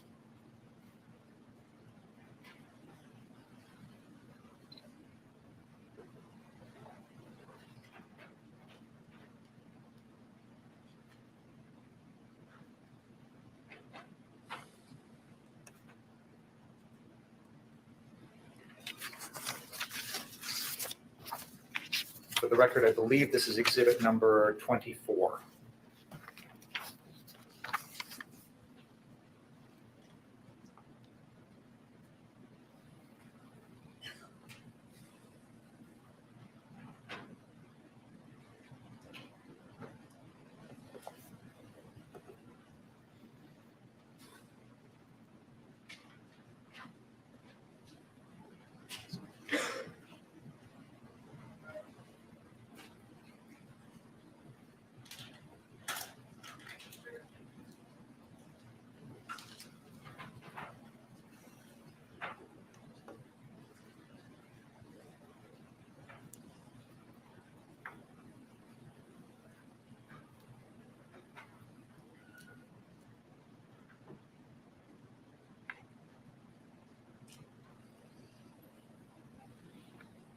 I apologize. We need to do a little something technical. Do you think it'd be a good time to break?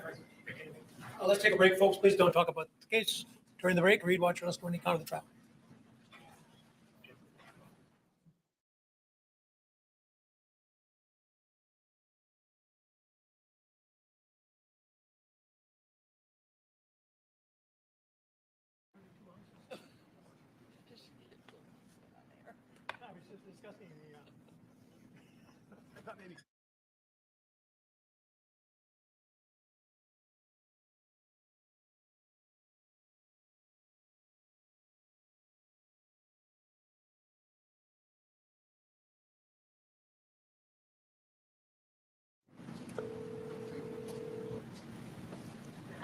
come down, please? Yes. Thank you.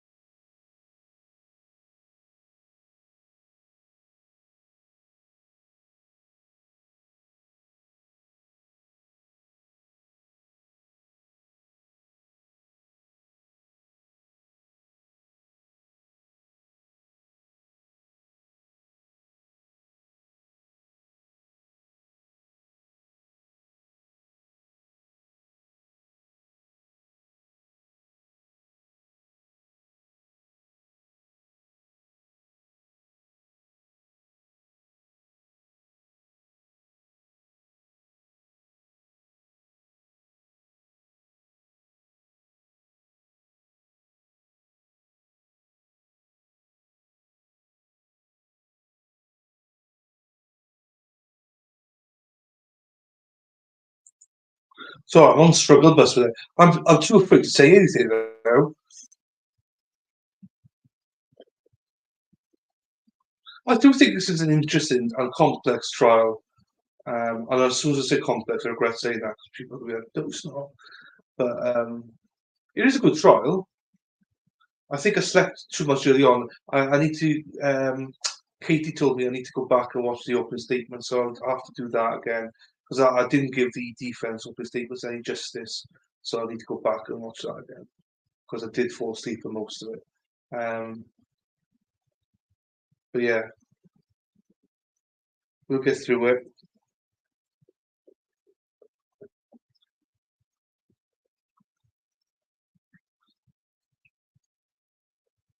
I'm enjoying it. I'm glad we started today. It gives me a bit of an appetite into it, and maybe I need to look more into the trial a little bit more. Tomorrow got Matthew Moore, remember? So that'd be good. He's retired as of last month, ends. As of last month. But like being objective here, he's not too bad in this trial. Do you know what I mean? He's right. Then he knocked his head and got ill, and that's what he did Zachariah's one. I didn't skip it, Julie. I didn't skip it. I fell asleep. I was streaming it, Julie, and I fell asleep whilst I was streaming it. So I did skip it. I listened to the prosecution one, but the defense one I was listening, but I was like, I was gone. So I didn't give it good justice. I remember bits of it, but not all of it. So I need to go back and do that again. I just have a habit of sleeping now in the streams. It's not. I tell you, it's a nightmare for me. I always got to make sure mute's on so you don't hear me snoring.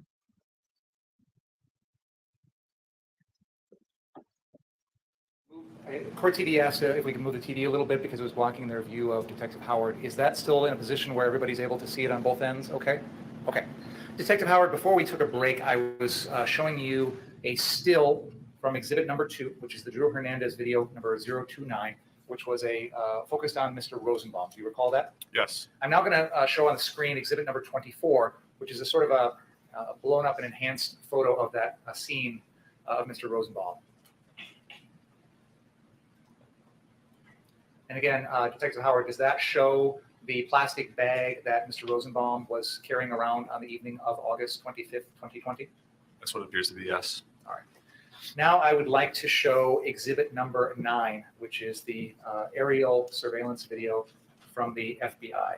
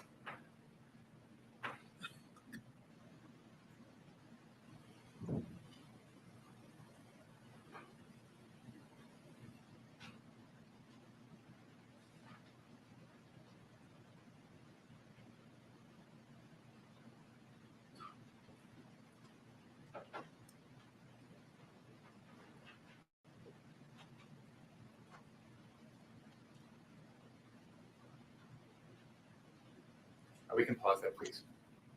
Can you now please play exhibit number 26?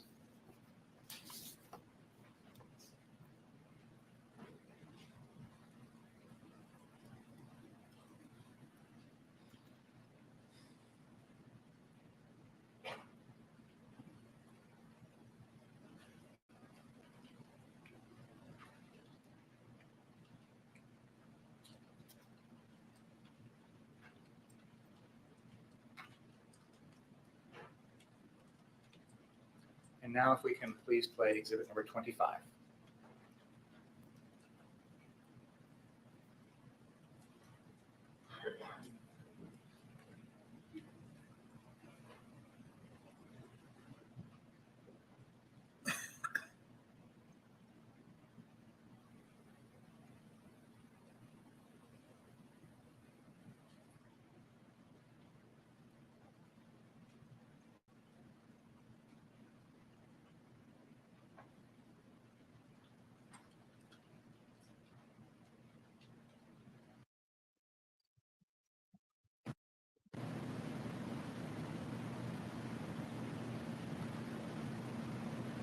Brian, can we go back to the beginning of that and then pause, please? I'm going to replay it.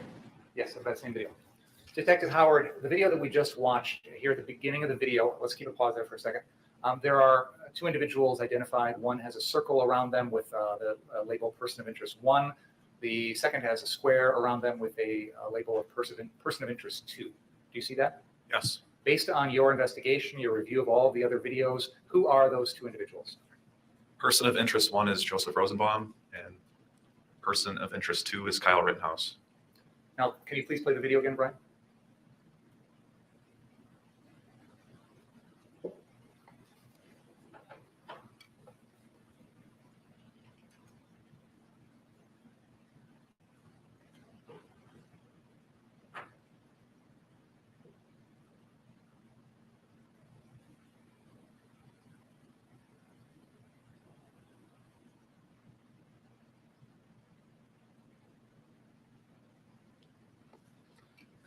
Thank you.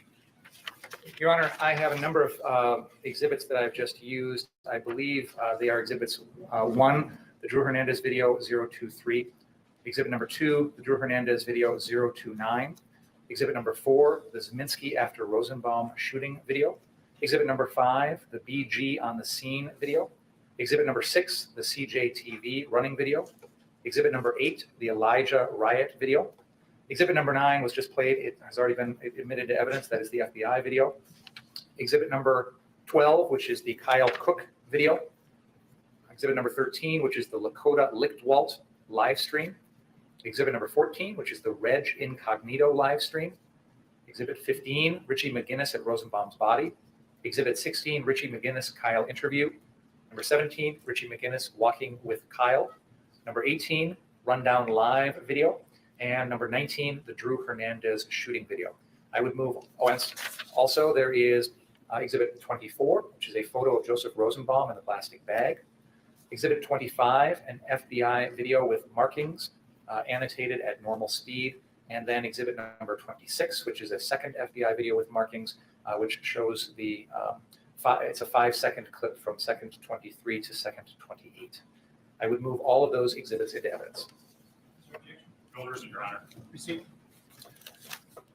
The testimony that you've provided today, Detective Howard, and the videos that we've seen of all of these events that you identified as occurring in the area of Sheridan Road between approximately 59th Street and 63rd Street, Did everything that we've heard about and seen in this case occur here in the city and county of Kenosha in the state of Wisconsin? Yes.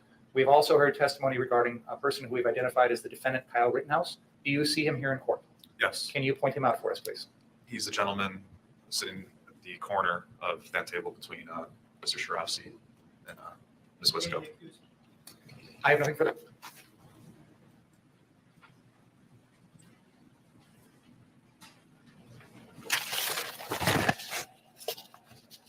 I will eventually. Thank you.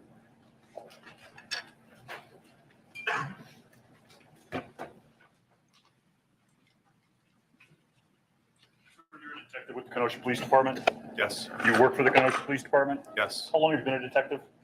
Almost 3 years. Before that, you're a patrol officer? Yes. You don't work for the district attorney's office, correct? Correct. Your job is to gather facts so that in some cases, they can be presented to citizens of Kenosha to make a determination on the guilt or innocence of criminal defendants, correct? Yes. And that is supposed to be done without prejudice or fear or favor, correct? Yes. And it's, as Joe Friday used to say in the old days, just the facts, correct? Yes. Now, in this case, you are one of the lead detectives. Yes. And you put innumerable amounts of time into this case, correct? Yeah, months. Months. And before August 23rd, there were 3 car sources in Kenosha, Wisconsin, correct? Yes. The first one was burnt to the ground on the night of the 24th, correct? Yes.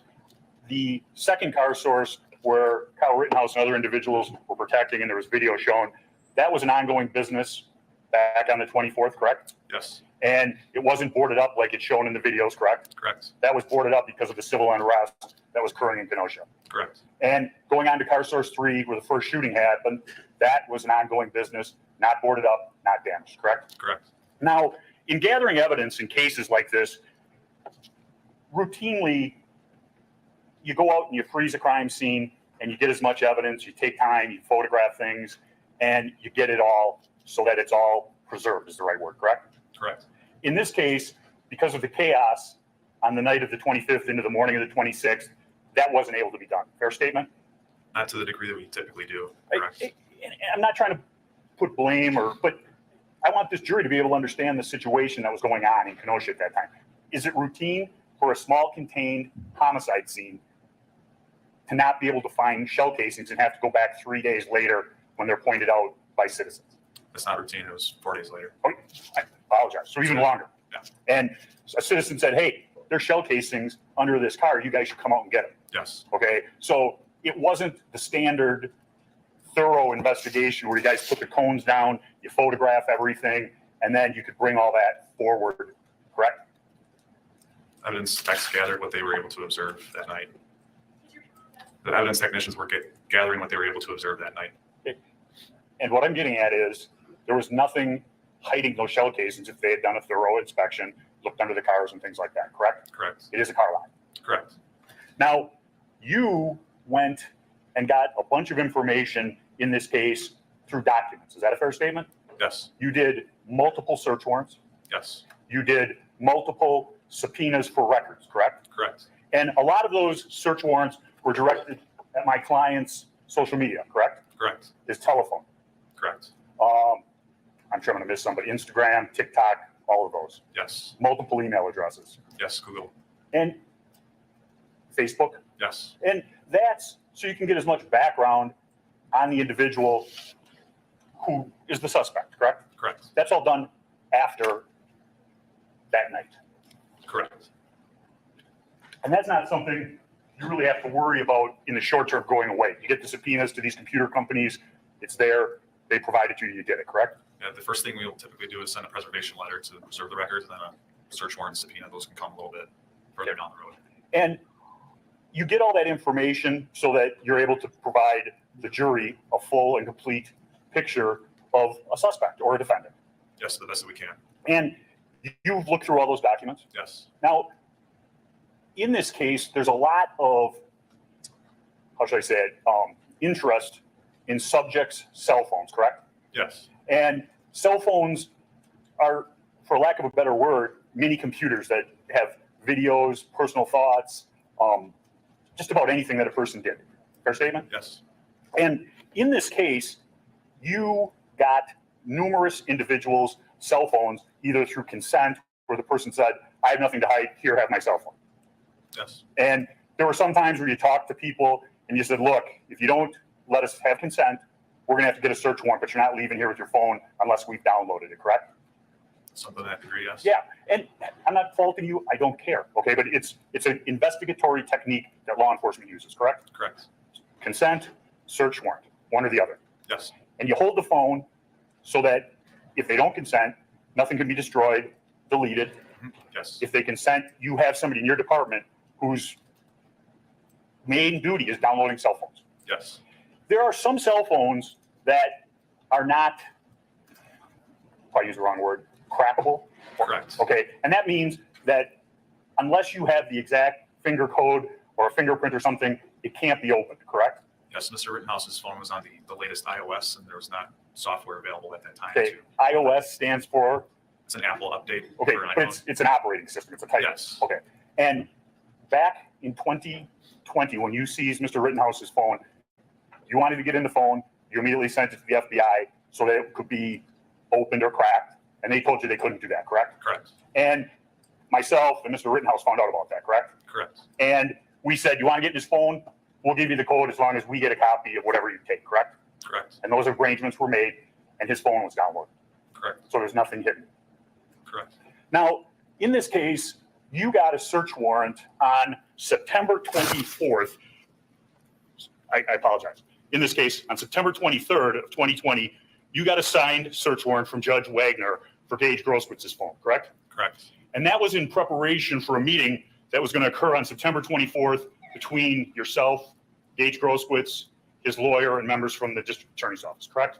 I believe that to be correct, but I was not able to attend that meeting. Okay, who attended it? Detective Antaramian, and I'm not sure who else. Okay. But the meeting was in person? yes. Okay, so search warrant in one hand, correct? Yes. Telephone of Mr. Grosswitz, presumably in Mr. Grosswitz's hand. Yes. And for some reason, that search warrant was never served on Mr. Grosswitz and his phone taken, correct? Correct. So you have a video from Mr. Grosswitz's phone, correct? Correct. But you don't have the download of his telephone, correct? No. And you wanted the download of his phone, correct? Yes. You wanted the information that was in that phone. Yes. You had a search warrant to get all the information in that phone. Yes. And yet you didn't execute it. No, I did not. Okay. Do you know why it wasn't executed? Concerns with Marcy's Law? Who had the concerns with Marcy's Law? Several of us did. I did. Attorneys did. When you say attorneys, you're talking about Attorney Finger, correct? Correct. Marcy's Law is the Victim Rights Amendment, correct? Correct. And have you ever not executed a search warrant because of Marcy's Law? No. Okay. This is the first time ever. Yes. Is it the last time ever? I can't foresee the future. Since that date, September 24th of 2020 to today, have you ever not executed a signed search warrant by a judicial officer of Kenosha County because of some concern of Marcy's Law? No. Yeah. And there was also objections from his attorney who didn't want to give it over to you, correct? Correct. When you interviewed Dominic Black, you shaking your head no? No, Detective Antaramian interviewed Dominic Black. I interviewed Wendy Faith and Mackenzie Rittenhouse at that time. You interviewed Dominic Black on, I believe it was November 6th. Well, the follow-up interview, yes. Okay, that was when he was under arrest, correct? Yes. And that interview was taped, correct? Yes. The interview with Breton, and I'm going to butcher his name, the individual who's responsible for BG on the scene. That's Brennan Gutenschwager. Okay, you said it, thank you. Yeah. When you interviewed him, that was taped. I believe so. The interview, I'm not saying you interviewed him, but the interview of Richie McGinnis in the Kenosha Police Department, that was taped. I believe so. When the interview was performed with Mr. Grosswitz and his attorney, Ms. Motley, that interview wasn't taped. I don't believe so. Okay. Can you think of any other witnesses in this case, complaining witnesses, whose interviews and information was not taped? Other complaining witnesses? Yeah. No. Okay. And just so the record's clear, no one has ever interviewed Jump Kick Man, correct? Correct. No one's ever been able to identify him. Not that I'm aware of, no. He's never come forward and complained to law enforcement that he felt as though he was somehow the victim of a crime on August 25th. Correct. He has not come forward. And he never came. You tried to identify him. We tried. You tried showing his picture around, asking numerous people. Yes.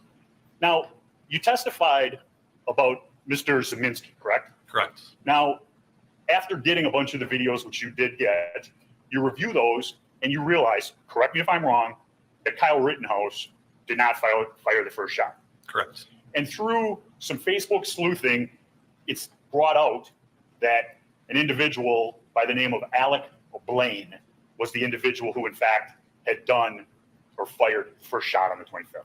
Yeah, I believe it was Alex Blaine was going around social media and different outlets, but yeah, I saw that name on the internet. Okay.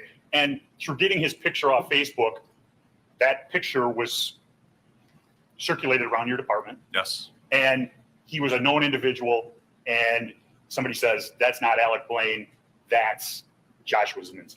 Correct. And do you know who that was? Information was forwarded to our gang crimes unit at the time. And I believe they had a resource in Milwaukee that they helped coordinate identification with. And through that coordinated effort, we were able to get that identification. And now we all agree that it was Mr. Blake who fired one shot. Said Mr. Blake. I apologize.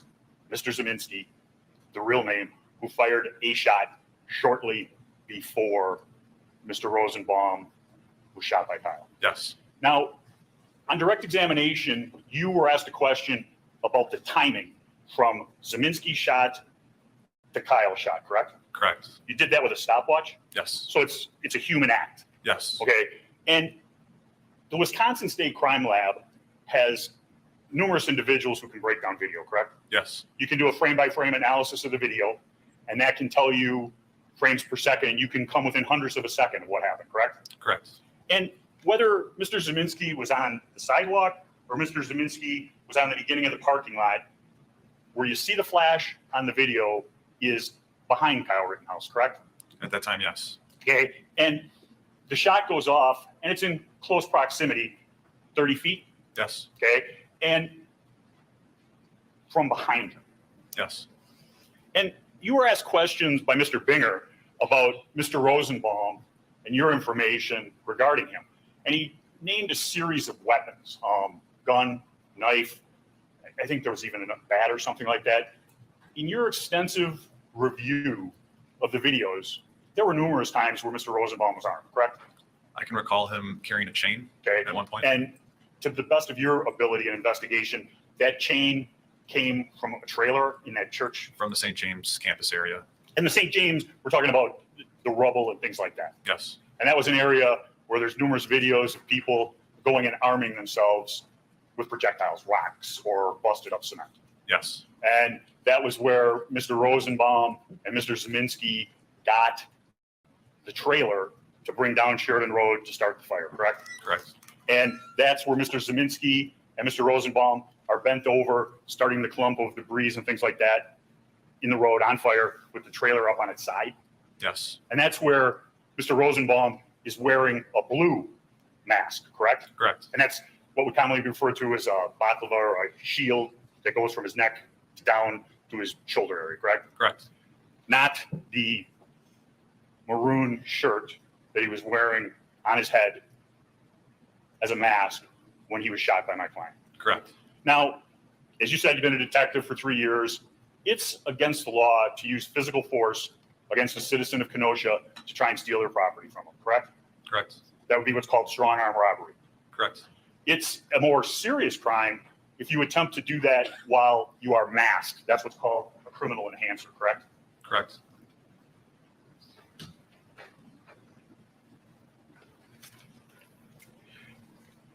going to back up a little bit to your direct examination.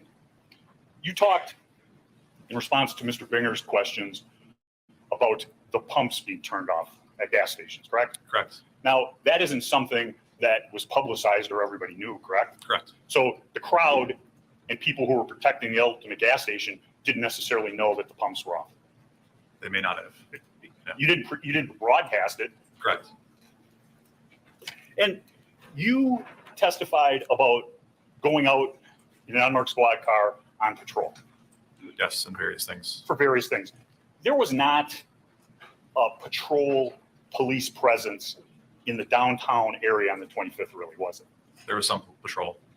Were anybody walking the beat? Not walking. Okay. And they were in unmarked squad cars. We had unmarked and marked squad cars. In the videos during the evening from, say, 9 o'clock until midnight when this happens, you don't see any police cars on the street, correct? Well, we tried to surveil from a distance away. Okay. And gather as much information without making yourself public or no? Yes. And the night before, on the 24th, there was limited or no response by emergency personnel. That's why Car Source 1 burned to the ground, correct? We had to prioritize to go to certain calls. I understand, sir. I'm not trying to second guess anybody. I'm trying to set the scene that evening and the night before. Nobody went to Car Source, what I refer to as 1, the lot that was wiped out, with fire trucks to put it out, correct? Correct. We were not responding to just property damage at that time.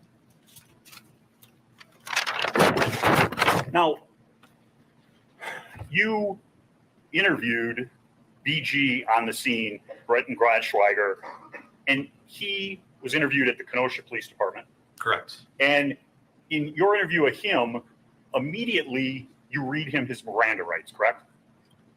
Correct. And that was because when he was arrested, there was talk of 1, a curfew ticket, correct? Correct. And 2, he was found with marijuana. I actually do not recall the marijuana aspect of that. You're not disputing that, are you? I'm not going to dispute it. Okay. And there, he gives a statement. There was discussion in that one about downloading his phones and camera. Correct. And that was done. I believe for that, he was able to airdrop his video to my work cell phone. Okay, so he provided you with everything you wanted from his phone, Yes. and you did not have to get a search warrant, correct? Correct. And you leave the interview, and you said on the tape, you call somebody, and you tell Mr. Gittenschweiger when you come back in that you don't have to cite him or arrest him for the marijuana because you spoke to somebody at the DA's office and he can go home that night. Do you remember that? Not verbatim. Do you remember telling him he got to go home and he wasn't going to be held overnight arrested? Yes. Okay. You don't arrest somebody for a curfew violation. You give them a ticket, correct? Correct. That's a forfeiture. Right. So there had to be some criminal activity, or when he was done being interviewed, he could have just went home. You can't threaten somebody with arrest when you're interviewing. He was located past curfew, taken into custody, and brought into the police department. That's what started my interview with him. And when he was arrested, he had marijuana at his first, correct? Correct. You have no ability to make promises or give consideration for cooperation, correct? We wanted the video more than to cite him for curfew or marijuana. Okay.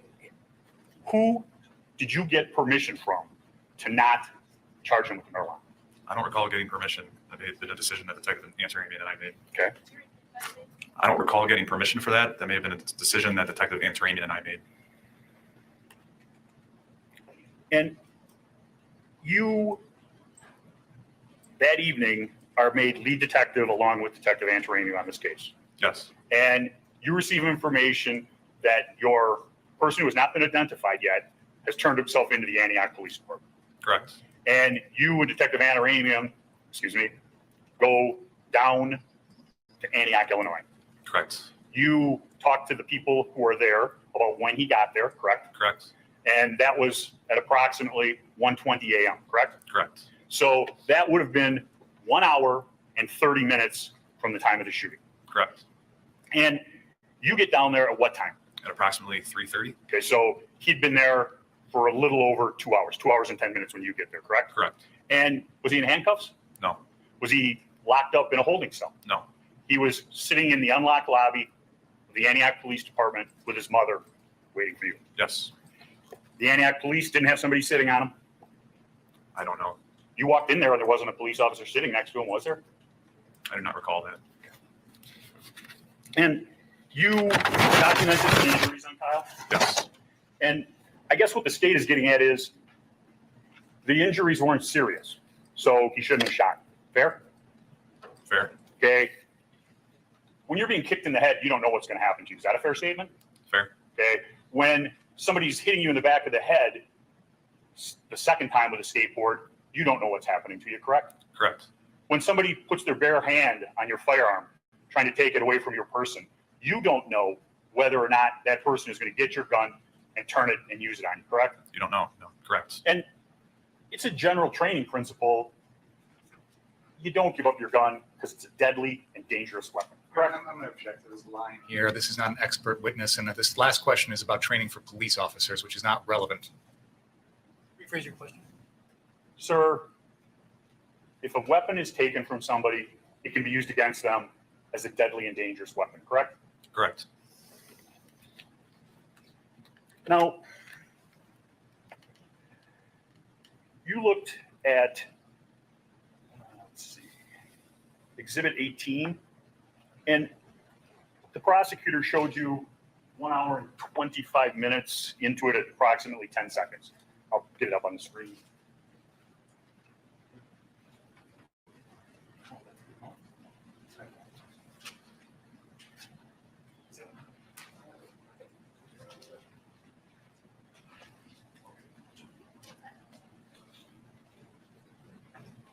One 25:10.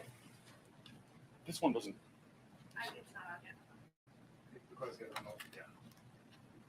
I'm going to put this back right again for me because otherwise I'll lose it. Take it. I didn't do it out my house.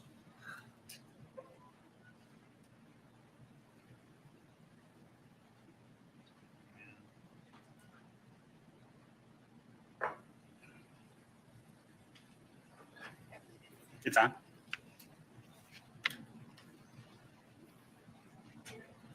Yeah.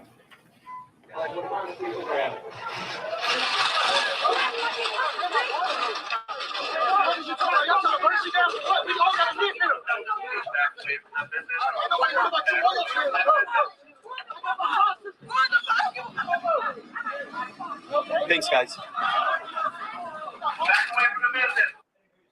can't see the time.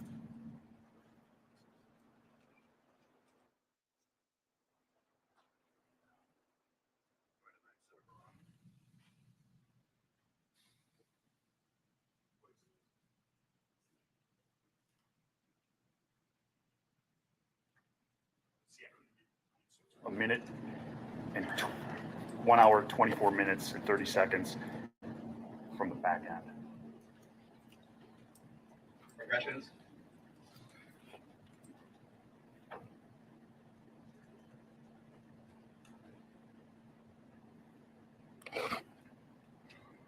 Organized.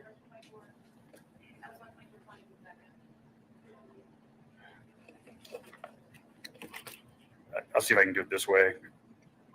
Do you remember in the video when the dumpster's out in the street and Kyle goes out and grabs the dumpster? Yes. Okay.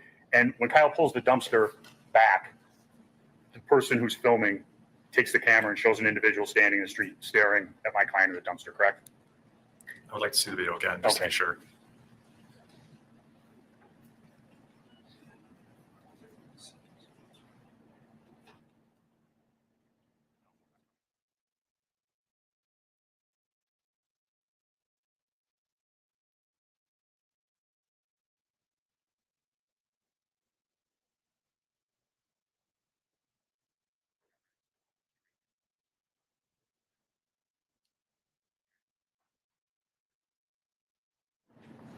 Found it.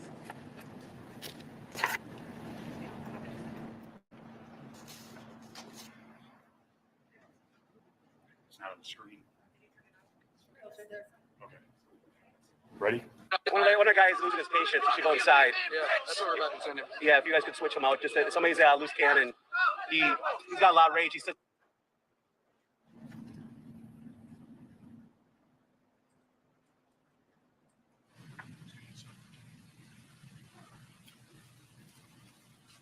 Showing you rundown live. Exhibit number 18.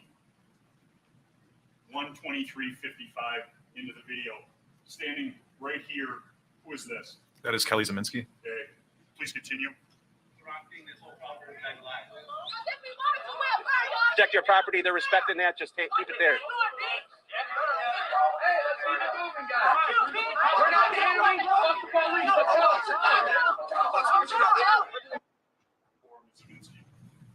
Go back 40 seconds. Go ahead. It'll be on the street. They're just protecting their property. One of the guys is an asshole. No, I thought they were yelling at them. I was like, wow, Oh, no, these guys well, were... we did get they lit it on One of the guys losing his patience. who this is right here? I'm pointing with the pointer. I believe that's Joshua Zieminski. Okay.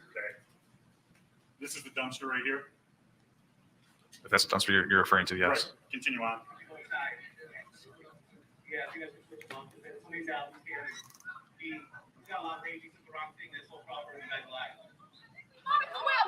Protect your property. They're respecting that. Just keep it there.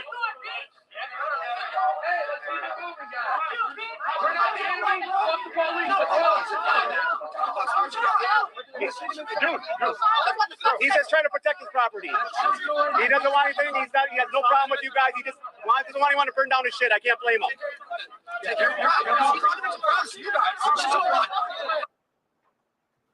That's Kyle going out to get the dumpster on the street, correct? Correct. That dumpster came from Car Source 2's lot, correct? I don't know that. Okay, continue on. Understand. Hey, your job isn't to be in the street. You guys stand here. That's him pulling a dumpster out of the street. Correct. Continue on. Property. That's why you got problems already with people. Stop. Who's this?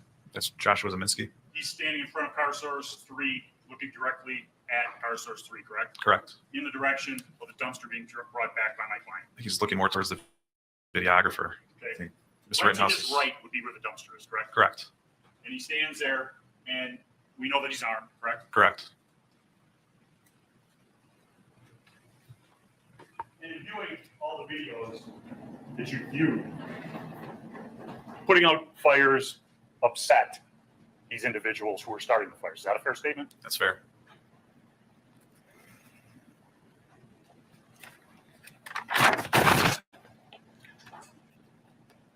Exhibit 8, please. On direct examination, you were asked questions about non-lethal, correct? Correct. And that was in response to my client saying the statement about they didn't have any non-lethal, correct? Correct. And that non-lethal, also doesn't mean nightsticks, OC spray, and things like that. There are what are considered non-lethal bullets. Can you say that again? There are bullets that are meant to kill, dismember, maim, correct? Correct. There are also bullets that go in firearms that are what are referred to as non-lethal. Yeah, rubber bullets? Yes. Could be one of those projectiles, yes. And as far as you know, none of the people out there that evening, like my client who were protecting property themselves, were armed with non-lethal bullets, correct? Not that I'm aware of.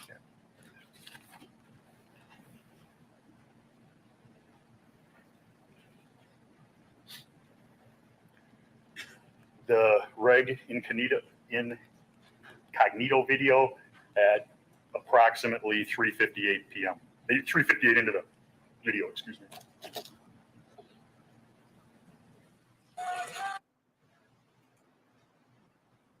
Three hours, 55 seconds.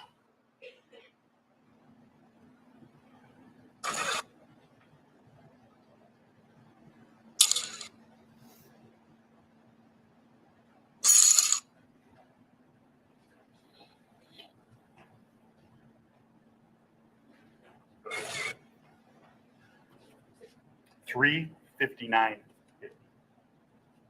Oh. It's back.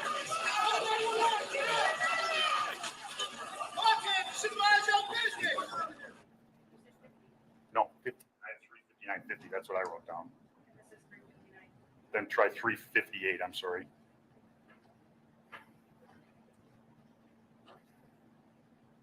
So the white dude I was just talking to, or whatever he is right here, he just got his phone slapped. He got his phone slapped out of him and socked at the same time. This dude right here, walking away. This dude right here got his phone slapped and blindsided. Stop. Just hear that yell 3 times. Friendly, friendly, friendly. Yes. Based upon your investigation, who is that? That appears to be Mr. Rittenhouse. Okay. And that's when he's being chased by Mr. Rosenbaum. I don't know if it's right before the chase, but approximately the start of the chase time is when that audio appears to come out. Okay. And that would be something to say to someone, I don't have a beef with you, friendly, friendly. Yes. And that didn't dissuade Mr. Rosenbaum, based upon your investigation and viewing of the videos, from continue to attempt to attack my client, correct? Correct. And as my client is running from Mr. Rosenbaum, is he gaining ground on Mr. Rosenbaum, or is Mr. Rosenbaum gaining ground on him? Looks like Mr. Rosenbaum is gradually gaining ground on Mr. Rittenhouse. And Mr. Rosenbaum is running towards my client, and my client turns around and points the gun in his direction. Does not level it at him, but makes it very clear that he's armed to Mr. Rosenbaum, correct? Correct. And Mr. Rosenbaum is not dissuaded by that firearm and continues to chase after my client. He stops briefly and then continues to run again. He doesn't stop like I'm standing here and say, contemplating life's realities, like maybe I should pick a better course of action. He slows his gait and then continues on after Kyle, correct? Correct. And Kyle runs, I'm terrible with my directions, in a southwesterly direction through the car source, correct? Correct. And you've seen the Lucas Zandon video, correct? Correct. And even in this video, you hear like a bang, bang, bang repeatedly, correct? Correct. And based upon your investigation, what is that? Those are bats or other blunt objects hitting cars in the car source lot. And in the Lucas Zandon video, which is a little over 7 minutes, that's taken from the 63rd, looking in a northeasterly direction into the car source.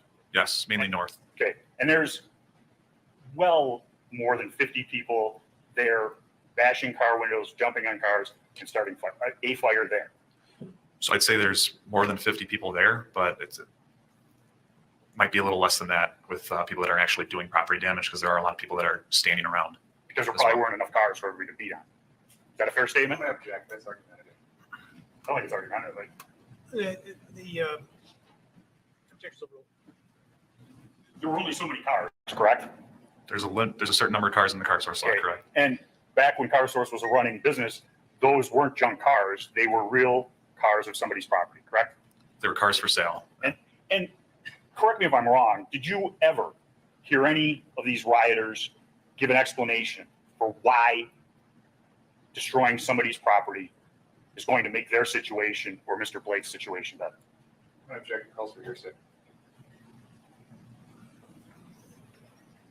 Well, one of the exceptions to the hearsay rule is a plan or a statement of intent. So the objection's overruled. I've not heard a reason. Now, the video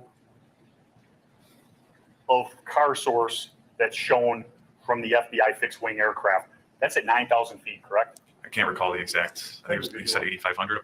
89? Yeah. I mean, high.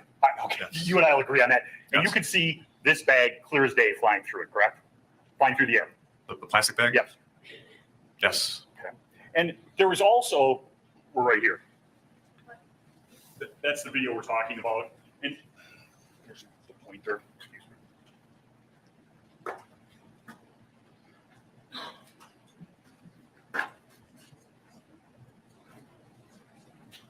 This right here, I'm pointing in the lower right-hand corner of the television. There's a number, 8,941 feet, correct? Yes, was in between our. I said 8,500. You said 9,000. Okay, so, and here is the latitude, longitude. Yes. And this cursor, according to your information, is what controls the camera. Where they put that cursor, the camera locks onto that, and the plane keeps moving, correct? That's what it appears to. That appears to control the direction of the camera. Here, Yes. we have a heat. We have a heat source. Heat source, We see some white there. Yes. which would mean hot. Yes. And here, in the car, which I'll refer to as the Duramax, at the northeast corner of Car Source, we also have a heat source. Yes. And there's a video of an individual right before my client gets there, starting that Duramax on fire. Yes.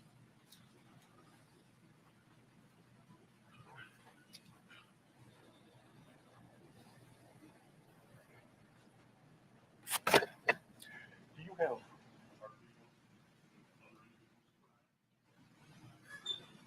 This exhibit, what number? No, this exhibit, that's up.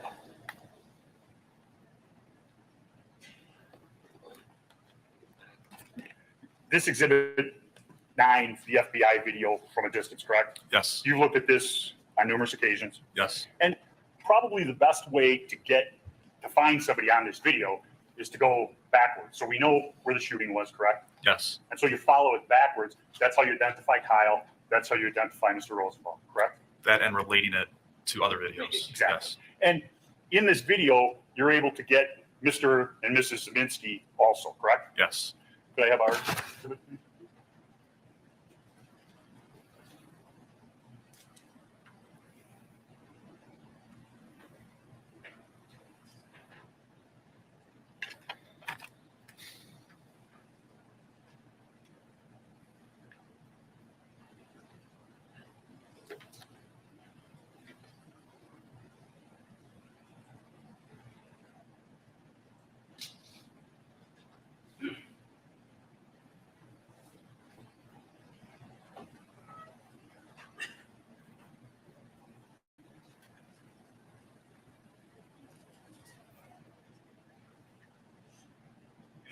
In our video, there is a green for Kelly Zeminski. There's a red, and we'll roll this, and a white. Go ahead, please.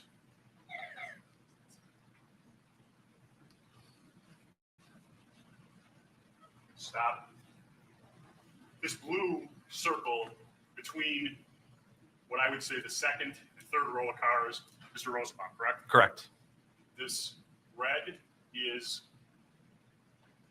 Mr. Zeminski, green, Mrs. Yes. White, Kyle. Yes. And Richie McGinnis is to the left of the television screen, correct? To the right. In pink. To the right of the television screen. To the, sorry. Roll it, please.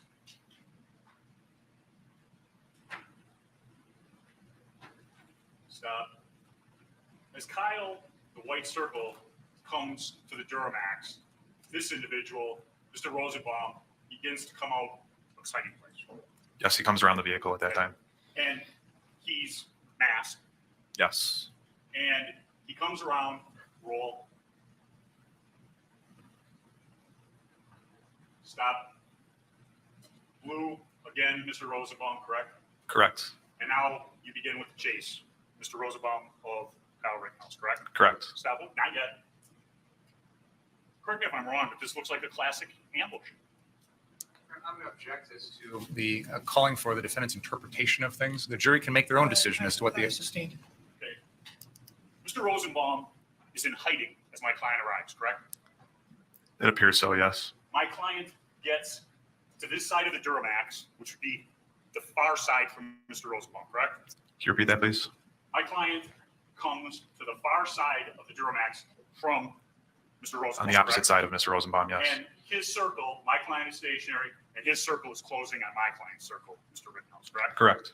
And according to this video, which we don't have sound because it's from 9,000 feet, this is right about the time where Kyle yells friendly, friendly.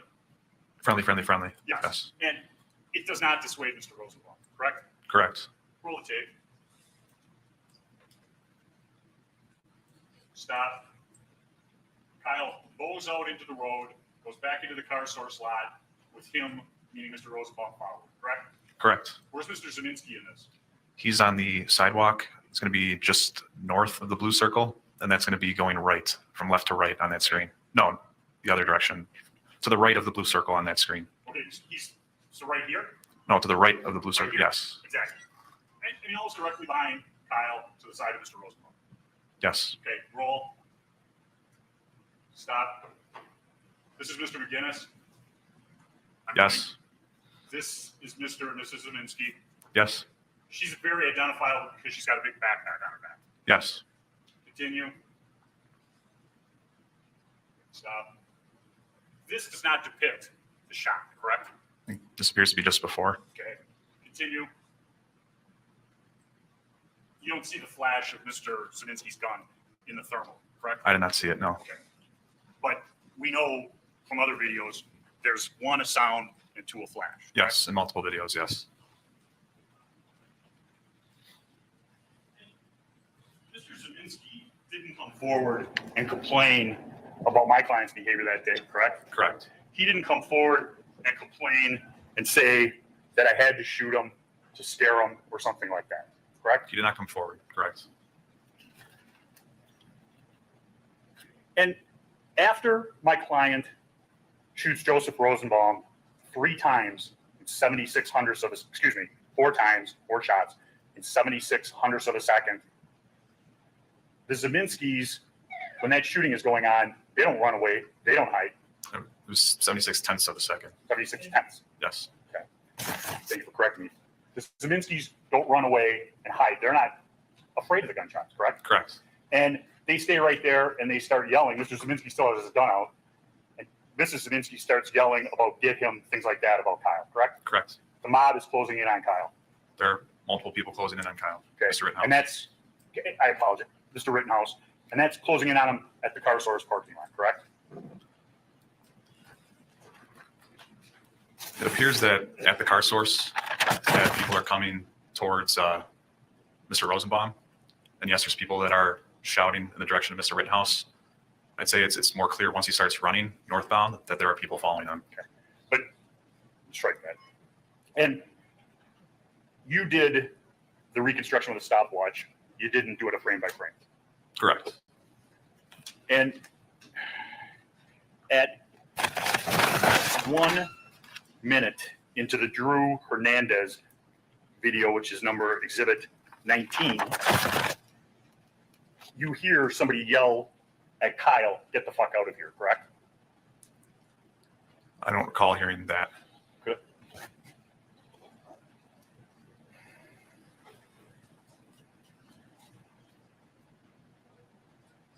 I've got it at 1-0.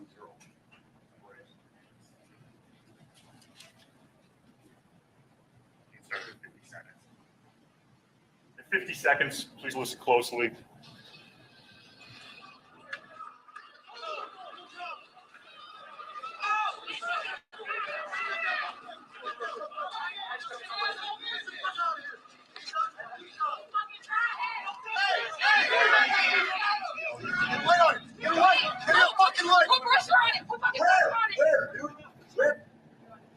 No.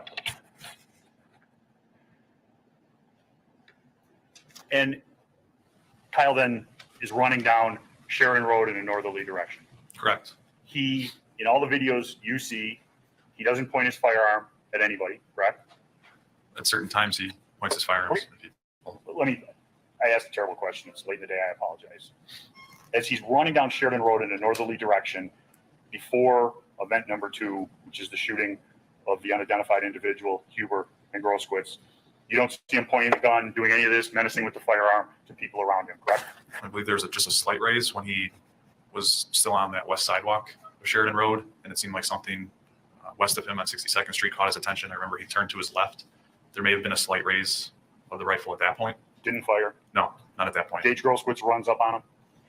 Later on, yes. As he's going down Sheridan Road. I mean, from the time Mr. Rosenbaum chases him till the time he turns himself into the police or attempts to turn himself into the police at 60th and Sheridan Road, we're talking about less than 4 minutes, correct? Yes. He heads down Sheridan Road in a northerly direction. There might have been a slight raise. Something caught his attention to his left. Yes. Okay, does not fire. Correct. Heads down the road. Gage Groskowitz, with his cell phone, gets right up in Kyle's face, correct? Yes. And says, what are you doing? Did you just shoot that guy? Yeah. Objection on the call for hearsay. It doesn't make an assertion. It asks a question. Hearsay is an assertion. But You hear that question, correct? Yes. And my client says he's going to the police. Objection, Your Honor, that is hearsay. It's a statement of a party opponent for completeness. It is not a statement. He put, wait. Now, what was the question again? what was my client's response to Mr. Groskowitz? Mr. Stop. Okay. And what was your objection? Hearsay. The defense can't introduce the defendant's own statements. It's not a statement of a party opponent. He went into it under the doctrine of completeness. I said 2 grounds. I'll go with completeness, Your Honor. He went into the statement. Sorry. Judge, you said something. Okay. How much more do you have, by the way? Page, which doesn't. A page means nothing. 10 minutes. Let's say 10 minutes. A page with a lawyer could be very long. I write very small. You know what? Maybe it would be prudent to stop now. You just mentioned about late in the day, and this reporter is heroic, and the jurors are too. So we wouldn't finish before 5 anyway, considering. So let's break for the evening, and please don't talk about the case. Read, watch, or listen to any account of the trial. Very rigid enforcement of the rules. Yeah, but you're not going anywhere. Just sit tight for a few minutes. You can step down. Return to my morning, please. Is Scott Wilson in the room? Scott Wilson. Okay.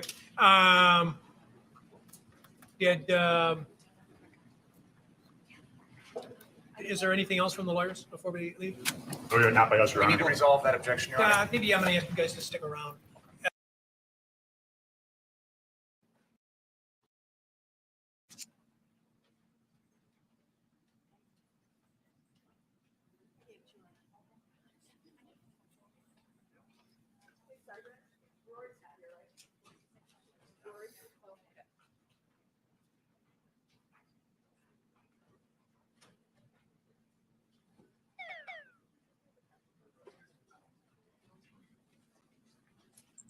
That's a text message. Bing, bing, bing, bing. I think it's Natalie that's doing it. I'm sure the Mark will oversee some of it, but yeah, it's Natalie that's doing it directly rather than Mark.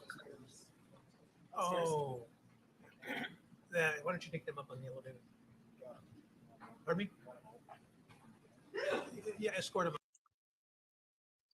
Had advised us earlier today of an issue with regard to juror number 7. And it's a joke he attempted to tell to a deputy after court yesterday. Well, that was what was reported to me, and I haven't heard the juror's side of it. Okay. I believe that it would be appropriate for the state to move to strike that juror for cause. And I can explain further if you'd like to now. Yeah. Okay. We will also take that up in the morning. Okay. Thank you.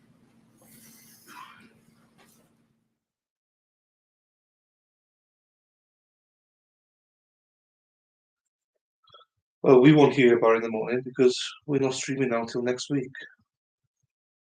Was he still in prison then? Was Kyle still in prison? As in, was he in jail?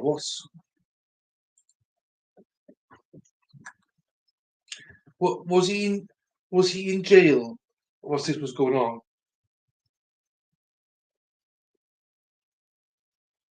I don't know.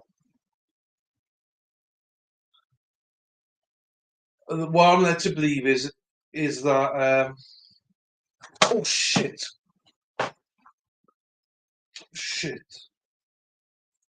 is that Natalie's leading on it. Obviously, she's working for Mark, but he's not working on it. But he will proofread it, type of thing. But he's not directly because he's got other cases. Bale was raped. Thank you, Nunien. Thank you, baseball dad. So, right, what do I think? Julie asked me about this case. I feel genuinely about this case that I'm a fraud for doing this case because technically, when you do a case, and I like to pride myself that when I stream stuff, I've got a good understanding, or an understanding of the trial. I don't have an understanding of this trial. I sort of get it, but I don't get it. So I'm not gonna pretend I do understand it or bullshit you and with stuff.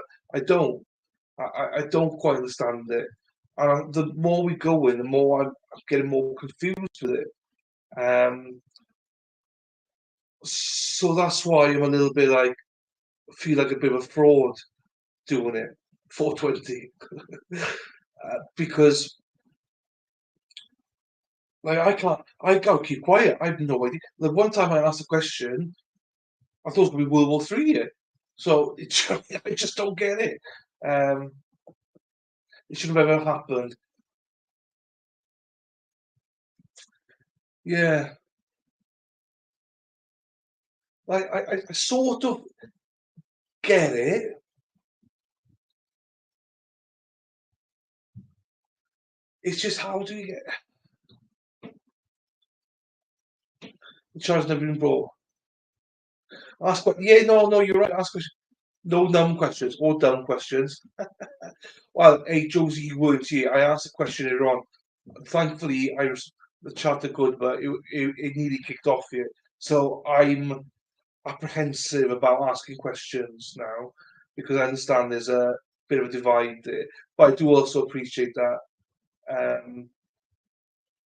you know, it's good that we can have a healthy debate on it. But I'm also a dumb Welshman that says stuff that can trigger some of you. So I appreciate that. So I try not to be insensitive either. So I think it'll come together as we're watching it, but yeah, I just don't quite understand how we got here. I think a question. So there's no massive like. So my questions earlier on, obviously, Julio. Obviously, it was how did we get here?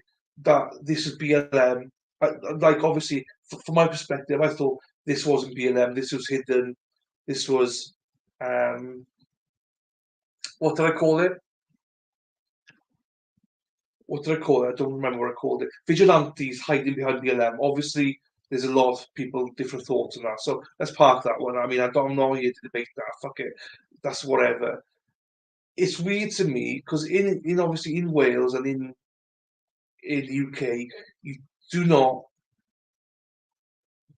get guns and stuff involved. So how Cal got it? Ish. I sort of understand how he got. So the self-defense element of it, right? I get it. He shot. I think he shot 3 people, didn't he? Did he alleviate 3 people? I believe. For me, I still have to think about how we got here because he was going around giving aid, and then he ended up shooting people. Now, that's not on Kyle. I'm not begrudging that. I have to take the sense of that he was able to use a gun. You got to remember, I think I've only seen a real gun, once in my life. I think I've only seen one once. My father had it to shoot at something when I was really young. I've never seen a gun. I've never put my hands on a gun.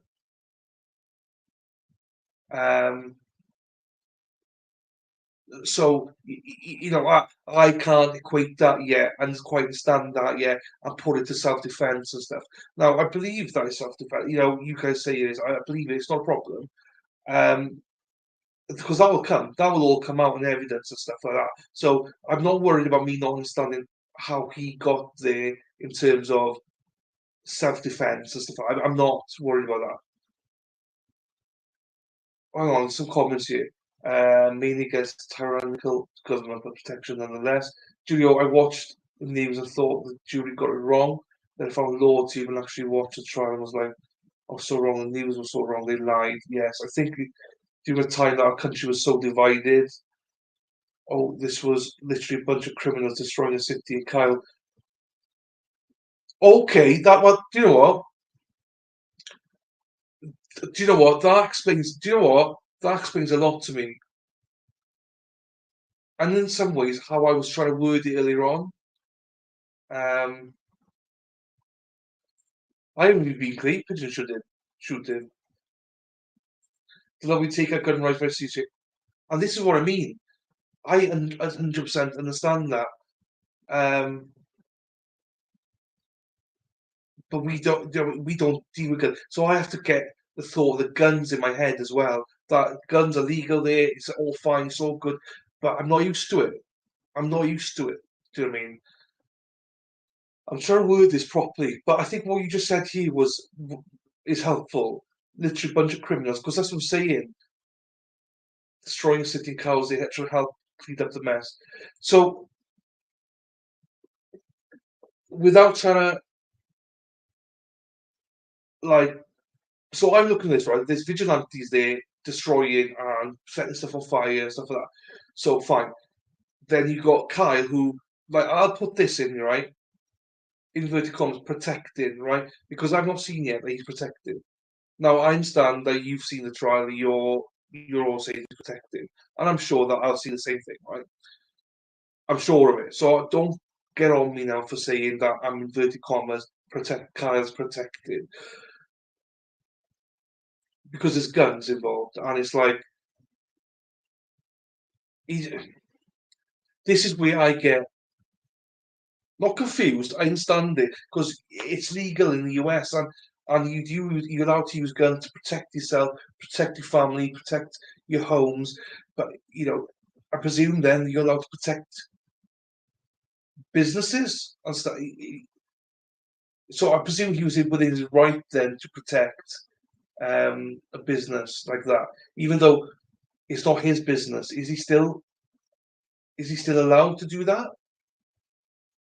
I presume he is, otherwise he wouldn't have done it.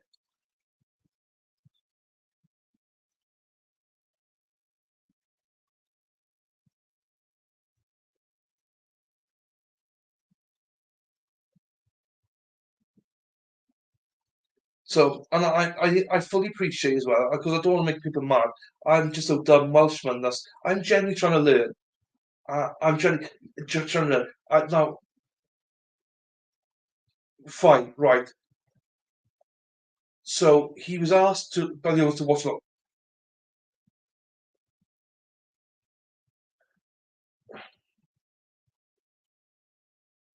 So, but so by law, he's still allowed to. Okay, okay,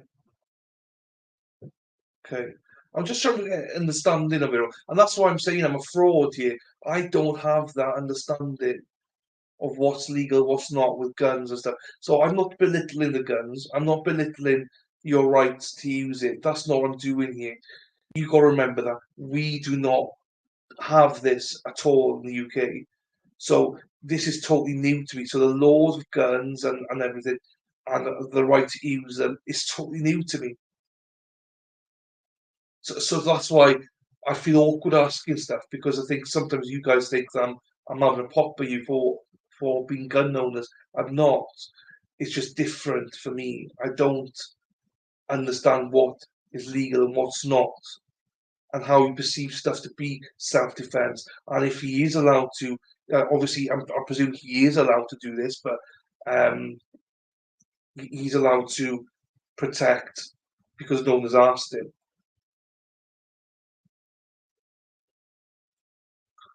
But I find that hard to believe, though, that that is that's right. I'm not saying that it's not right. I'm just saying I find that quite hard to believe that an owner can tell someone to protect their business with guns.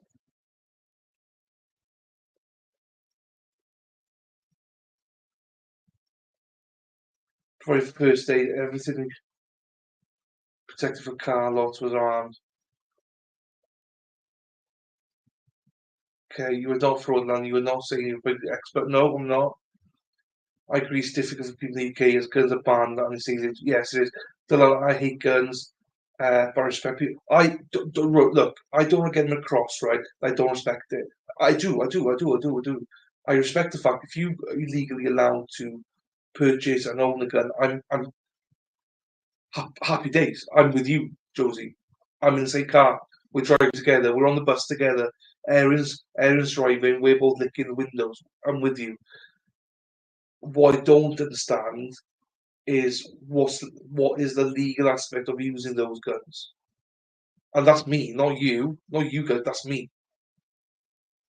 That's me being thick as shit that don't understand the law in America. So I got nothing against the guns being used. My point is I don't understand how what legal basis it's on. Now I understand, for instance, I understand why you're allowed to use a gun at home. It's a legal gun. You're allowed to protect. Someone breaks in, you're allowed to protect your home because it's your home, your family. I get that. I don't get how you're allowed to protect the business, even though the owners asked you to. I still find it a little bit funny that you're allowed to protect the business. Um, and that's just my head, because for me, that's where the police is. That's their job to protect it, not your job.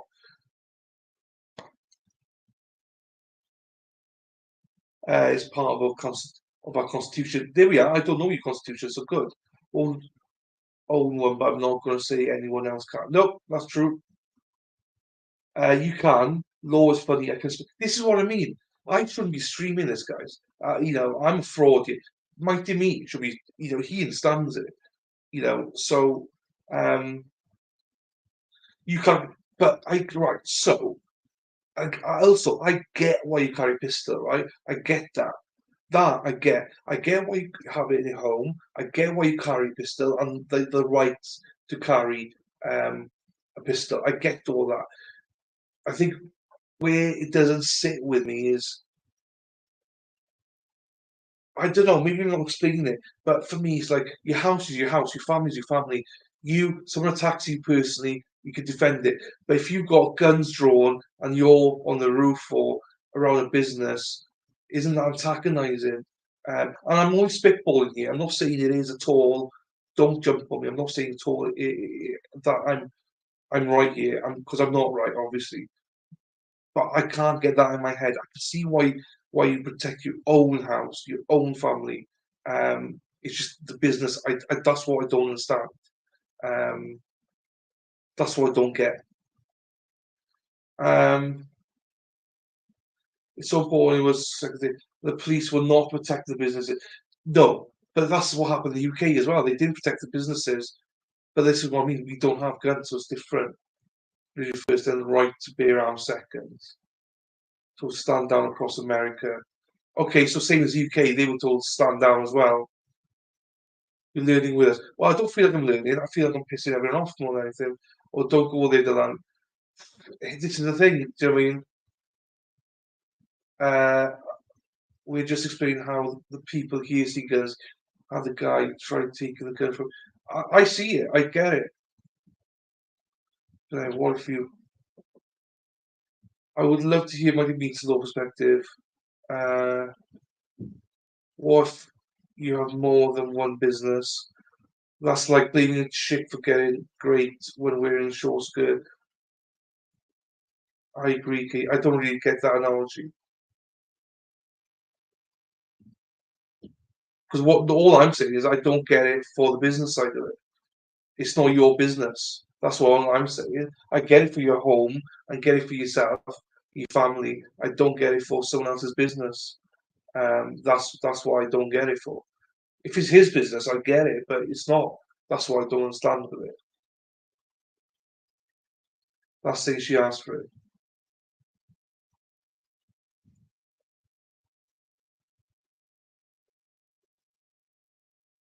I think it's protecting the business, but then, yeah, I think my point probably, which I'm not putting across right, is why was he protecting the business in the first place? In some ways, again, because my mentality is the same as the UK mentality. The police were told to all step down, and the looting, the riots happened. Fine. Um,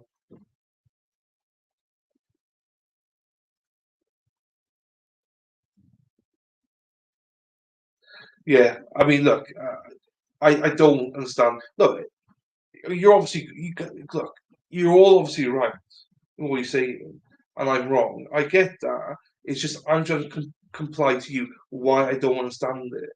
You know, asking me to pretend his business nothing to do with me, apart from consequence. It's sort of, yeah, you're right, Emma, sort of. I mean, it's no different than hiring a security guard. But I think security guard's professional, though, isn't he? No, I understand that you're trying to get me to understand. I understand, right? I understand that the right to carry, the right to the house and everything. That's all I understand. I still don't get the right of the business element of it. But that's me. That's not nothing for you guys. You're allowed to. It doesn't make sense to me why for self protection they were also too many people who want burn down the one that can't each. Yeah, not always. It's fine. As I say, this is all new to me anyway. So you know, it's completely new to me. So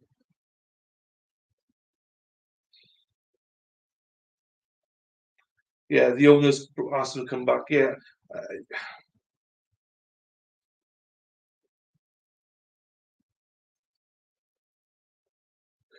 yeah. Look, yeah.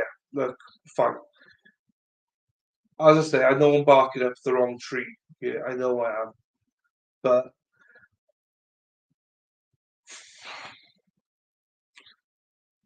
one thing that people can't say is that I'll just give my opinion. As I say, it's a wrong opinion. I'm not saying it is the right opinion. Just I just don't understand it. So for the business element of it, I understand everything else, the home and everything. I just don't get a business element of it. I just think you give free rein to anybody then. Why is protecting your business? I don't know. So I'm sure Mighty Meat can explain to me as well. And don't for one second think that I think I'm right here. I'm not. I know I'm not because you're all saying differently. So I know I'm wrong. But at the same time, I still can't equate it in my head.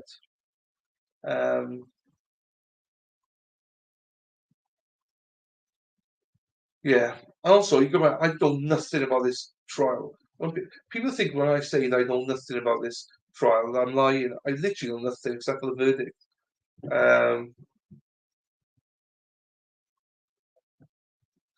During this time, it's kind of free for all. That's the point because in the UK, when it happened in the UK, that was the same thing. It was free for all. And that's probably why I can't equate it because businesses were just open. You could loot anything you wanted. You could just take anything you wanted. Basically, Dirk said earlier on, they just had to wait in line and just take what they wanted because that's the British mentality. So that's why it's hard for me to comprehend the laws and what governs what you can do with guns and stuff for protecting your business. Because in the UK, you don't protect your business. You just let them take it. Yeah, that was hilarious as well. I did like the horse thing. Yeah. Oh yeah. Yeah. Fine. Yeah. Fine.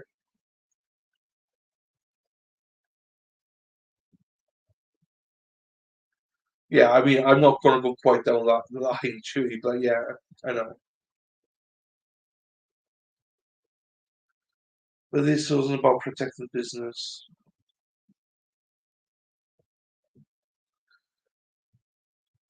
Oh,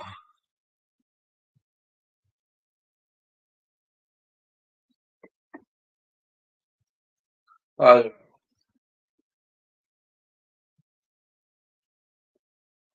Just writing and provision insurance, but let me try. You rely on the business to have your help.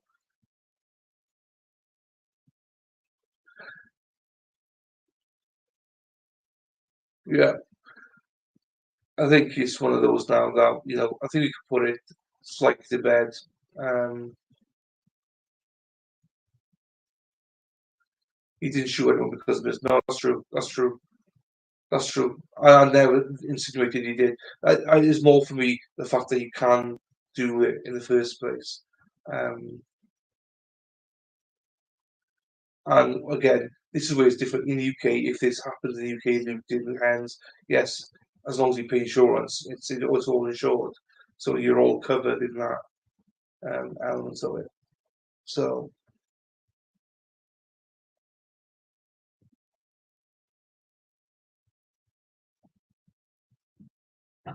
yeah, there's an argument there. The police should be there. I agree.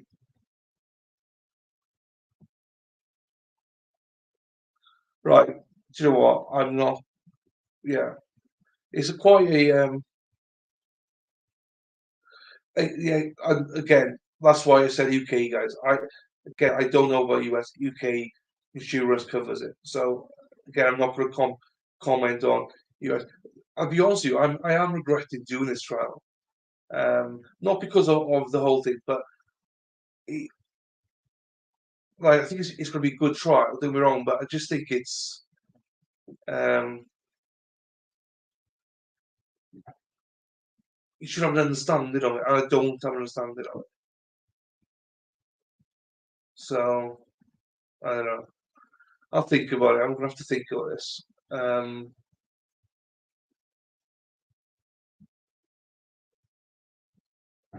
Yeah. Right. I've got to think about this trial. I don't know. I'm not sure about this. I'm not comfortable with this trial. So I'm comfortable watching it, but I'm not sure if I'm comfortable in hosting it because of, this is like I can imagine it pisses some people off because I piss people off because it's like, and I mean this in the most endearing way, but I'm a dummy in the most endearing way. So if I don't stand there, something, it's frustrating. Especially when it comes to things like guns and stuff, I don't understand it.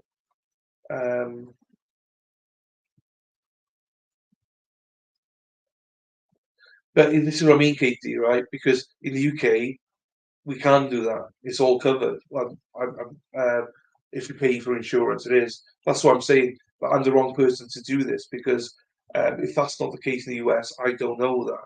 And so I'm the wrong person to cover this trial, essentially. Okay, Judy, thanks for that.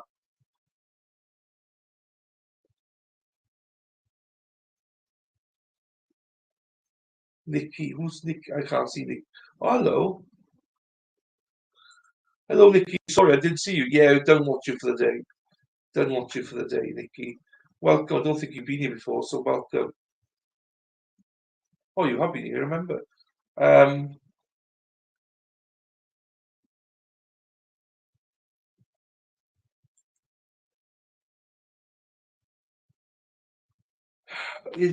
We've only experienced a little bit in London and Birmingham, where they have to sit down for like 3-4 days, where people are looting and stuff. Yeah, but yeah, welcome, Nikki. Yeah, we're done for the day for today. I'm not sure if we'll carry on with this trial. I'm going to think about it and see because I don't really feel comfortable in doing it. So I'm definitely going to be doing Johnny Depp. I'm definitely doing Matthew Moore. But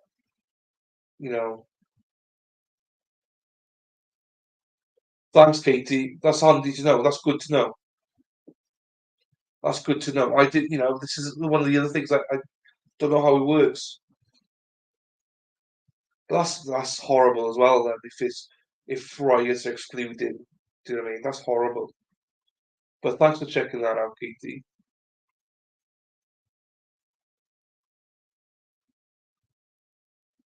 Next one you should do the Ryan Duke trial. Unless you really. No, I'm not done Ryan Duke. Never heard of it. You should learn. You should stream from Rakita. The problem then I've got is you do it from Law Crime plus Rakita. It's a triple stream. It's never as good because then it's a lot smaller. You know what I mean, it may for me it might be worth me just watching it on Rakitas rather than streaming it. Do you know what I mean? So I don't know. I'm gonna have to think about this one. I'm gonna have to think about it. I don't.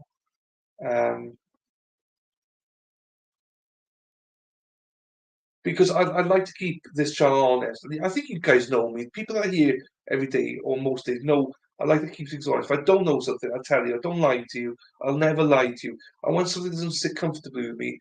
Like this doesn't sit comfortably with me. This trial. I want to watch it. Nikki, it's my first time in here that I know of. Not sure how I remember. This trial was super controversial. I don't know. I've never seen you before, Nikki. But you're more than welcome to be here. Because we love to see new people. There, thanks, Katie. 1,000 cops, yeah. Are you having a lot of people giving you? No, I'm giving myself grief. So because I believe that if you are a host like myself, they should be true. Like I see so many hosts out there, even lawyers, right? They're full of shit. They pretend they know stuff and they make stuff up. I hate that. I hate that. I'd rather be honest with people and say, guys, I ain't got a fucking clue what I'm doing here. I ain't got a clue what the fuck's going on. I feel that's bad hosting. And if I'm asking questions about your law and stuff like that, I think that's bad on my behalf as well because I should be up to date on stuff. So no one's giving me grief in here. I'm giving myself grief because it doesn't resonate in my head how some things can work. And by that, I hope that the people that are in chat know me well enough that I'm not trying to wind you up. I'm genuinely trying to be honest. But I can imagine you guys are infuriated at times with me because you know your constitutional rights, you know the rights you have to carry and stuff like that. And I'm a dummy and I don't. So that then means I'm riling people up for no reason. Or I can't contribute. Do you know what I mean? So I have to sit here quietly, listening to it, not understanding it. So no, so I don't know. Welcome, Nikki. This is a great channel, so you're more than welcome anytime, Nikki. Here, welcome, Nikki. Glad you're here. It was probably it was gifted to you, definitely. But in order to be gifted, you've had to be here at some point. So maybe you popped in at one point in chat or something, maybe, Nikki. But always welcome. I presume from the US, California. That's all right. You're from California. Please keep going with this one. I'll see you. I'll see you now, Kimmy. But hello, Kimmy. Lovely as always. I like rewatching it. I know, and I want to watch it as well, but I also want to learn from it. In some ways. I don't think you're going to learn anything from me. Creed Kim, thank you for the welcome. I love it so far. Thank you for being here. Just keep watching. It's a good trial. I'm definitely going to watch it. Definitely watching it. That's not the issue. It's just it's not very entertaining for you guys. You're brought to watch a trial. It's good to see difference in judges' demeanor compared. Oh, that side of it, yeah, definitely. I just want to know a little bit more about stuff. Like, I don't know. I watched Rittenhouse twice now. Nunya, probably, yeah, you definitely gifted it. What you don't, it's understandable that you don't fully understand and appreciate those. Yeah, and as long as people know that, because I don't I like to think that I'm up to date with a lot of stuff, right? I'd like to think so, but things like gun carrying and those laws, I don't. That's why I ask the stupid questions, So that to me makes sense, but everyone else is like, no, you're allowed to do that, and I get it. It just doesn't resonate with me. Nikki, we're a fun bunch. Stick around, absolutely fun bunch. But more than that, right? I'll be honest with you, more than that, Nikki, I'd like to think that you can go through this chat and understand that you can say whatever the hell you want. You can say wherever the hell you want. Everyone will give an opinion. Everyone has an opinion here. Absolutely, everybody does. Great show, great friendly people. Nikki, you're more than welcome. And we have Matt Moore tomorrow. Yes, if you don't know Matt Moore, we have Matt Moore on tomorrow. So that is, we're going to watch Diane Minaj tomorrow, her cross of the Grubs guy. Nobody's upset with you. Oh no, I'm more upset with myself. And I know you guys aren't upset. I'm more upset with myself. So no, I know that, Hens. I know. I appreciate that. Right, Julia.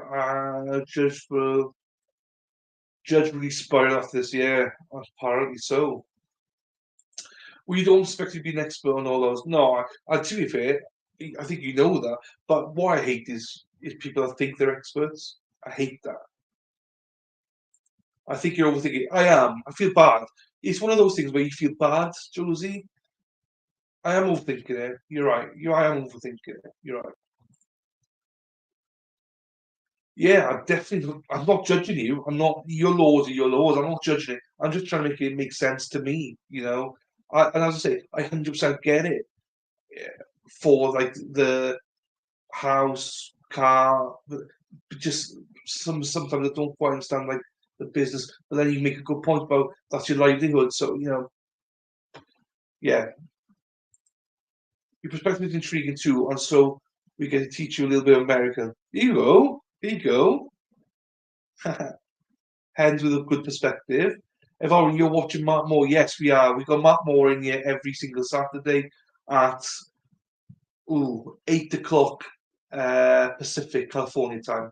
So we've had about 11 or 12 episodes now with him. So you can look at the playlist, and we do it like a 2-hour stream.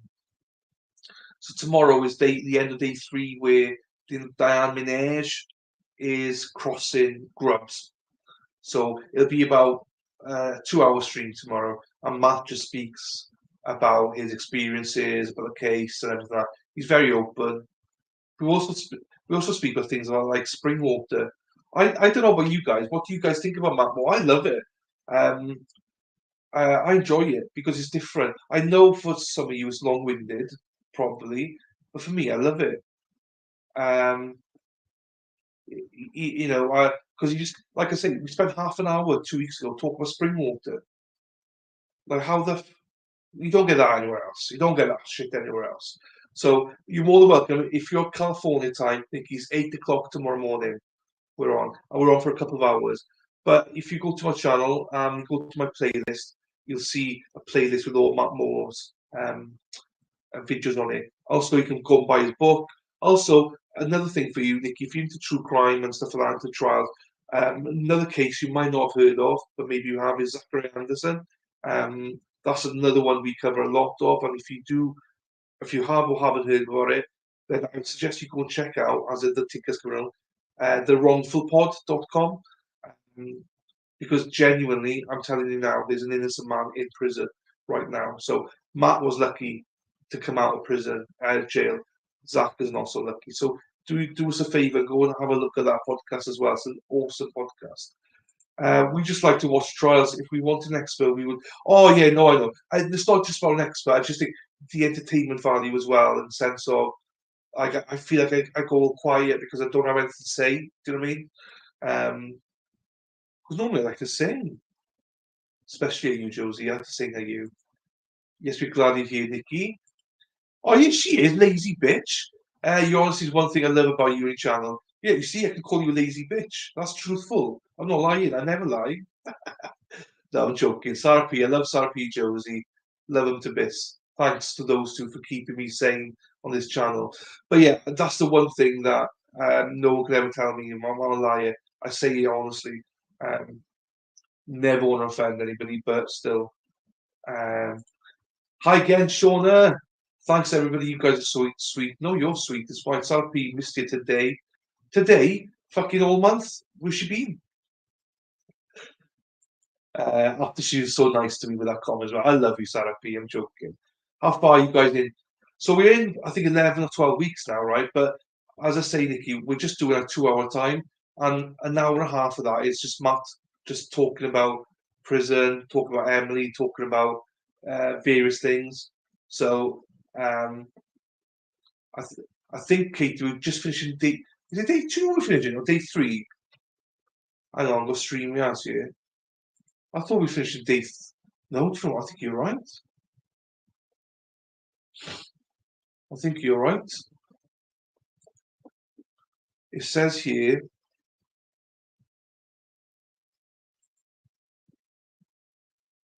No, wrong one. Dummy.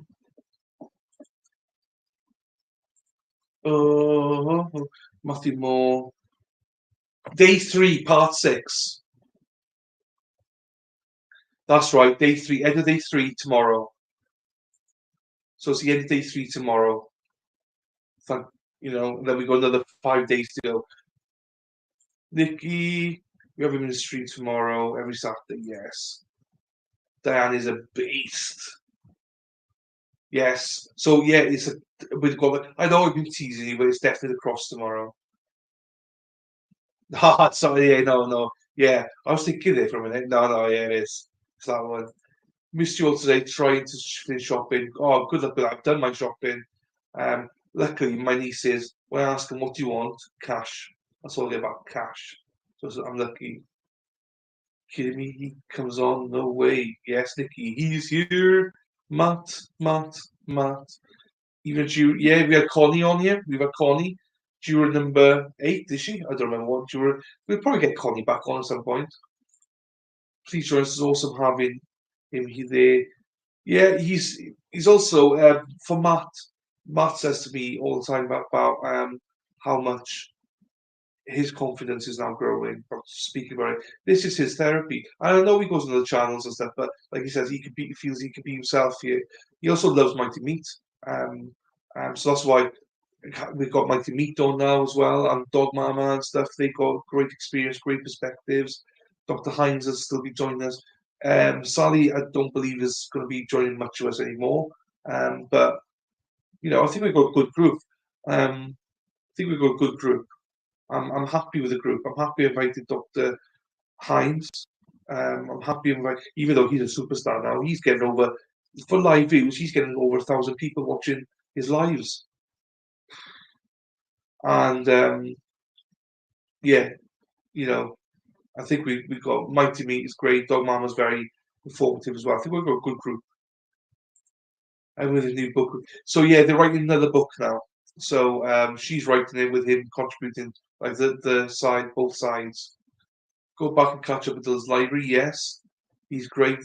There we go. Evolve's got it. His pimp out. I know, isn't it? It's great, isn't it? I'm so invested in the more trial. I know how I'm going to spend the rest of my day today, and I'm going to catch up with them. Fine. I mean, there's some stuff there.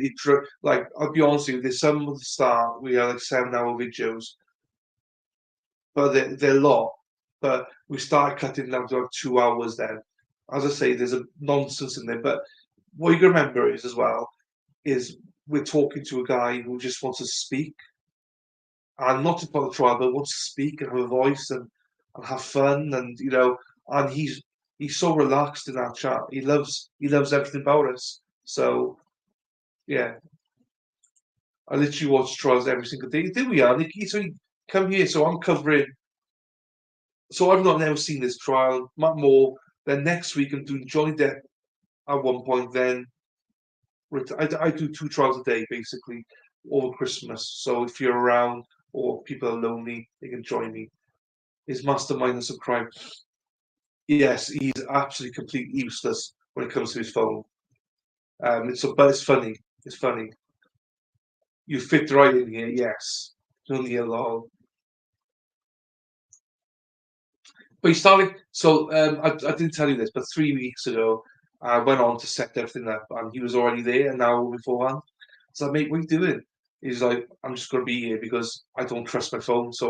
And as soon as we started, he got kicked out. So he waited an hour. Everything was working perfectly. As soon as the stream started, 5 minutes in, he got kicked out. So, oh, Jesus. Criminal mastermind. Good night, all. We are ordering Chinese. Good night, Head. I'm going now as well. Wrongful Podcast covering the trial of Zachary Anderson. There we are. It's in the ticker as well. And it's there with Josie as well. Go and watch it, Nikki, as well. Also, if you haven't heard about Zachary Anderson, I got an interview with his brother on this channel, plus the playlist of Zachary Anderson if you want to watch that trial. Or if you just want a breakdown of it, go follow Josie at thewrongfulpod.com. And it's a nice little podcast where you can just chill out and listen to a beautiful voice. Night Hens. Katie, Jesus, there's loads of, sorry guys. Katie be a horrible murderer, yes. You might, so also, just so you know, Nikki, if you genuinely do like trials and you genuinely want to see a proper one, because you're a member, all members have access to it. It's called the Krieger murder trial. It's based on homicide trial of 4 family members who died, who got alleviated. I'm the only person on YouTube who's streaming it, but the court's given me permission, but I have to put it into private straight after the stream. So there's about 12 days, 13, 14 days. They're not all full days, so you can probably do a 1.5.